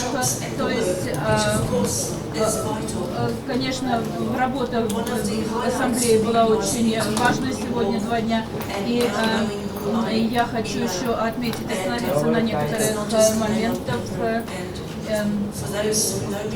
Это кто меня знает, то есть все знают, я хочу поблагодарить всех волонтеров и переводчиков и совместных сотрудников, всех, кто принимал участие в организации, за вашу поддержку, за вашу помощь. И, то есть по организации такой профессионального я попрошу Марка сказать несколько слов. Спасибо, господин председатель. Я думаю, что это для меня большая честь поддержать выборы и составить резолюцию.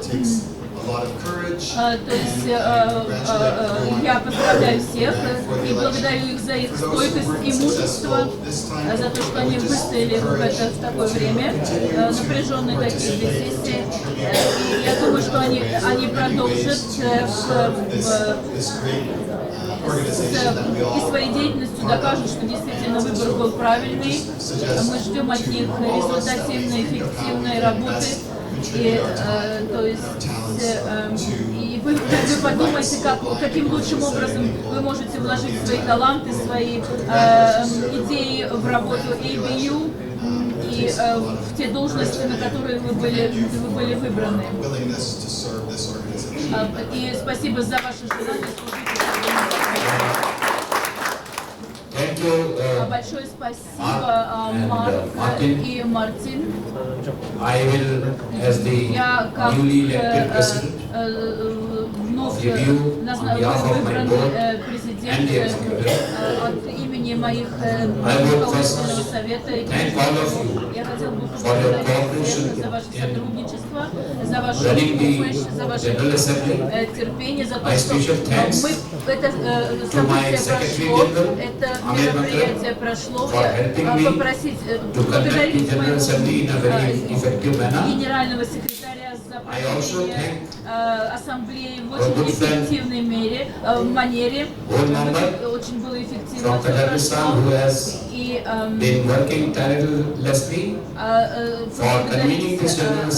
делегацию из Таджикистана. И I look forward to the opportunities of working with them Я надеюсь, и one form or the other что мы будем in strengthening работать ABU. в той или иной форме, сотрудничать и нашими общими усилиями достигать лучших результатов. Большое спасибо, мое особое спасибо председателю Узбекского общества слепых и дать за такую возможность провести в таком прекрасном месте ассамблею и за их всевозможную поддержку, за их профессионализм. Я благодарю нашу узбекскую команду, я благодарю всех и каждого за их поддержку, за их усилия, за их работу по обеспечению целей этой ассамблеи. За ваши предложения я буду исполнителей.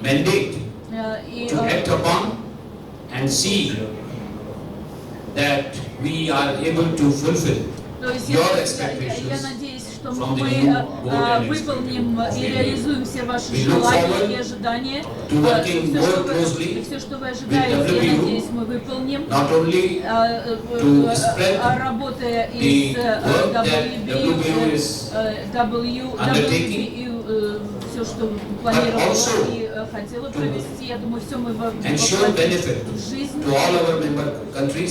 обеспечим все возможные выгоды и для наших стран-участниц и closer to WPU and ABU through constant interactions and dialogue. I thank you all for the support that you gave to my board and executive committee. I assure you of our best possible желаю вам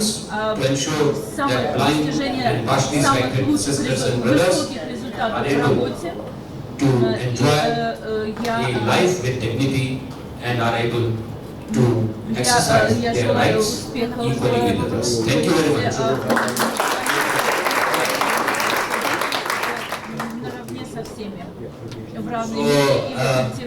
I would request the newly elected executive to remain here. We will have an informal meeting Исполнительный комитет остаться. У нас будет сейчас неформальные встречи. Мы должны сейчас подытожить результаты этой ассамблеи и начать наши новые функции. Я хотел бы вопрос по завтрашнему дню, что у нас, какие планы на завтра. Завтра мы собираемся посетить Ташкент, тур по Ташкенту, и я думаю, что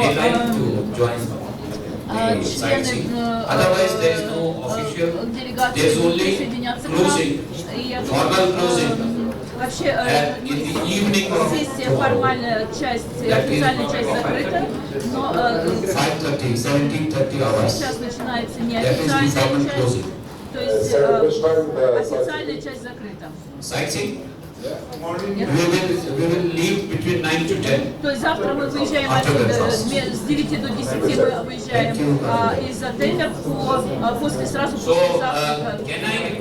Могу я попросить наш исполнительный комитет остаться, новые страны исполком,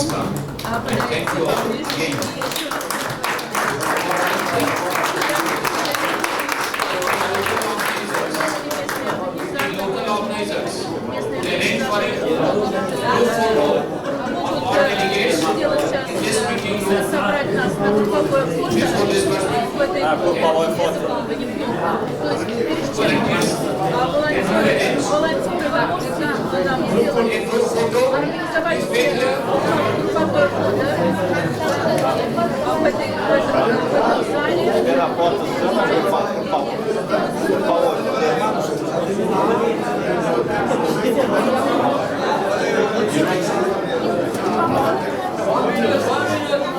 One minute, please.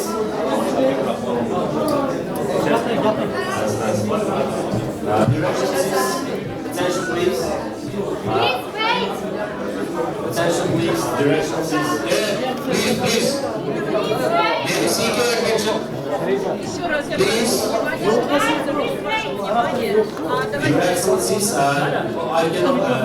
setting up определение a secretarial office, то есть по организации секретариата, request Secretary General to speak about, которые, я думаю, что мы he will tell us поговорить об his этом, plans, и он должен нам, генеральный секретарь, and поделиться своими планами, the как issue это of будет. finalization of accounts То есть for the вопрос, previous years, вопрос and по the settlement of the money which формализации и is финализации with the счетов, bank in которые, Lebanon. то есть с банками решить, с банками Ливана. أمانة السر ومن ثم تحديد ما يمكن عمله Мы должны определиться и решить с этими счетами. حسابات بين لبنان والكويت وبالأمانة السر بحد الأدق. I think what Secretary General would need to do Я думаю, is что to сейчас explore the должен possibility of делать opening генеральный секретарь, another bank account это изучить возможности in Kuwait, открытия новых счетов в Кувейте. and И then we can затем take up the matter with regard to мы transfer of the должны, amount. то есть мы должны потом Park in that bank перевести эти счета в тот банк, то есть the newly в opened Кувейте, account. на вновь открытые счета в Кувейте. То есть нам нужно изучить все أتمنى возможности. من أمين السر فتح حساب بنكي للاتحاد في دولة الكويت ومدى إمكانية تطبيق ذلك على أرض الواقع ومن ثم تحويل هذه الأموال داخل الحسابات إلى الحساب الجديد للاتحاد.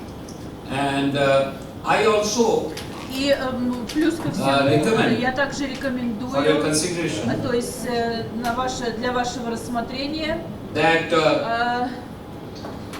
each of the 3 sub-regions то есть наши каждые три подрегиона, and the board officer and the executive committee members то есть of the respective и sub-region чиновники, и члены исполкома may могут priority areas определить, обрисовать of work приоритетные in their respective sub-region приоритетные зоны в подрегионах, в которых before the next, то есть до следующего, в которых мы будем rather работать, first formal meeting до первого of the executive официального committee. со встречи исполкома.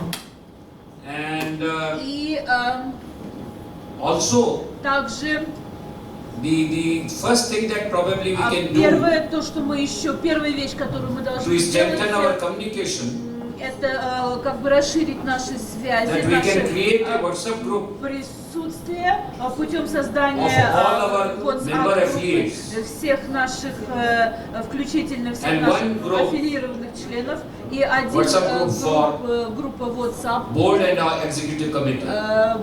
то есть это будет заниматься исполкомом, исполнительным комитетом. عمل وضع تصور لخطة العمل القادمة من كل إقليم فرعي. طبعا أقصد يعني مثل الإقليم على سبيل المثال الميدل إيست مثلا يصورون لهم خطة عمل لوحدهم وكذا، ومن ثم يطرح هذا التصور في الاجتماع الرسمي القادم في مجلس الإدارة واللجنة التنفيذية. طبعا أيضا كذلك اقترح عمل مجموعة على الواتساب أو مجموعتين تضم اللجنة التنفيذية ومجلس الإدارة. We have a website У нас which есть is not functional. веб-сайт, который And пока I не think функционирует. we need also И также нам нужно to reactivate that website. Еще раз активировать, привести в действие этот And that can веб-сайт. be done with the help of То есть то, что это может быть сделано Kader, с помощью кадра, who has been helping который уже помогал нам, the smooth maintenance of the website and помогал updating уже it с запуском и обновлением этого веб-сайта before several в years. прошлом. То есть это سنعمل 7 лет назад было.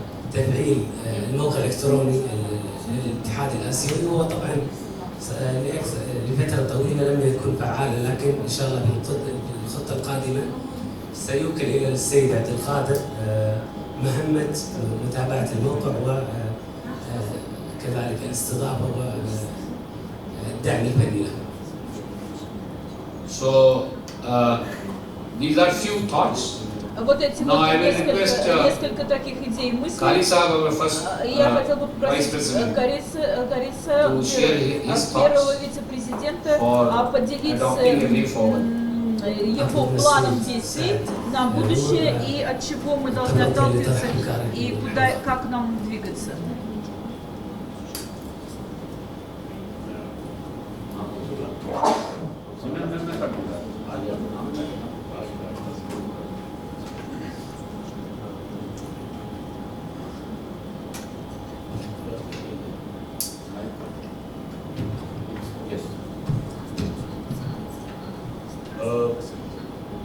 सबसे पहले तमाम जो newly elected executive body है, board officers, तमाम को मेरी तरफ से दिली मुबारकबाद।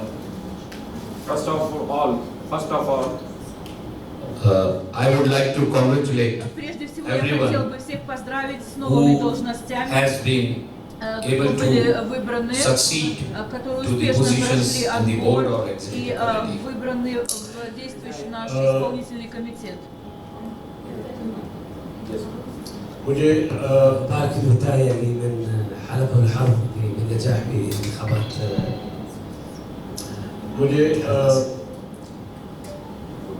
जो कहना है और जो मेरी ख्वाहिश हमेशा से रही है कि 2018 तक जिस ट्रैक पर ABU चली, कम से कम हर रीजन में प्रोग्राम होते थे, वर्कशॉप होते थे, रेगुलर जो है हमारी मीटिंग होती थी, तो मैं चाहूँगा कि उसी ट्रैक पे हम दोबारा से कोशिश करके ABU को ला सके। I would like Я бы хотел to see увидеть, that we are able to что have мы можем regular workshops in the sub-regions то есть проводить на and регулярной основе meetings такие of our board заседания and executive в committee, наших подрегионах, which we have been так having и исполнительных regularly комитетов, up to 2018. исполкомом в том числе. إحياء ورشة العمل على مستوى الأقاليم كما كانت منذ فترة 2018. Communication का जो gap बना हुआ है उसको ख़त्म करने के लिए मुझे मिस्टर प्रेसिडेंट की सजेशन जो है बहुत अच्छी लगी, लेकिन इस पे हमें अमल पैरा होना चाहिए, इस पर अमल होना चाहिए कि यकीनन बोर्ड और एस्को मेंबर्स का एक व्हाट्सएप ग्रुप होना चाहिए ताकि डे टू डे जो है एक दूसरे के ख्यालात से हमें आगाही हो और कम से कम हर रीजन से जिनका ताल्लुक है उस रीजन से मुतालिक जो हमें कुछ ना कुछ हालात से कुछ इंफॉर्मेशन मिले।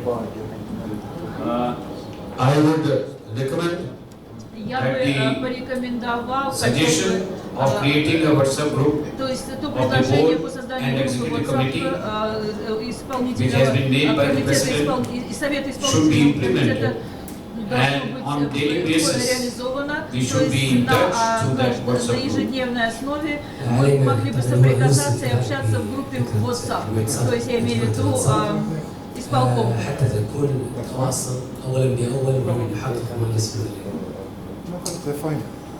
हमने मिलकर अपनी जिम्मेदारी पूरी की क्योंकि हमारा 2012 के बाद जो तजुर्बा रहा कि हमने ABU चुन के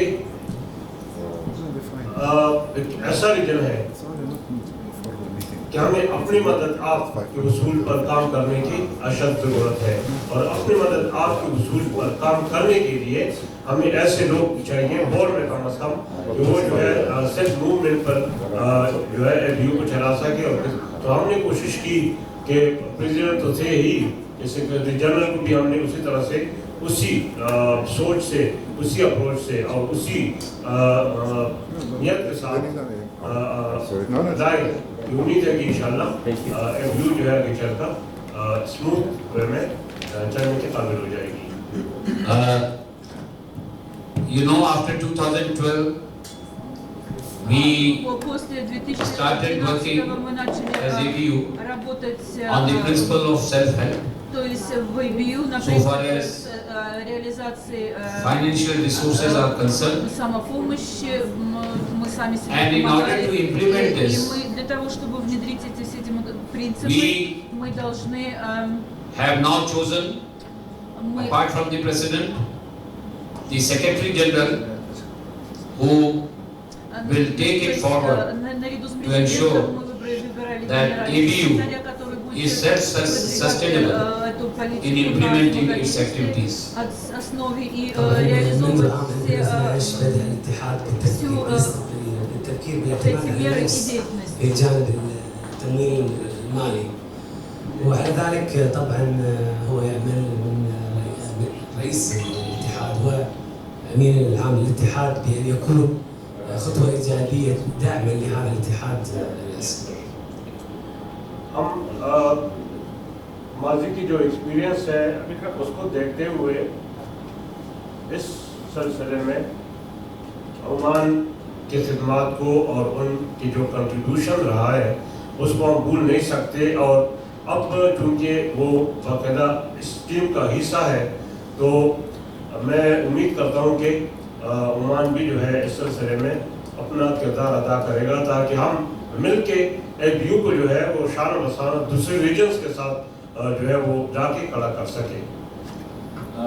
In this regard, В этом we смысле, cannot forget то есть мы не можем забывать о important support, financial важности, о and otherwise финансовой поддержке, provided by Oman, то есть ту and it поддержку, is которую оказал good нам Оман. that now Oman Это сейчас очень хорошо. is the part of this expo, Сейчас and we Оман have full confidence также член и that часть нашего исполнительного now, комитета with their addition in the с expo, полным доверием к обоим we will сторонам. further strengthen И мы ourselves to work on the principle of self-help. то есть мы продолжаем работать на демократичной основе, помогая на принцип, реализовывая принципы взаимопомощи, взаимовыручки.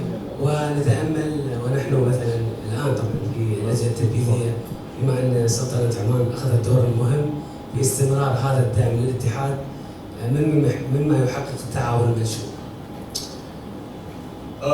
हमने मिलके अपनी अपनी जिम्मेदारियां इस हवाले से निभानी है, और इसको सिर्फ जहाँ तक नहीं रखना बल्कि अपने अपने ममालिक में जाके अपने अपने सब रीजन में जाके हमने जो है तसल्सल के साथ काम करना है, क्योंकि इस वक्त हम अकेले नहीं हैं, हमारे ऊपर हज़ारों अफराद की जो है जिम्मेदारियाँ आन पड़ी है। अगर हम इन जिम्मेदारियों को नहीं निभाएंगे या निभाने की कोशिश नहीं करेंगे तो एक वक्त ऐसा आएगा कि हमसे जो है पूछा जाएगा। तो उससे बचने के लिए अपनी जिम्मेदारी को हमें पूरी करनी है, और जो लोगों की खिदमत हमने बेड़ा उठा रखा है तो हमने उसको उस फ़र्ज को अंजाम देना है खुश उस्तोबी के साथ। इसके साथ पूरी टीम का शुक्रिया अदा करूँ। Friends, we have to мы должны go back to our countries мы and сейчас sub-regions возвращаемся в наши государства, and подрегионы, dedicate ourselves и мы остаемся до конца преданными делу improving the plight и of our улучшая thousands работу, of blind деятельность sisters and brothers и улучшая in our качество жизни наших and братьев и sub-region. сестер в странах и We should подрегионах. avoid И мы должны по by our мере hard возможности work избегать of being made accountable of not performing.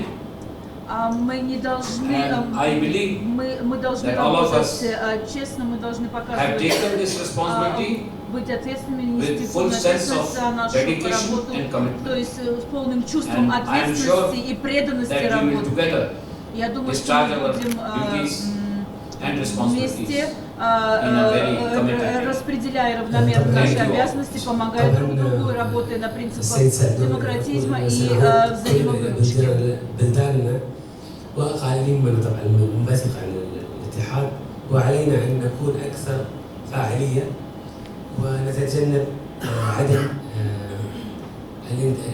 الابداع وعدم الانتاج منهجيا حتى نكون قادرين على النهوض بالاتحاد على أكمل وجه. شكرا لكم جميعا.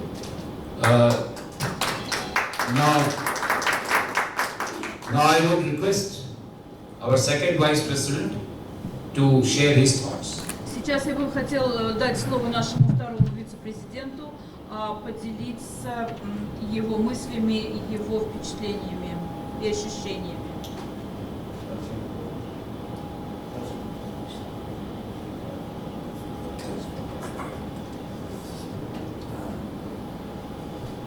Yana bir bor barchalaringizga O'zbekistonga xush kelibsizlar deymiz. Yana bir bor barchalaringizga O'zbekistonga xush kelibsizlar deymiz. We are also glad to see you in Uzbekistan again.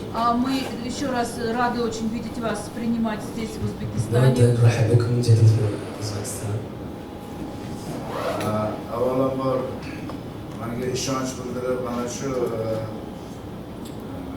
o'ringa saylaganliklaringiz uchun o'zim minnatdorchilik izhor qilaman. Firstly, I want to say thank you for electing me for this position. Я еще раз хочу поблагодарить, что я был выбран на эту высокую должность. Men ham ushbu lavozimda avvalambor barcha Osiyo Kozi Ojizlar Uyushmasi quruvchi davlatlarning uyushmalari bilan o'zaro integratsiyani kuchaytirishga harakat qilaman. I will also try to improve the integration between the sub-regions of the worldwide union, of the other units of the worldwide union. سأحاول أن أحسن وأطور التفاعل بين الأقاليم المختلفة وكذلك الاتحاد الآسيوي والاتحاد العالمي. Mintaqadagi davlatlarning muvaffaqiyatlarini uyushmaga kiruvchi barcha davlatlar uyushmalariga olib kirishga intilamiz. Muvaffaqiyatlar. We also will try to share the results of the with the other members of other regions. What do you mean by results? Results of elections? I mean our region goals. سنعمل على مشاركة الإنجازات فيما بيننا وبين مختلف الأقاليم الأخرى.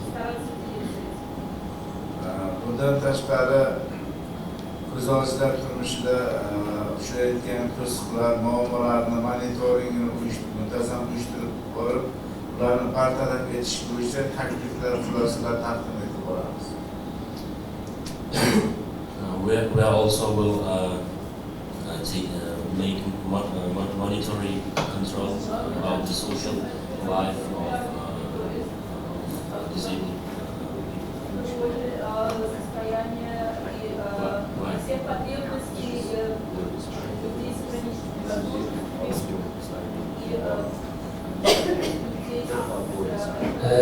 سيعملون كذلك على محاولة دعم الجانب الاجتماعي والمادي. So'zimni yakunida shuni aytmoqchi edimki, O'zbekiston tomoni Osiyo Kozi Ojizlar Uyushmasi harakatida faol ishtirok etadi, nafaqat konstruktiv takliflari bilan amaliy harakatlarda ham ilg'or bo'ladi degan umiddaman. To make the conclusion, I want to claim that the side of Uzbekistan will not also will give constructive arguments and also will make the reality of all the ideas.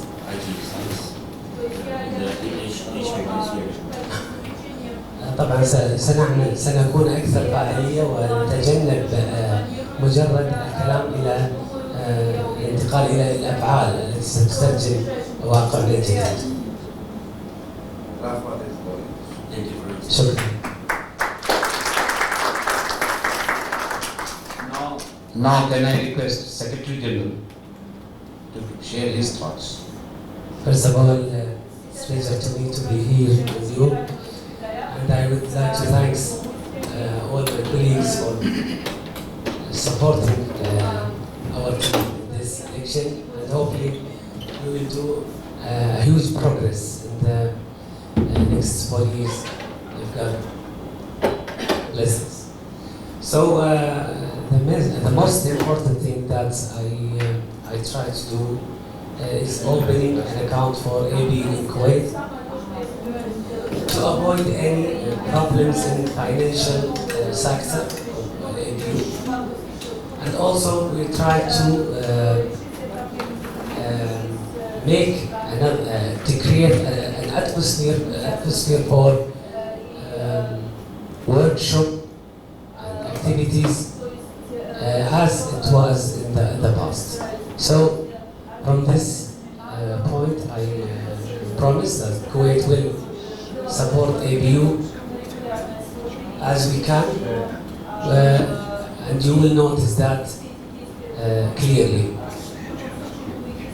Thanks a lot.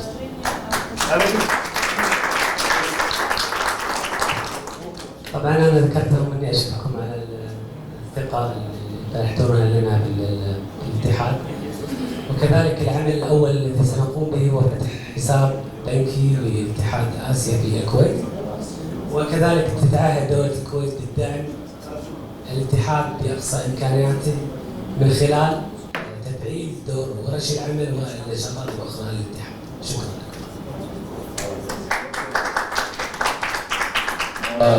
Now, Vimal, our treasurer. Thank you, sir.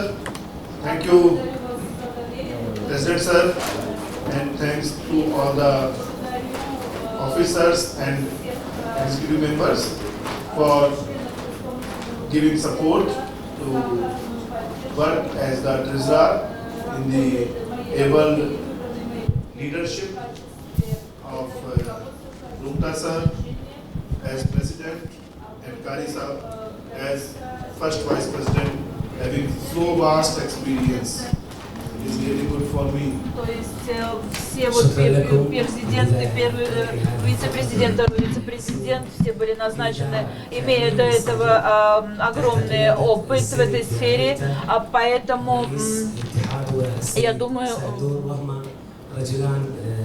ذو خبرة عريقة وسنستفيد من ذلك كثير. Actually, I have learned a lot of things. Я на самом деле очень много уроков извлек, очень многому научился. Which I tried to implement at national level in India. Который я старался внедрить, реализовать в Индии на уровне национальном. في هذا الجانب وأحاول أن أوظف هذه الخبرة دعما للجانب المحلي لإقليمنا ودولتنا. Now I will definitely try to justify my work of treasurer of ABU in guidance of our Secretary General and other officers and EXCO. Try to be more independent in financial affairs. Сейчас я, как генеральный секретарь, попытаюсь вывести ABU на более независимую финансовую основу и на более прозрачную основу. Это, я считаю, моя первостепенная обязанность. بالتعاون مع أمين السر وبقية اللجنة التنفيذية لتحقيق الدعم المالي أو الأمان المالي، خلينا نسميه الأمان المالي للاتحاد. Once again, thanks to all, and I have already initiated acting upon the suggestion or directions given by our chairperson. I have already created the WhatsApp group while meeting. Я уже создал группу WhatsApp для коммуникации already created. То есть это уже создано. То есть я просто так вот уже... Sir, no,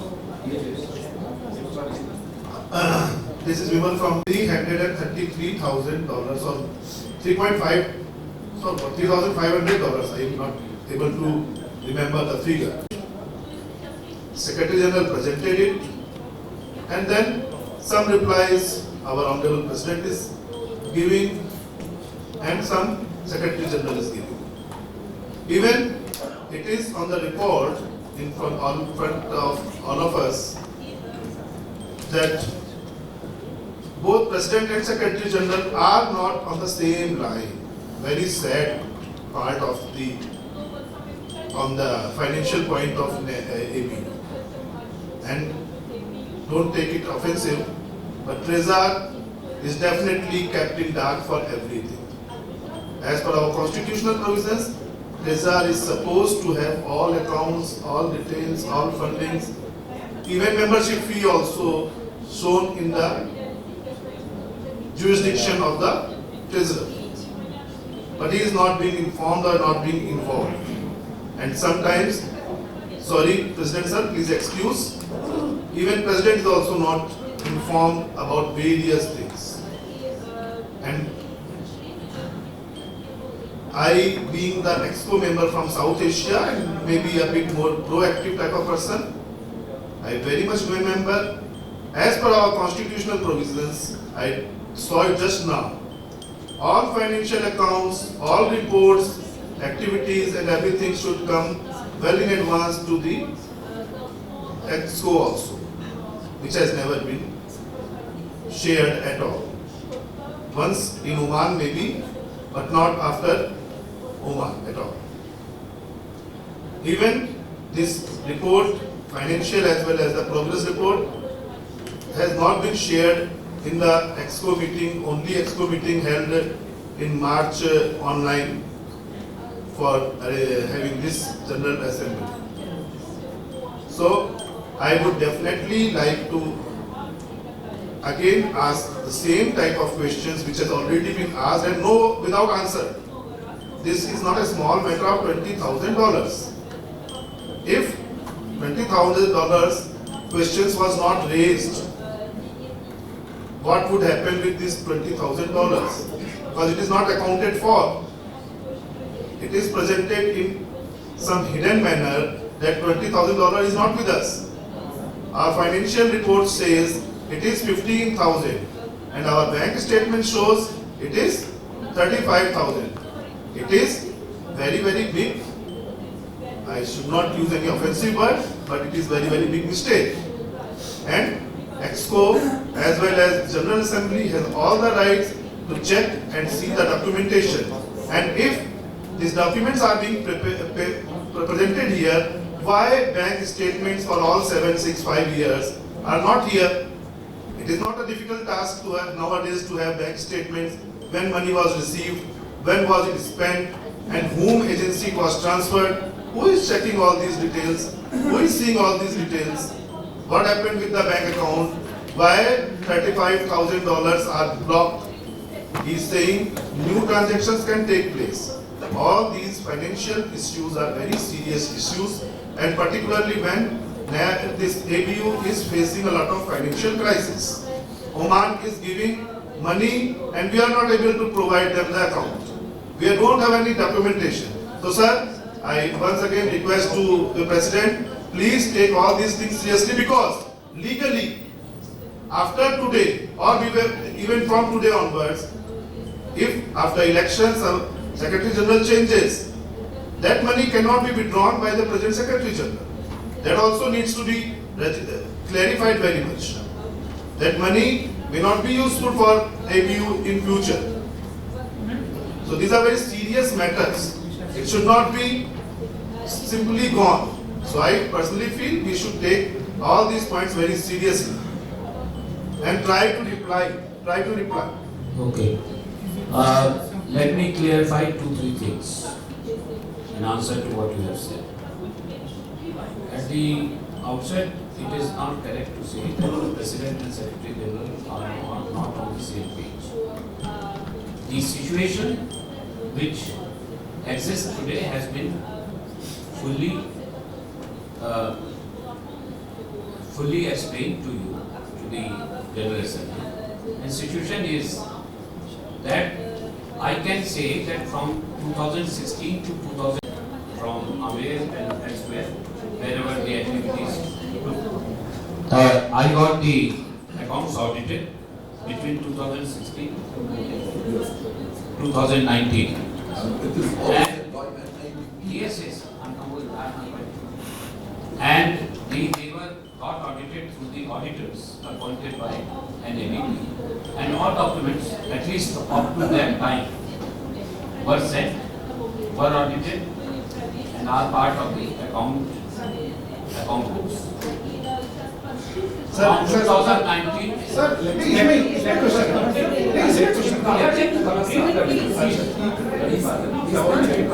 Supplementary. Not like this. Not like this. So, from after 2019, yes, at least I did not have any knowledge about the, but then the fact remains that apart from Onkyo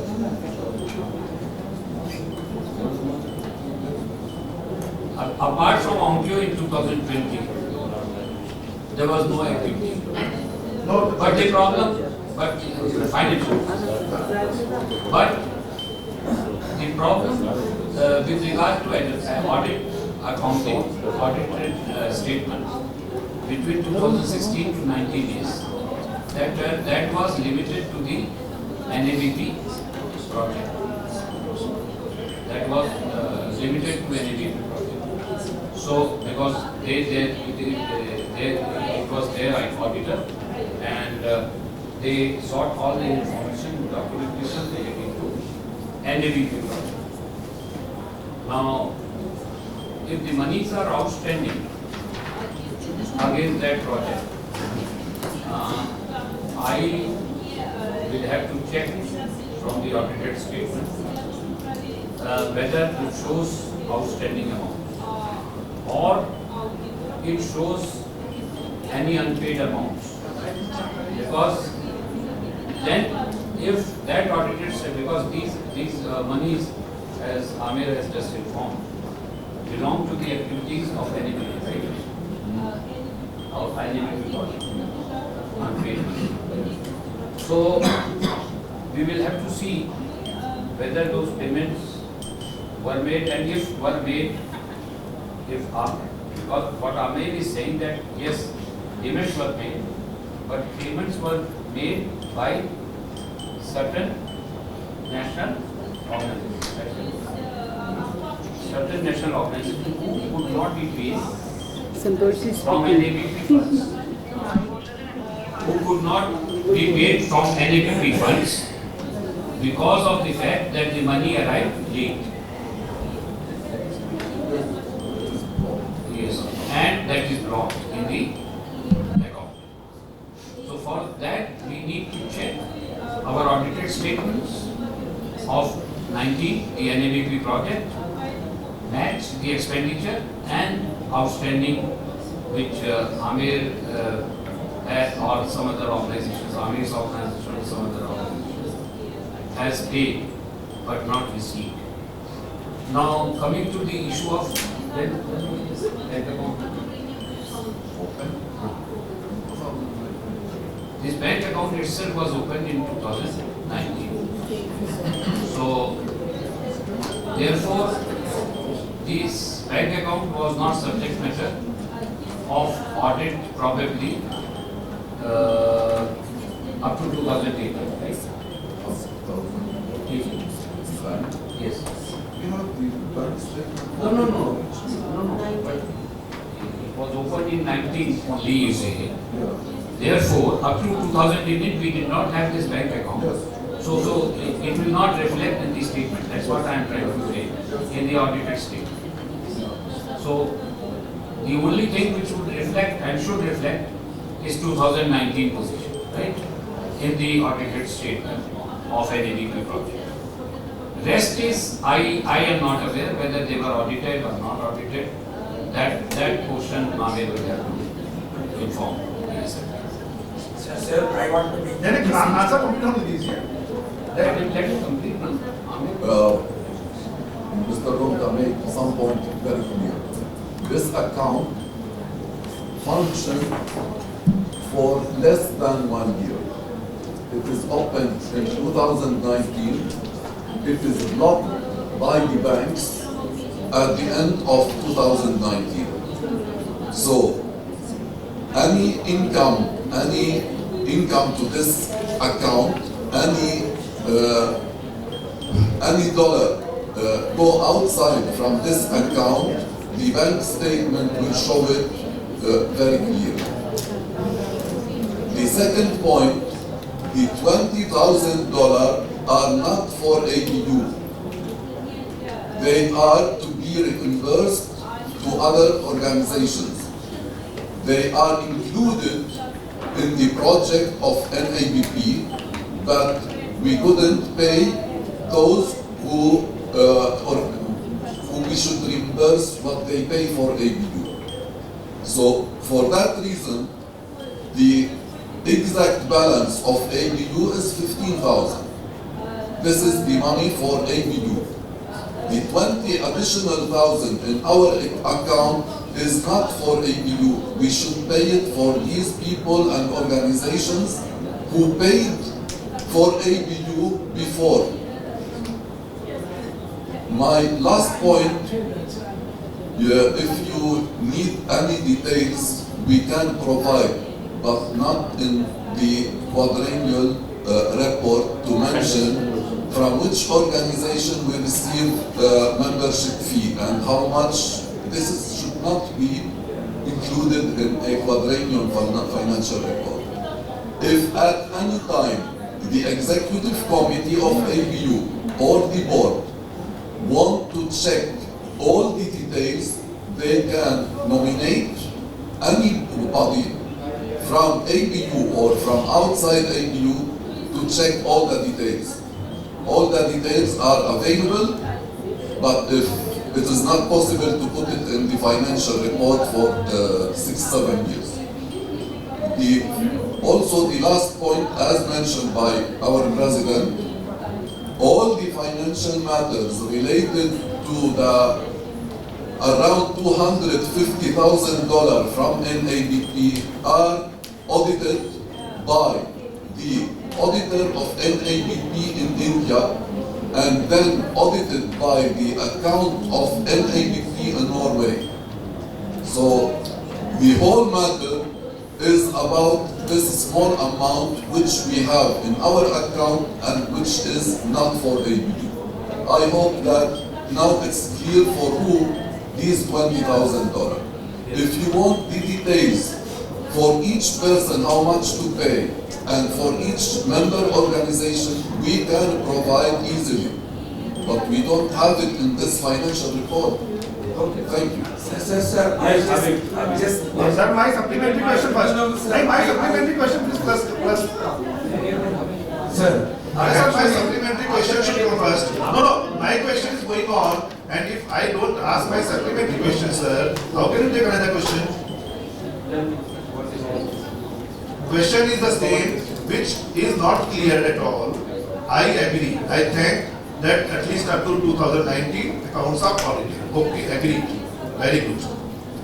And if it is audited by NABP for the money which he has granted for particular projects, so this $20,000, if it is not being shown into their audited accounts of 2019, how can anybody verify or claim that these payments are due?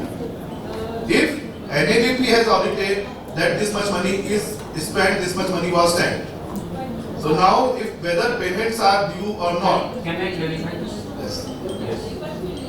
It's not difficult. You see, as I said, probably you did not hear me. I heard properly. No, as I said, that this entire project has been audited. I will have to check. I don't remember. I will have to check from 2019 audit report, 16 to 19 report. Have we shown the entire amount spent and have not shown any liability to anyone?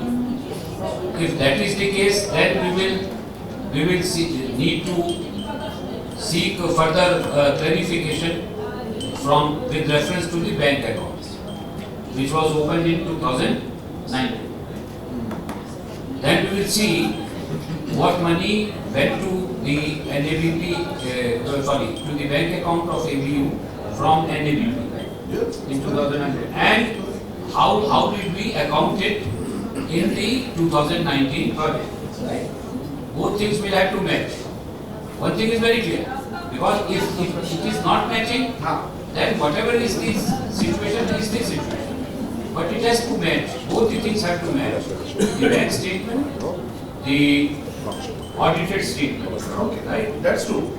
Then we will, otherwise, as Amir said, but Amir has very clearly said that at this stage we cannot, in the assembly, sitting in the assembly, we cannot, look at every transaction and decide. Let new executive take over, and let the new executive take a call. After referring to two documents, these are all calls. This is fair enough. Fair enough. Forward, they recommend these things. Yes. The next expo. Yes. That's fair. That's fair. No problem. Yes, sir. Actually, I just want to say, first of all, in one part our Secretary General said, my organization paid the expense. On another occasion, we frequently said that individuals and organizations paid the money and we have to repay that. The right way of accounting should have been, whoever lent you money, gave you loans, that should have been shown as loan receipt. Then in the final balance, you should have shown, we have a remaining loan of rupees 20,000 to these people and these organizations. Now, staying at one stage that we have a surplus of 35,000 as balance, then finally saying that we have only 50,000, that is fooling people. And to a semi-international organization, this kind of an auditing is not properly feasible and advisable. I conclude. No. What I am saying is, no point in repeating the same thing. What I have said, let me be very clear. 2019 audited, up to 2019 this project was audited. We have Amir has said that he will provide the statement, he will provide the document, whatever needed, to the new executive. So, in any case, it is not a difficult task to know and find out. What is the position in 2019 audited statement, beginning from 16 to 19, the entire project. If there are any outstanding payments, one way of looking at it could be, one possibility could be that in 2019 audited statement, there could be a unpaid balance by NABP towards that project, but expenditure might have taken place. If that is the situation, I think that answers your questions. If that is not the situation, then we will have to refer to the bank statement of 2019. And then we will see, when Amir is saying that after 2019 the bank was closed, was blocked. So in any case there has been no transaction ever since then. Nothing can change. So why are we worrying? Let us match both these statements. And we'll see. Because we don't have the audited statement before us of 19. Otherwise, things would have been answered. Could have been answered. And if you want, I will get that audited statement. I have it in my office. And I will report you tomorrow. Don't worry. That's true, sir, agreed. But very sad part that during 7 years, Exco could not see any financial statements, documents or audited statements. Okay. And in General Assembly, sir, sorry. In General Assembly tomorrow, you are going to have your new Exco. What charge would you be able to give if you don't have the audited statements and you don't have the records, vouchers, bills. Statement you will have. No, so because no. Now you can manage. That's no problem. No, it's not a question of managing. No, don't use this word. No, you will bring it out now. Yes. But I can bring it just in 15 minutes. No, I know that you can manage everything. It's there. No, it's there. But it should have been on the table of the General Assembly at the time of presenting the financial report. It should have been the normal practice, because otherwise, how can anybody answer by memory? Okay, so it's okay. Now you have decided the final decision. You just tell your final verdict about this $20,000 particularly, that it will be decided as the basis of audited statement and bank statement, and if any difference is there in both the documentations, so then it will be referred to the next executive. Okay, so please announce this. First,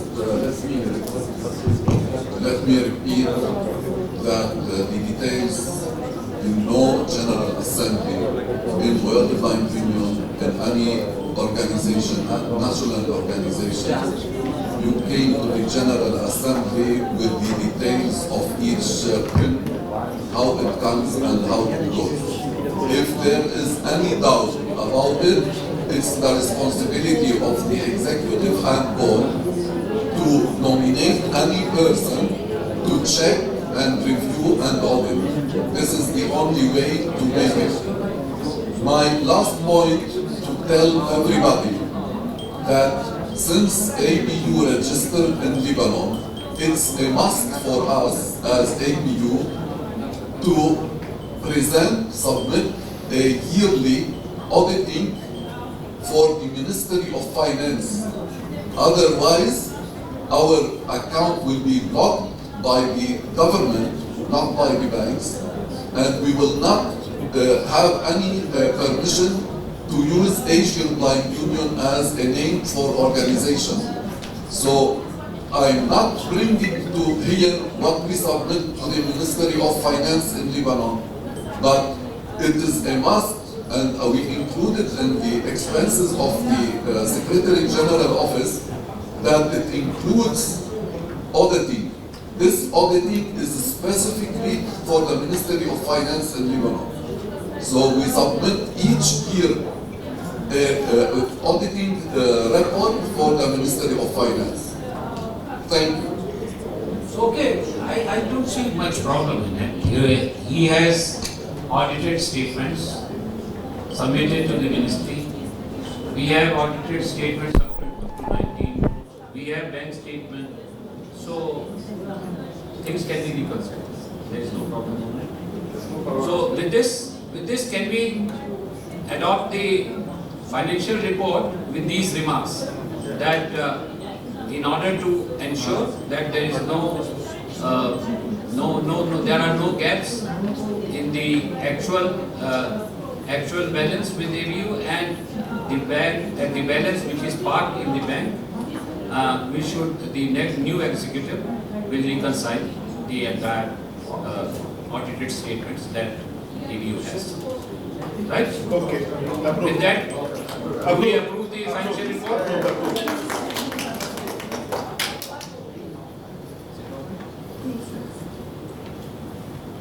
Now, do we need to have tea ready? Tea ready? That's what is tea ready? There, sir? Yes. Coffee break is? Can I announce? Now we break for coffee for 20 minutes, huh? So bring it here, sir, possible? No. 20 minutes, 20 minutes, 20 minutes. 20 minutes.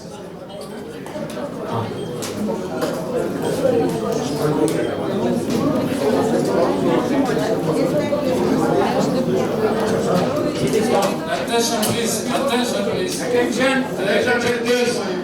The coffee break will be in the restaurant.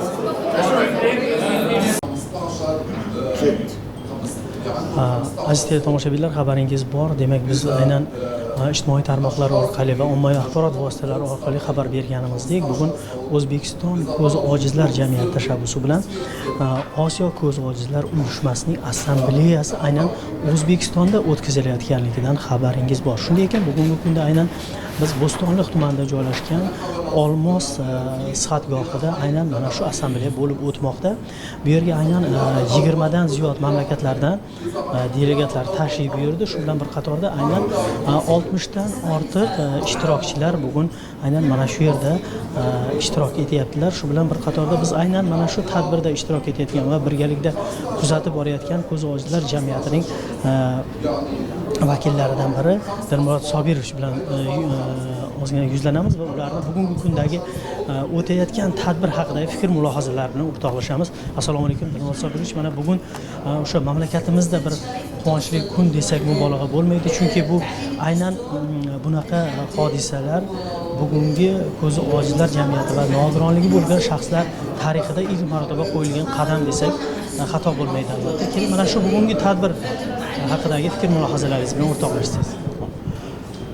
Haqiqatda Osiyo Kozi Ojizlar jamiyatini navbatdagi bosh assambleya yig'ilishi O'zbekistonda ilk bor o'tkazilyapti. Nafaqat O'zbekistonda, balki Markaziy Osiyo davlatlarida ham bunaqa yig'ilishlar bo'lmagan. Aynan O'zbekistonni mezbon davlat sifatida tanlanishiga sabab so'nggi yillarda mamlakatimizda amalga oshirilayotgan islohotlar jarayonida istiqomat qiluvchi nogironligi bo'lgan shaxslar, jumladan ko'zi ojiz insonlarga bo'lgan e'tibori kuchayganligi, bu borada davlat idoralari tomonidan shu nogironligi bo'lgan shaxslarni ehtiyojlarini qondirish, ular uchun keng va teng imkoniyatlarni yaratishga qaratilayotganligi deb baholasak bo'ladi. Shu sababli demak O'zbekiston mezbonligida Adliya vazirligining ko'magi bilan Olmos dam olish maskanida Osiyo Kozi Ojizlar Uyushmasining navbatdagi assambleyasi yig'ilishi o'tkazildi, boshlandi. Bu ushbu yig'ilishi kun tartibiga birinchi navbatda assambleya o'sha jamiyat uyushma a'zolari tomonidan so'nggi 5 yilda amalga oshirilgan ishlar, moliyaviy faoliyat natijalari hamda shu assambleyani amaldagi hujjati konstitutsiya deb nomlanar ekan, buni konstitutsiyaga qo'shimcha o'zgartishlar kiritish va kelgusi yildagi ish rejasi bilan bir qatorda yangi rahbariyat tarkibi saylanishi rejalashtirilgan. Aziz tomoshabinlar, yana bir narsani alohida ta'kidlab o'tishimiz joizki, bugungi kunda mana shu yerda aynan butun dunyodagi Kozi Ojizlar jamiyati raisi, qolaversa Osiyo Kozi Ojizlar jamiyatining prezidentlari ishtirok etayotganligi bu tahsinga sazovor holat desak mubolag'a bo'lmaydi. Shu bilan bir qatorda aynan bu yerda bugun dunyodagi ko'zi ojizlarni ish bilan ta'minlash masalalari ham o'zaro ko'rib chiqiladi.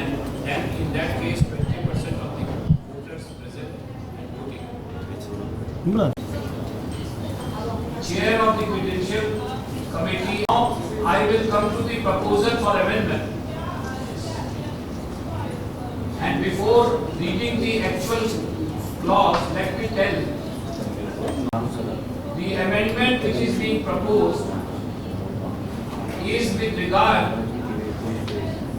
that in case a country as a whole,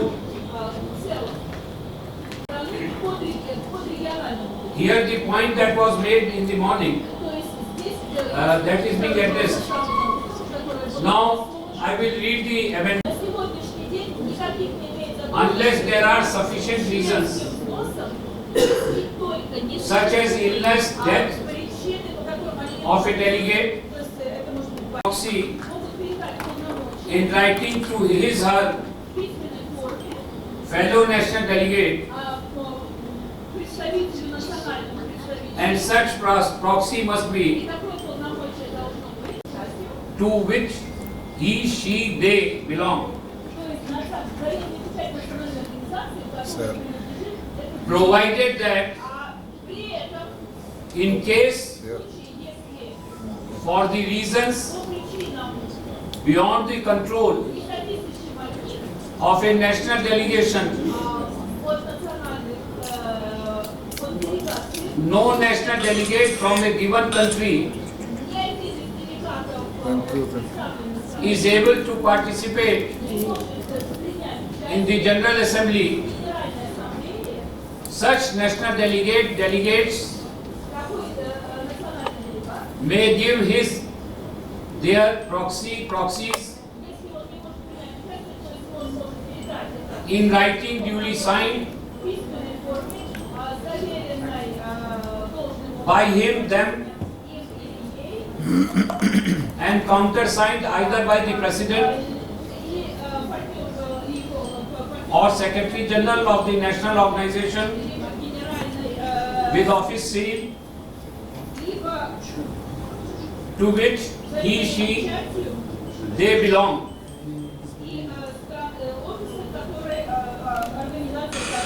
To any delegate, delegates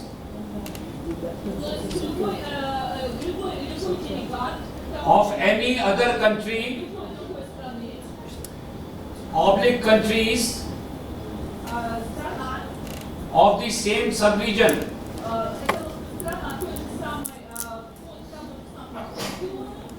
similarly, in case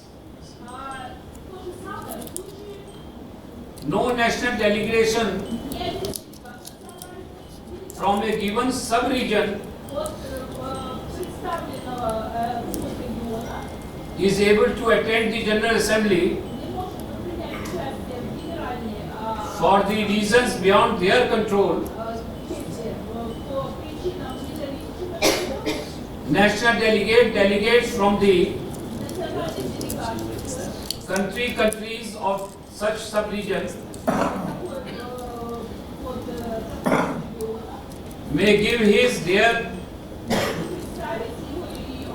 proxies in writing duly signed by him, them, and countersigned either by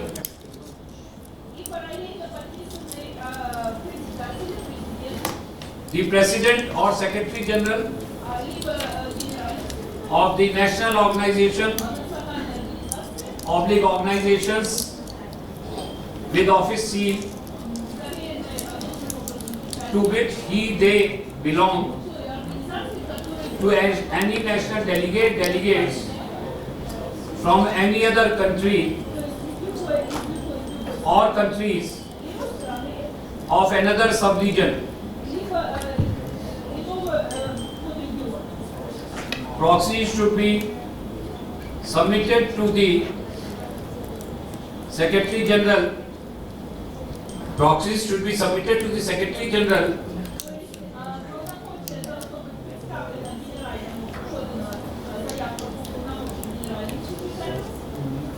Secretary General before the opening of the General Assembly, to be forwarded to the Chair of the Credential Committee.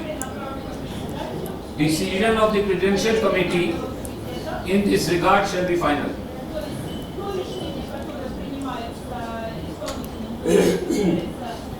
So this is the first amendment for your consideration. Now floor is open for discussion. Comment, yes. You want to say something? Yeah, that's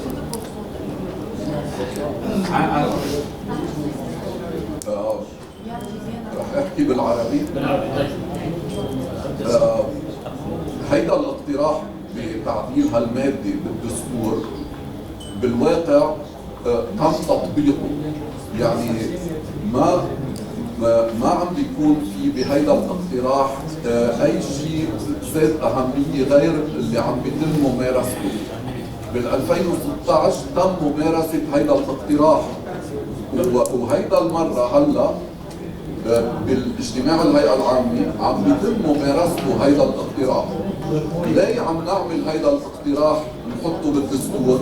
ليكون كثير واضح، ليكون في مرجع دستوري واضح عم بيقلنا انه هيدي الممارسه الدستور بيدعمها وبينص عليها.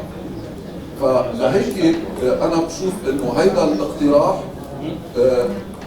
مش بس انه ضروري وصار بديهي لانه عم بيتم تطبيقه. فلهيك ما انه حدا يتوهم انه في شيء جديد مخفي بهيدا الاقتراح. هيدا الاقتراح تم تطبيقه بال 2016 وتم تطبيقه بهيدي الجنرال اسمبلي. وبس صار في نص بيدعموا موجود بالدستور. هي كل القصه. شكرا.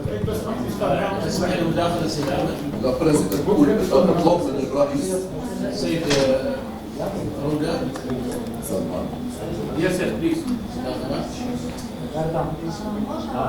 Give that mic. Добрый день. Узбекистан. My name is Салтанат. У меня такой вопрос. Мы вот в первой половине дня обсуждали как раз вот доверенность одного региона другому. Было несовпадение территориально. Почему бы не добавить это слово территориально, чтобы не было опять споров? Все-таки там же есть различия: Южная Азия, Центральная. Вот слово территориальное. Субрегион. Субрегион. Вот где вы говорите один субрегион, один может доверенность дать другому субрегиону. Территориально, чтобы совпадение интересов было. Мы же утром это уже обсуждали.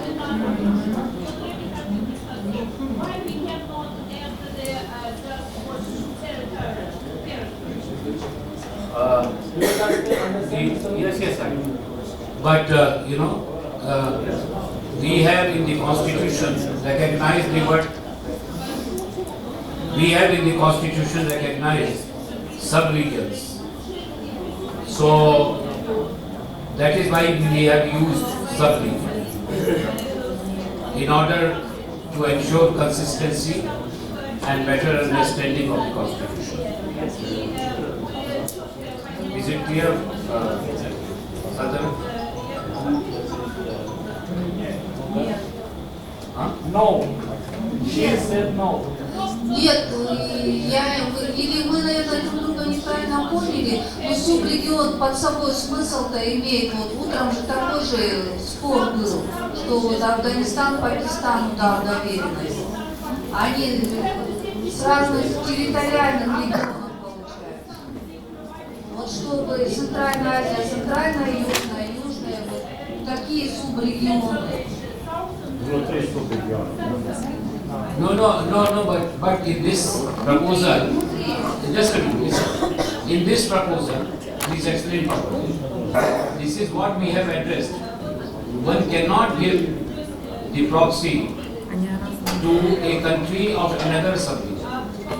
That's what we have said in this proposed amendment.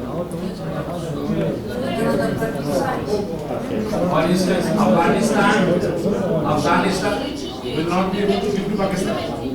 It is there. Can I read again if you want? No, it is there. It is already there. I can read it again for your satisfaction. I can read it. Okay. It is there. Should I read? Clear.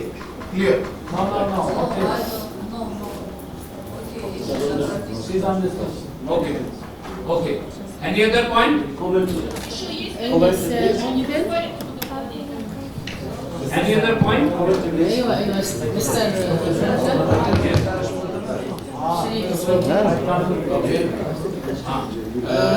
بالنسبه للتخويل احنا الحمد لله يعني الاقاليم كلنا نكمل بعضنا بعض، بس هل ممكن انا اخذ اكثر من دوله تخويل؟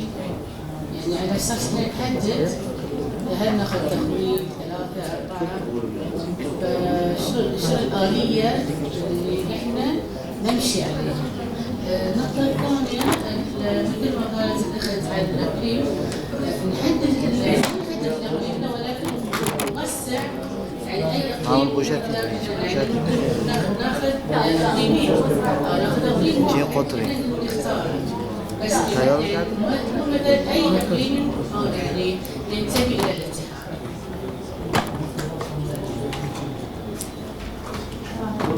We are not naming.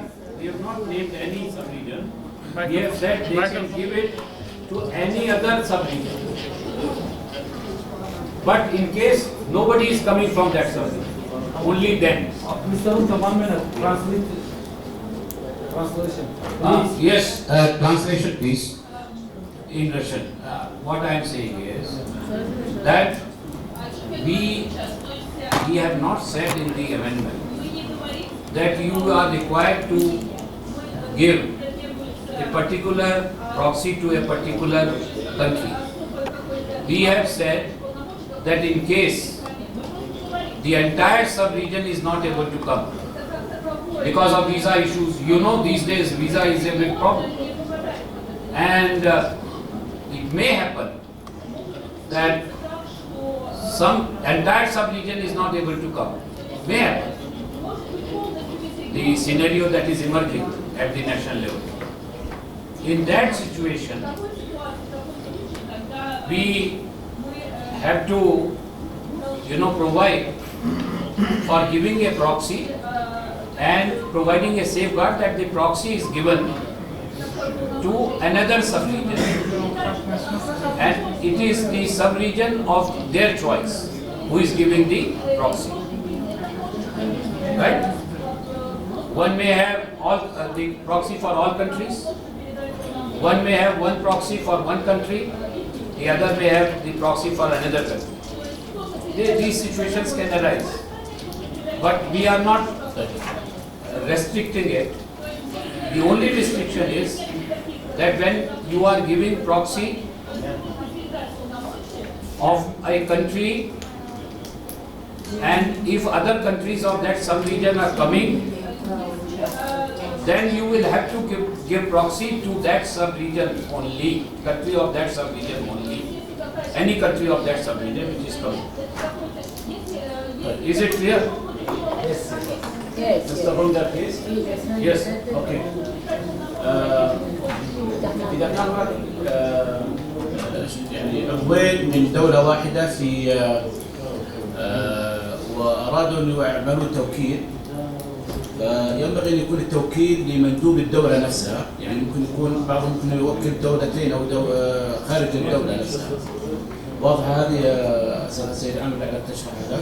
النقطة الثانية، الآن لما يكون مثلا خلينا نقول في الهند 3 جمعيات، تمام؟ وفي مندوب حياتي، بس الجمعيتين الثانية ما يوكلون دولة خارجية وعندهم المندوب الأساسي في الدولة موجود. فينبغي أن يحدد النظام أنه لا يوكل إلا المندوب اللي في الدولة إلا في حالة جميع المندوبين في الدولة غير موجودين. محدد. محدد؟ ممتاز. إذا أنا غير فاهم في النقطة. النقطة الثانية، طالما أنا أستطيع أنني أوكل أي دولة في الإقليم أو خارج الإقليم، ليش أنا أخلي السياق طويل؟ يعني أبدأ بالإقليم خلاص خليها مفتوحة، نستطيع أن نوكل أو أفوض أي مندوب من أي دولة كان، سواء داخل الإقليم أو خارجه. كذا اختصرت النص. النص طويل في النظام.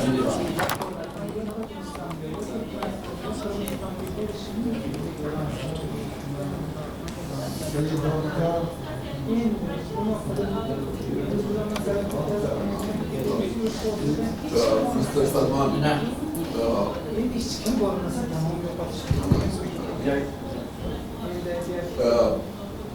فهمت الاقتراح تبعولك، لكن اللي خلى النص يكون طويل لانه في خيارين او في شرطين. يعني اذا دولة بالشرق الاوسط ما قدرت تحضر، اول نص بيقول لها مجبورة تعطي التوكيل لدولة بالشرق الاوسط. طيب.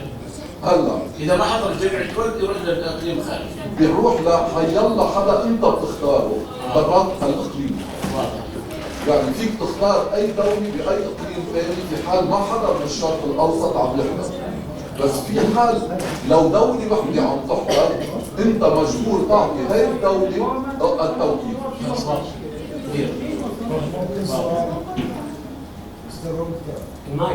Yes, سؤال لو سمحت. Yes. عندي سؤال لو سمحت. أنا أقترح مثل الهيئات العامة إنه ما يصير مثلا دولة واحدة بالإقليم تجمع وكالات الإقليم كله وقد تحدث من أجل أمر انتخابي أو شيء. ولذلك أنا أقترح اقتراح إذا ممكن يمشي، إنه كل دولة لا تستطيع إنها تأخذ أكثر من وكالة دولة أخرى أو دولتين. هذا اقتراح. اقتراح عظيم يا أستاذ أحمد، بس صعب. Yes. What do you mean? He is right in fact, but it's difficult to apply. It's difficult practically. I know what he's saying is correct. To a great extent. Same video about it. Mr. Amir. Yes. I have my question. Yes. He's saying what Amir is saying is this, that you are right, Mr. Rosi is right, but it is difficult to apply in practice when we make such kind of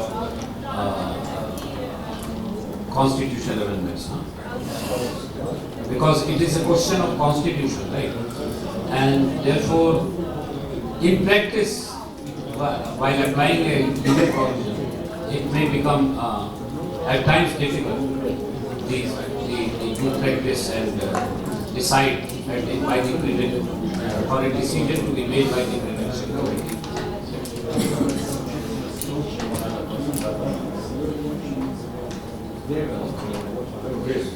Мистер Рунта, Yes. Может быть, у нас с переводом были проблемы, но мы хотим этот вопрос задать все-таки. Дело в том, что вы говорите, если представитель субрегиона не будет участвовать на генеральном ассамблее, он может передать другому представителю этого же субрегиона полномочия. Но, однако, также вы говорите, что если весь состав субрегиона не будет участвовать, весь состав, то они могут передать другому субрегиону. А зачем тогда провести, когда весь субрегион не будет участвовать в Генеральной Ассамблее? Yes.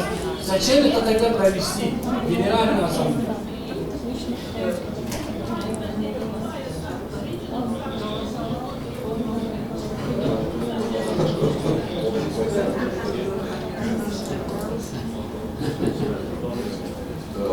But you know, Mr. Paul, in our constitution, it's possible, according to our constitution, according to our constitution, it's possible to have a general assembly. 1 minute, no translation, no translation. She is translating in the wrong channel. You are on the wrong channel. She is giving English people Afghan. You are on the wrong channel. What? English translation? Yes. Yeah, Russian translation. Now, are you able to hear Russian translation? Can you repeat? Yes. Okay. Right. According to our constitution allow us as ABU to have a general assembly even if one sub-region is not attending. So we should, you are right, what's the importance of the general assembly if the whole sub-region cannot attend. But in exceptional cases, we may have general assembly while one of the sub-regions cannot attend. And because of that, we give them this liberty to choose any other country to give their proxies. But we cannot say that in case one of the sub-regions could not attend, then there is no need for general assembly. We cannot say it in the constitution. You see, the present constitution allow for that general assembly in this case. Но это ни к чему.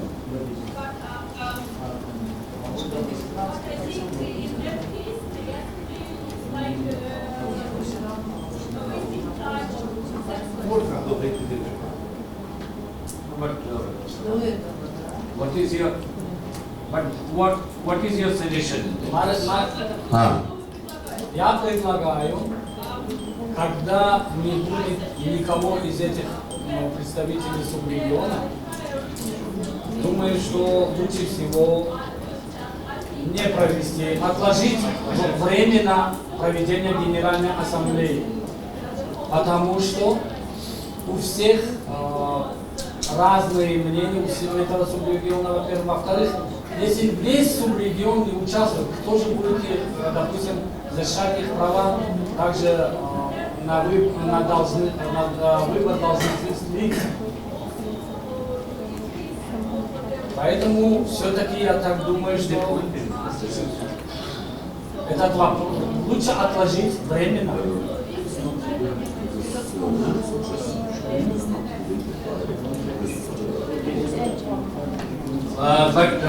Old Muhammad, what you are raising may be valid, but the issue is we are dealing with the proxies only in this, right? And we are not dealing with the issue of the manner of General Assembly and all that, right? And we don't have any amendment brought forward by the executive, and you are a part of that executive. So, can we just limit ourselves to this? Mr. President, yes. We can say that what Paul Muhammad is saying will be like a recommendation for any executive to take into and consider. Yes, but not constitutional. But not constitutional. Can we do that, Paul Muhammad? Yes. We will include it as a recommendation to the executive that the General Assembly will not be convened if entire sub-region is missing. A given entire sub-region is missing. Right? Okay? All right. Okay. Any other point on this? Those who are in favor of this amendment say aye. Aye. Those who are against say no. None. So this is carried. Okay? Yes, sir. Yes, sir. Yes, sir. Yes, sir. Я хотел уточнить по поводу членского взноса. Как можно будет сравнить прежнюю версию и новую версию, касающуюся оплаты членских взносов и права голоса? Сейчас же нет вопросов.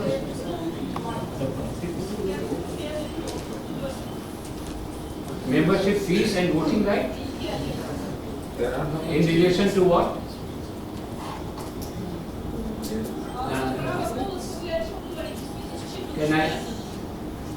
Can I understand clearly? Only they are doubtful, sir, whether there is any difference between the old and new regarding membership fee and... No, there is nothing. Я хочу уточнить. Есть изменения? Можно вот? There is no amendment with regard to membership fees. Сейчас не об этом изменении. Or the representation of delegates. Я вас прекрасно понял, что не об этом, но у меня другой вопрос, поэтому я задал после вашего голосования. Еще 4 Please. голосования. Please, go ahead. Tell me what question. Мне повторить вопрос.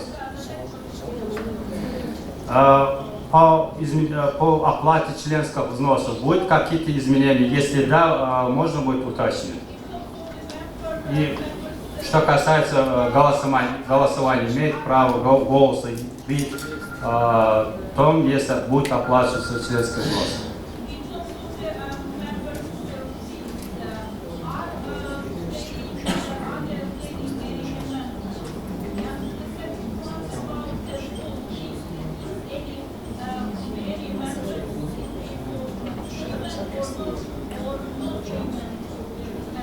You are talking of non-payment in case some member.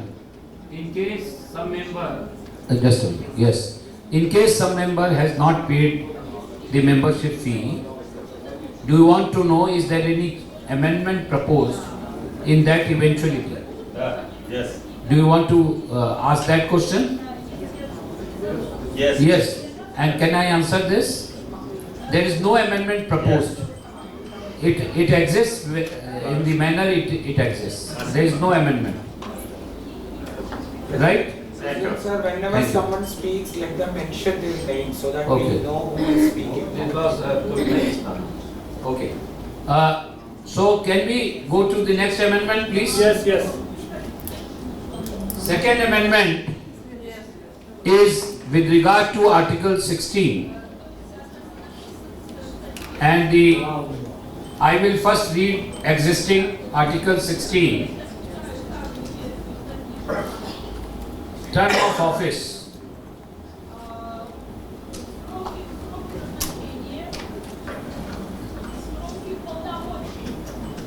All the officers, executive members and the chairpersons of standing committees of ABU shall have a term of 4 years or till the next ordinary General Assembly. Apart from the presidential officers and EXCO members are eligible for re-election without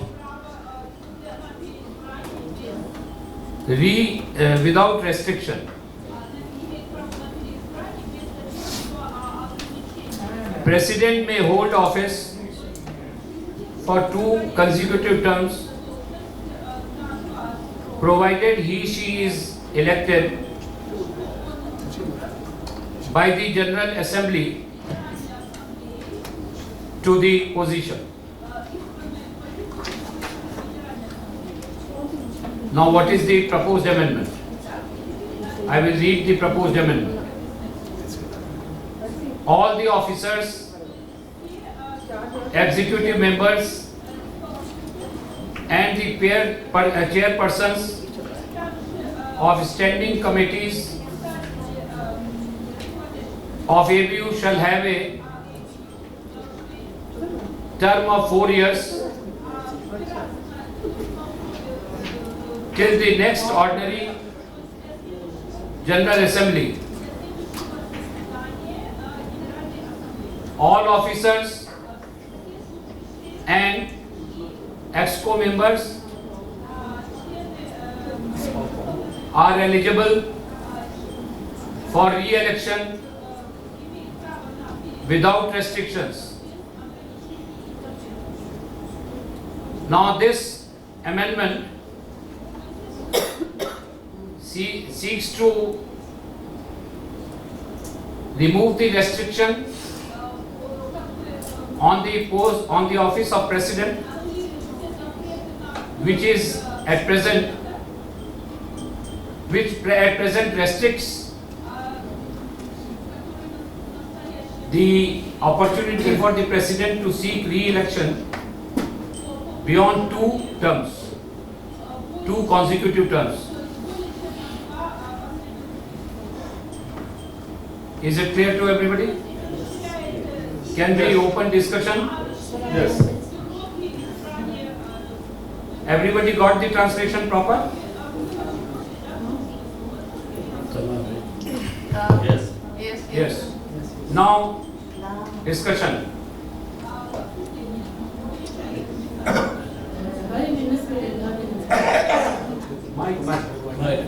مستر رمزي Yes, sir. بالنسبة لهذا الاقتراح تحتاج إلى مناقشة ولا تحتاج إلى تصويت عليها على أساس إحنا نحدد إذا تصويت لا. إذا خلت مناقشة No, first discussion on every amendment, first discussion, and then we, if required, we will vote.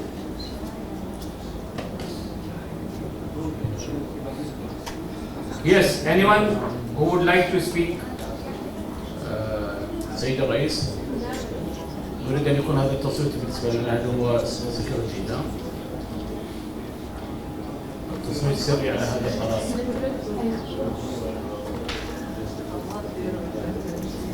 Who is that? Salman. Yes, Salman. But before that, we will come to that later. First discussion. If somebody wants to discuss this or make any any point on this amendment. Let them make it, and then when we come to voting, we will. Yes, sir. This is Vimal from India.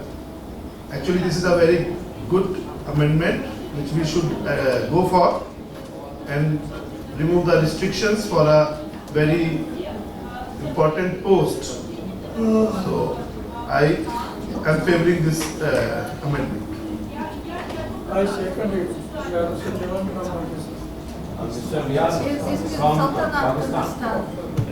Салтанат, Кыргызстан. Может, если нет комментариев, перейдем к голосованию? Вроде мы не против. Можно, Таджикистан. Скажите, пожалуйста, вот сколько лет, например, вот без ограничений, да, президент избирается, вот, например, уже до какого срока его возраста? Ведь возраст бывает разный, и 80 лет, и 90 лет.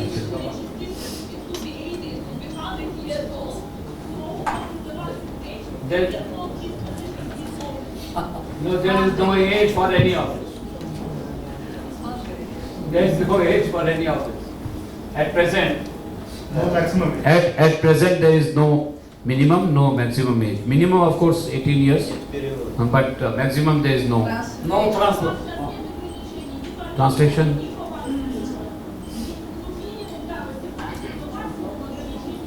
Не, ну минимум 18 это тоже очень как бы неправильно. Это неправильно минимум 18. Где-то... No, it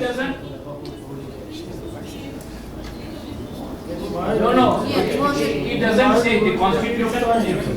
Нет, может возрастные... No, the constitution doesn't say so. Constitution doesn't say so, minimum age 18 years. I said because we are all from different organizations. In some countries you cannot become the member of a national organization if you are below 18 years of age.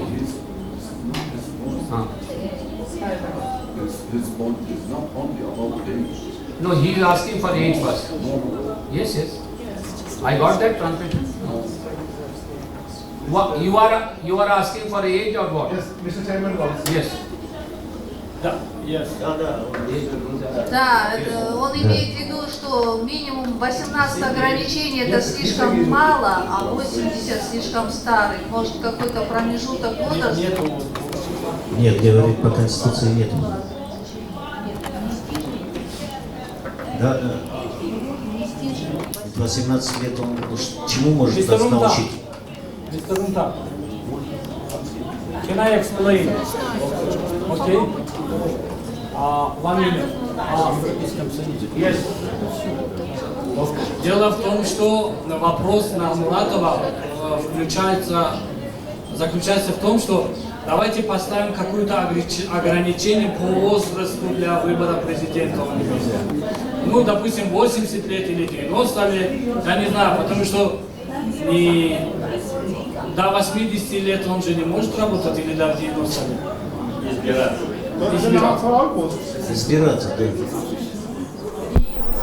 Коллеги, разрешите, я не член Азиатского союза, пока являюсь членом Европейского союза, где наши, так сказать, приостановлены полномочия. Но в Европейском союзе это действует уже на протяжении норма порядка лет 35, как я помню. От 35 лет, допустим, до... Не, это я не о возрасте. Я говорю о норме по количеству... Я говорю о количестве сроков пребывания президента. Да, мы о сроке Они не говорим. не ограничены вообще. Нет, мы о сроке не говорим. И о возрасте здесь говорить тоже нельзя. Это не демократично, во-первых, некрасиво. А реально вы, наверное, все не очень, так сказать, те люди, которые могут избирать человека недееспособного на президентский срок или какого-то служащего. Поэтому это все не действует. И я говорю, в Европейском Союзе, в Конституции это все давно есть. Спасибо. Извините. Нет, мы не говорим о сроке. Ну так а здесь о сроках говорится. Нет, вы не поняли, извините, пожалуйста. 18 лет просто слишком юный молодой человек, без опыта жизни. 18 лет, как он Так может... кто, вы изберете 18-летнего на председателя вашей региональной... А зачем формальности? Так вы вот формальностями-то занимаетесь. А зачем вы так говорите, что мы выберем или не выберем? Просто это на букве закона надо это прописать. А так, извините, мы тоже юридически грамотно умеем думать. У вас ограничений ведь нет по срокам. На какие сроки вы избираете? Дело не в сроках, дело возрастных ограничений. Сейчас дело Окей. Вы у себя сначала сделайте, а потом сюда. Я согласен. Just a minute, one by one. Chairman of Uzbek, I think he wanted to. Yes.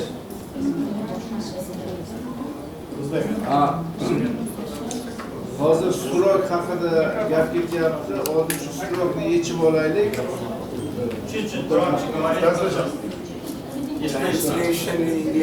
Микрофон. Yes. Hozir muddat haqida gap ketyapti. Demak, muddat bo'yicha taqiqlangan bank olib tashlanyapti. Buni O'zbekiston tomoni qo'llab-quvvatlaydi. Prezident bo'yicha qo'yilgan taqiq olib tashlansa, maqsadga muvofiq bo'lardi. Lekin yosh masalasiga kelsak, yosh masalasi qo'shilaman Vladimir Vasilyevichga hech kim 18 yoshli insonni Osiyo Kozi Ojizlar Uyushmasining prezidenti qilib saylamaydi. Bu bo'lmaydigan gap. Shuning uchun bo'lmaydigan gapni muhokama qilib vaqtni yo'qotish maqsadga muvofiq emas.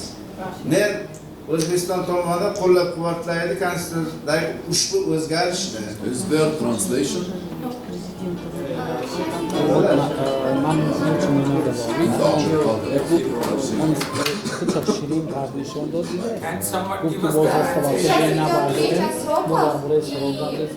Узбекистан не против безлимитного срока, но против того, чтобы избирали именно 18, чтобы избирательный возраст был с 18 лет.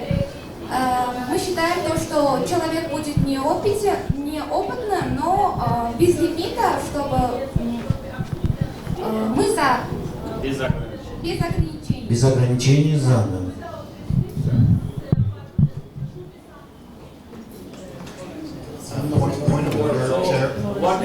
Yosh bo'yicha 18 da hech kim saylamaydi. Bu masalani muhokama qilib o'tirish maqsadga muvofiq emas. Boshqa vaqt yo'q. Yes, can I?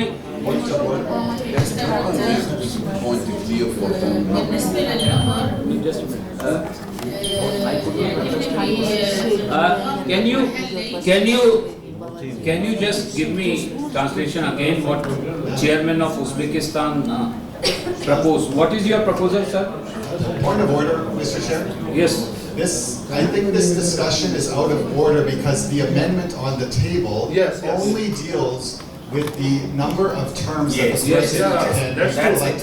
We are not discussing the age restrictions. If someone wants to bring forward an amendment at a future General Assembly to introduce age restrictions, then we would debate that amendment. At this point, we should not debate age restrictions. So sir, please, I think go for adoption. Go for adoption. Yes, Chairman of Uzbek, what's your view? Are you in agreement with the proposed amendment, or what is your view? And then we will go and see what we should start our voting process or what.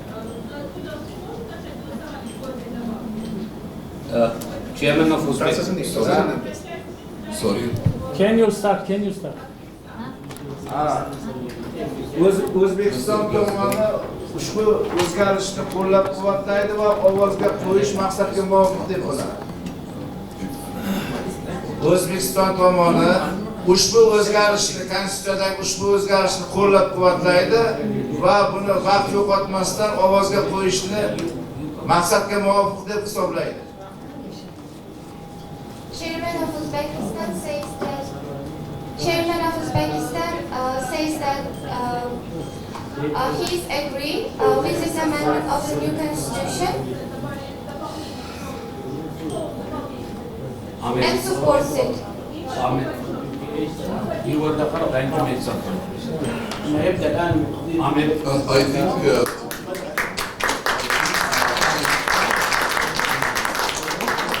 think my point is made clear by Mr. Mark. Just to make it again clear, according to our constitution, when we propose any amendment, we cannot change its contents. Yes. We just need to either agree or disagree. But we cannot propose any change on its content because it will come different proposal. So we cannot get any different proposal now at this moment.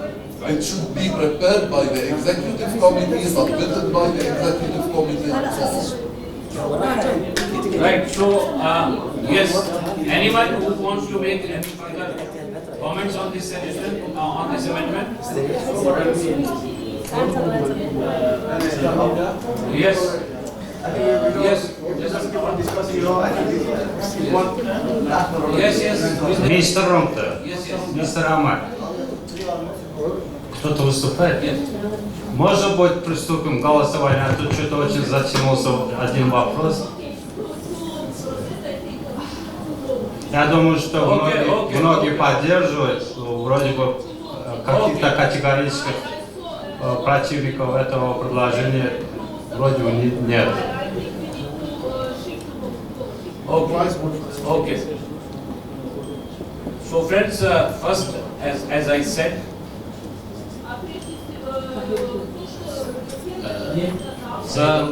yes. No, Salman. اوكي. Yes, Salman. كأني فهمت انهم بدأوا في التصويت قبل ان تطلب منهم التصويت. وهذا نوع من التسويق للقرار. ينبغي ان يفتح التصويت ثم يبدون رأيهم. أنا أقدر أقول لا توافقون على هذا القرار لأنه ليس مناسب. No, we are not accepting. No, we are not accepting. No, he's saying his view only. He's not vote for anything. I think everyone has the right to say his view here before voting. No. It's not accepted. Everybody is free. Like Yeah. I agree. Everybody is. No. We are not saying that it is accepted. I said now we are going to the voting process. So be clear. It's just no decision yet made. No decision, just opinions. Yes. No decision yet made. There is a procedure. We will follow the procedure. Yeah. As per the constitution. As per the constitution. Can I say something? Yes, please. First of all, I agree with the constitutional amendment. It's my view. It's okay what happened. Okay? Because all the posts are without limitations. So it should be also the presidency without limitations. That's my point of view. Okay. Now I think. Mr. G? Yes. It's Martin here. Yes, Martin. I'll be very quick. Sorry. Hello. Yes, please. Mr. Rehan from United Arab Emirates. No, I will come to you, Adil. Yes, shall I President say something? President WD wants to say something. And thereafter, please you. It's just a Oh, question. Okay, Adil. What we need to clarify, because people may have had direction provided on names to put forward. So I just want to the Assembly to clarify, if this amendment gets passed, does it count from tomorrow onward? Yes, today onward. Okay, sure, thank you. Just so that people know who's got proxies No, today onward. for the decisions. Thank you. This has been our practice from the past. Immediately after the amendment is either approved or disapproved. Right. Now, Adil, please. السلام عليكم. شكرا لكم جزيلا حقيقة على هذا التنظيم وهذه الاستضافة. في البداية أود أن يعني ننوه إلى أمر جدا بسيط. تعديل في الدستور حول يعني فقرة من هذا النوع. أنا من رأيي يعني هي 4 سنوات زائد 4 سنوات فترة كافية جدا. إذا أردنا أن نضيف سنوات أخرى يعني حتى الآن لو تصوتون نقدر ننتهي من يعني هي حتى تكون الصورة واضحة للكل ما ادري ليش كنا هذا الوقت. يعني هي كانت فترتين انتخابيات وينتهي الأمر. الآن أنتم ناويين تفتحون لمدد دورات أخرى يعني 3 أو 4 ممكن تستمر أو 5 حسب ما ترون أو الأمر مفتوح أنا ما أدري. الآن لماذا لا يتم يعني هي إذا ما حبيتوا السنتين أو الدورتين كفاية بإمكانكم تصوتون عليها برفع الأيدي وتردون الآن من الموافق وتتخذون قرار أنتم مسؤولين في هذا المكان. لأن الوقت يمضي بدون جدوى أنا أشعر يعني. شاكر لكم ومقدر. السلام عليكم. Okay. I was going to that process. Mr. Mumta. Yes. Yes. One minute. Yes. 1 minute. Yes. Я хотел бы предложить, что давайте мы будем идти вперед, иначе мы можем довериться так скоро. Мы хотели бы предложить. English translation, please. Please. Мы хотели бы. السلام عليكم. 1 minute. Мы хотели бы предложить, что до вечера мы можем успеть, так как уже мы давайте будем переходить к голосованию. Okay. No more comments. Okay. No more comments, please, sir. طيب عفوا لو سألت ده الكلام لأن القرار يخص هيئة عفوا. Can you do it again? لأن القرار يخص الهيئة العامة رئيس الاتحاد وما إلى ذلك، فأنا أقترح أن يكون الاقتراع تصويت سري حتى نتمكن من اتخاذ القرار السليم بإذن الله.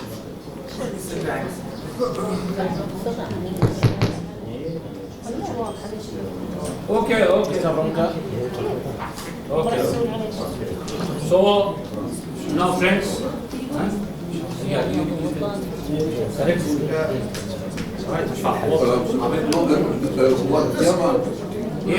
Listen, please. What Yaman is saying is to move directly to voting, and because the matter related to the president, they suggest that the voting will be secret. وأنا كذلك السيد العام السيد مرحبا. They won't say it like that.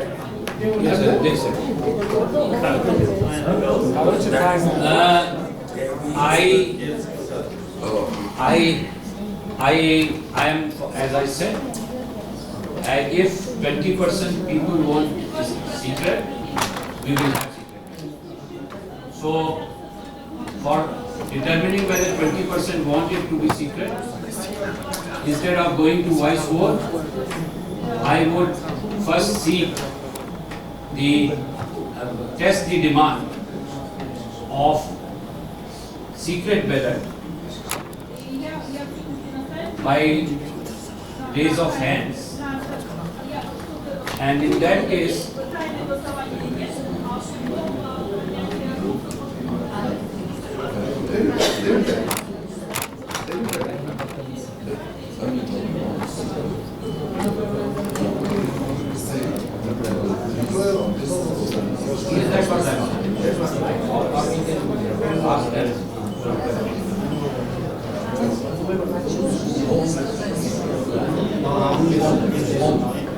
so in this case, what I am suggesting is, in order to save time, I will only ask those countries to raise their hands who want secret ballot, and they have to mention then the countries, so that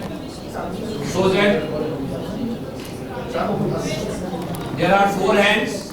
Can you name your countries? I think it's worth noting that a secret ballot will take probably 20 minutes to a half an hour to complete. Name and vote on the purpose. الدول البلدهم السويسر بيقولوا نحن من الدولة الفلانية سلمان شيري from Saudi Arabia. Saudi Arabia. 5, and then Sharifa 3, 5 plus 3, 8, and Yaman 4, 12, and that's all. 4 persons say so 12. So 12 votes. So the demand is not accepted. No, please. Definitely. Okay. Okay. 15. The demand, because for 20%, just a minute, we have 72, right? Yes. You need you need for 20%, you need 15. 15, so you have, and therefore we will have secret ballot. No, for 20%. He's right. No, 15 is right. Now what we will do?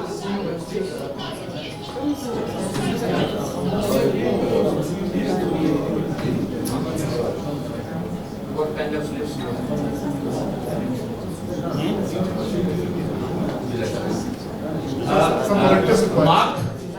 Mark and Martin, can I request you to conduct this voting process? Yes, we can. I'm going to pass on to Mark to explain the process. Yes, we need to clarify things like that we've got enough cards. Yes.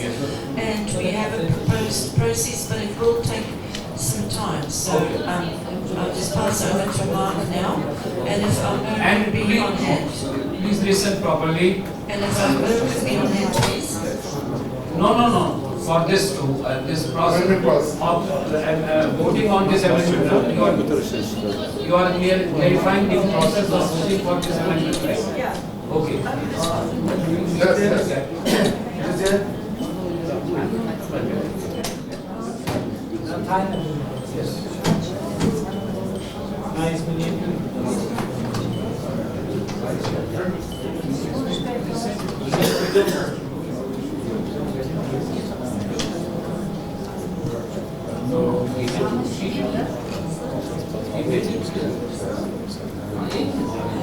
Mark, can you explain a bit? This is Mark speaking. We will be distributing. Please listen. So this is going to take 20 to 30 minutes, just so everyone is prepared to be here for that long. We will